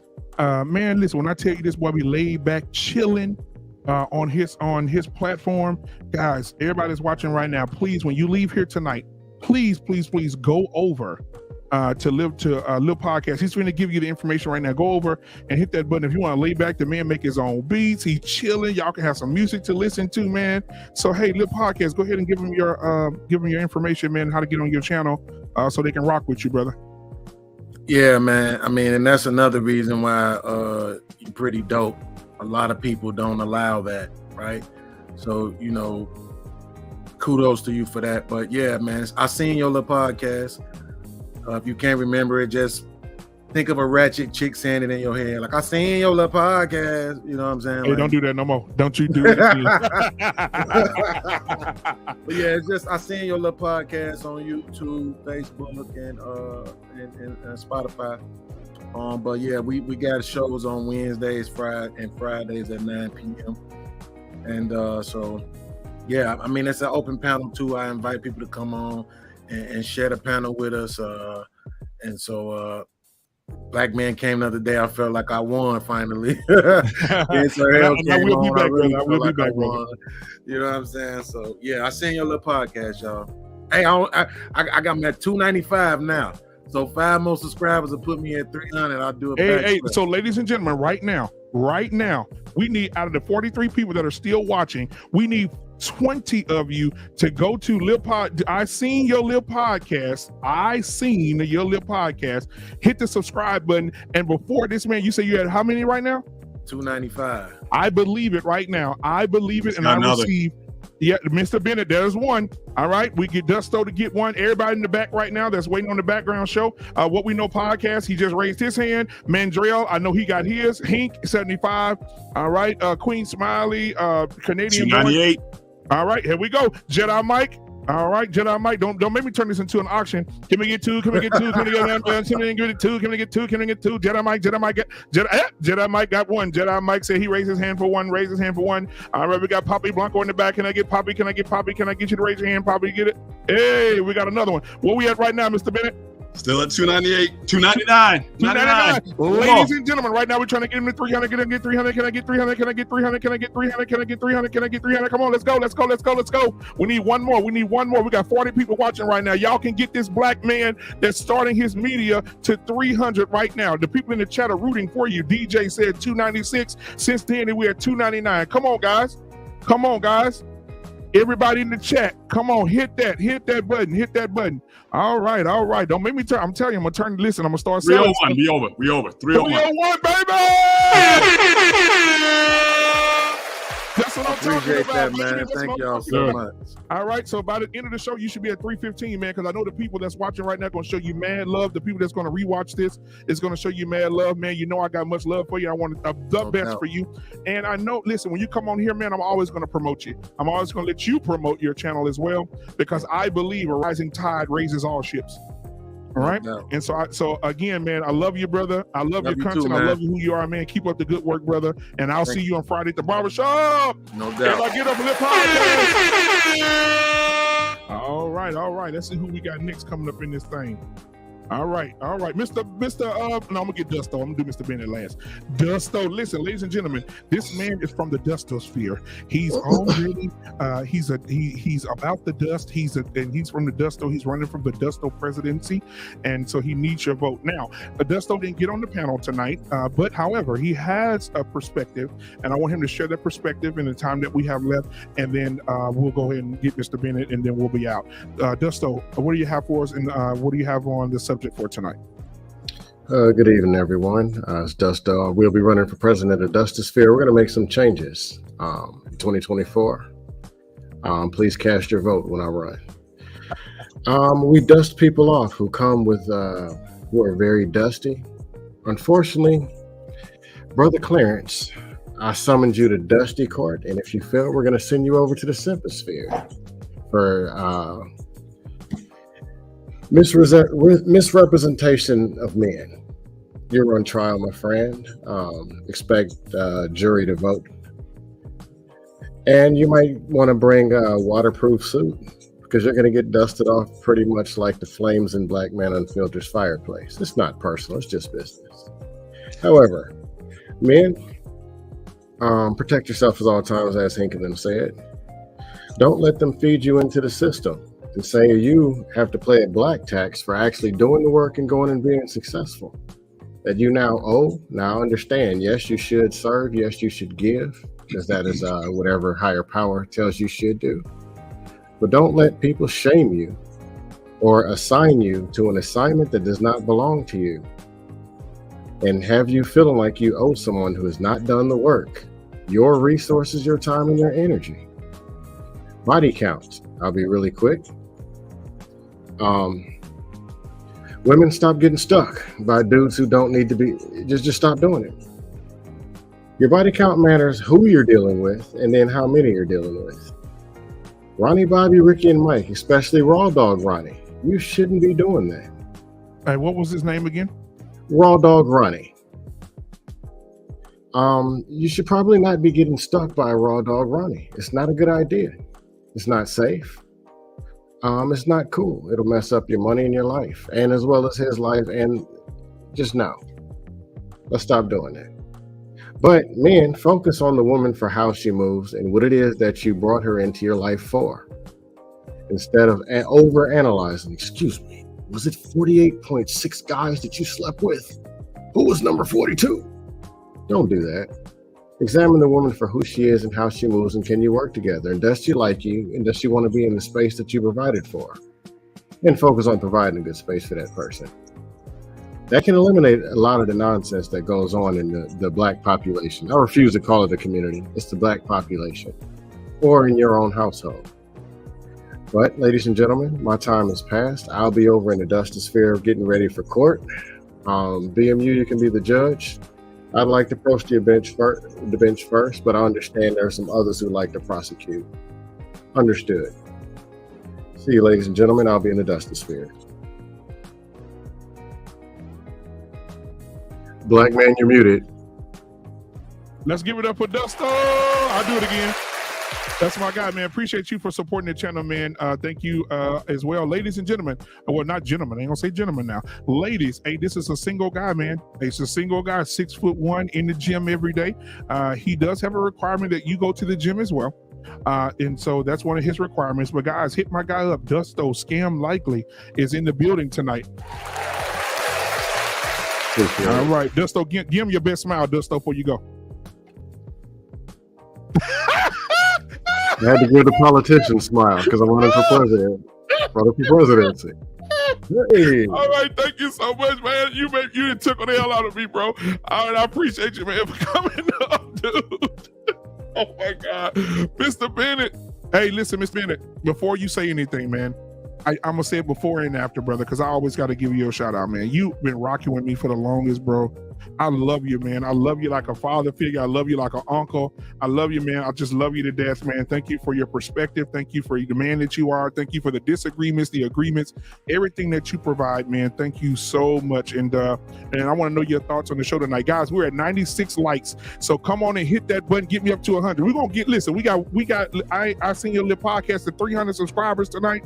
At 301, we can get up to 100 likes tonight as well. It's 41 people watching. If you haven't hit the like button, hit the like button. Let's get to 100 likes tonight. All right, let's get to 100 likes tonight. So, Mr. Bennett, go ahead and give us your final words on the show, my brother. Well, first of all, shout out to Brother Freezie. I know you're a man of faith, and I just pray that the Lord gives you comfort in this time and his peace, knowing that heaven's getting another. So we're with you, bro. God bless you and your family, and just praying your strength through this. As far as for tonight, again, good conversation. Again, I've had this conversation several times, and yes, certainly I am of the opinion that yes, keep your body count as low as possible, because I think it's just not good for you long term. But I'm not going to be a hypocrite about it either. I think men need to keep their body count. So if you heard in this show tonight, there's many reasons why you should keep it down, because the way these courts are moving, the way these states are moving, and the agendas that they have, it's not good to put yourself in harm's way, especially when you're trying to be a man of means and trying to be a man of progress and a high value person. So, so definitely, as has been said tonight, protect yourself at all times. I think is shout out to my guy Mills Lane. That was a favorite line of his from the boxing world. Definitely, definitely just take care of yourself out there. And if you have to go out there and do anything, remember, like the Jungle Brothers used to say, the J, the I, the M, the M, the Y, the J, the I, the M is Jimmy.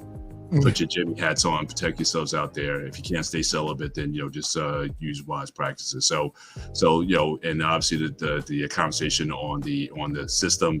I mean, yeah, it's definitely rigged against the guys, and I've been blessed and fortunate that I've never had to deal with that. And my wife and I have, I'm just in a very blessed place. I appreciate the love on the shirt,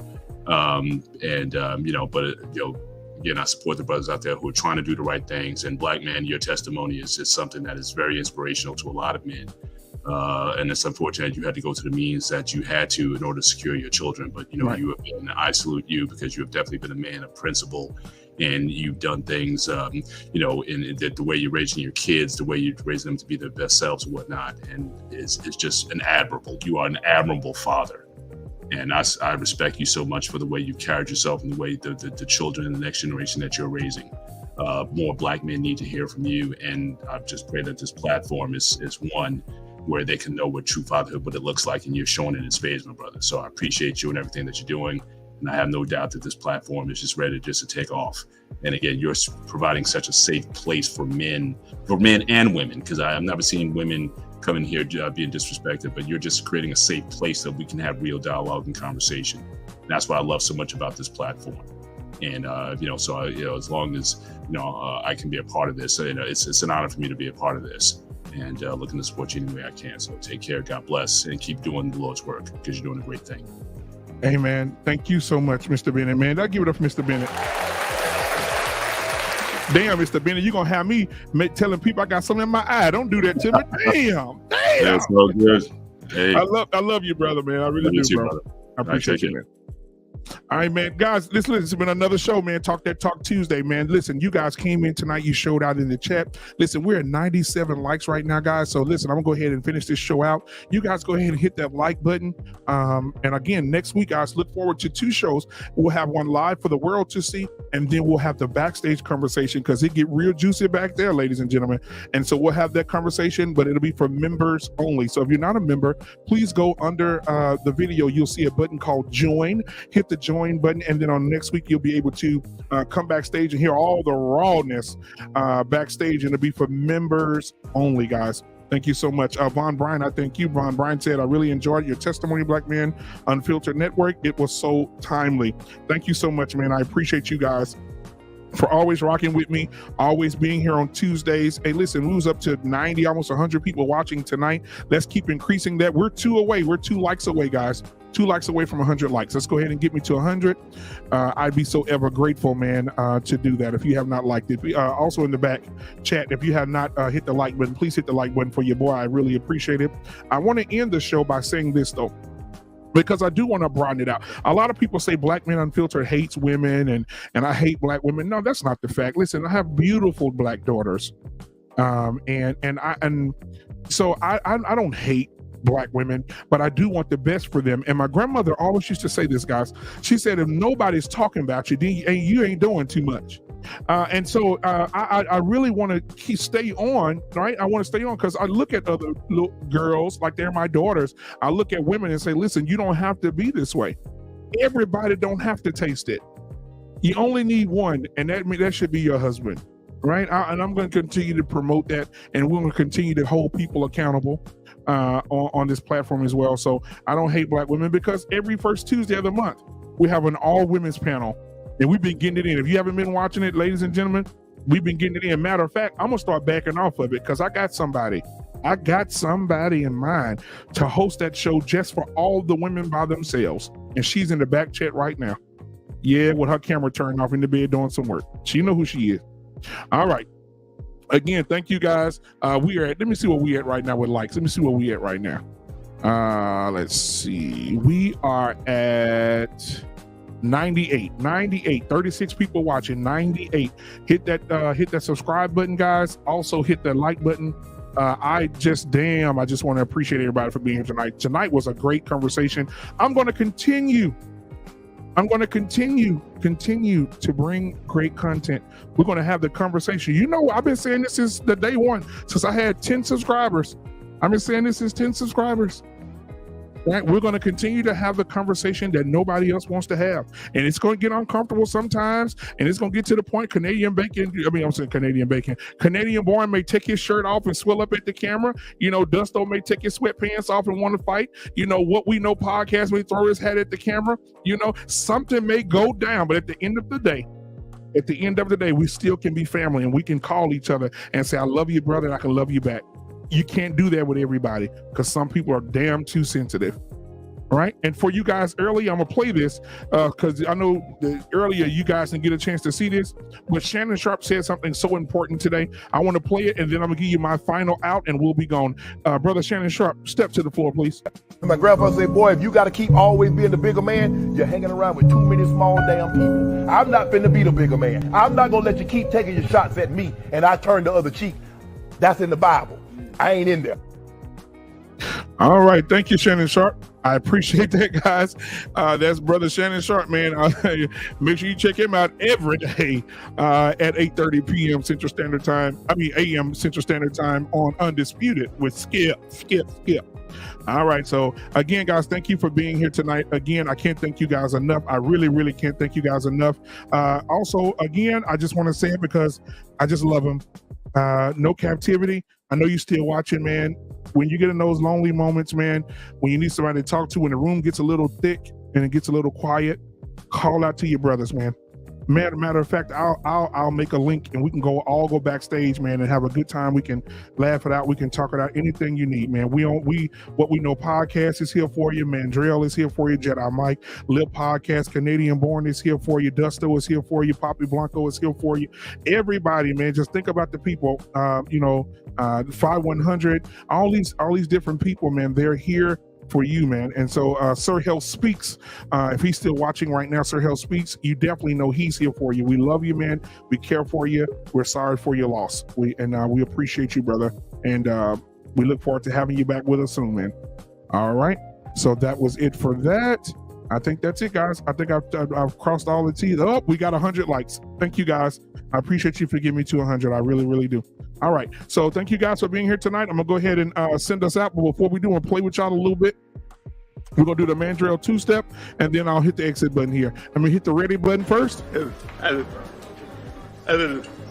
Ready? Yeah. I'm ready.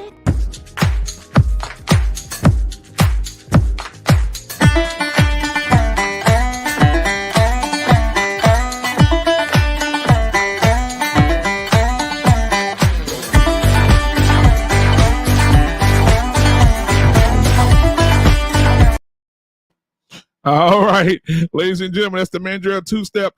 Y'all go ahead and send me your videos to blackmanunfiltered@gmail.com, or y'all doing that two-step. I send over to Mandrell. I just opened up my own record company called Good Enough Records, and Mandrell was my first signee. So Good Enough Records, Mandrell was my first signee. He got the two-step. He's going to be the new Soldier Boy. Tell him. All right, guys, ladies and gentlemen, y'all have a good night. Peace.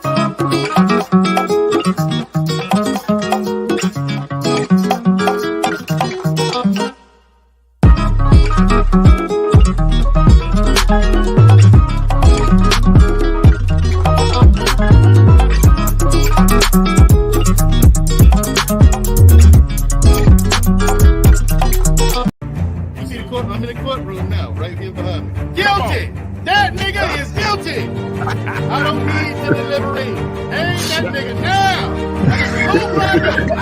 now.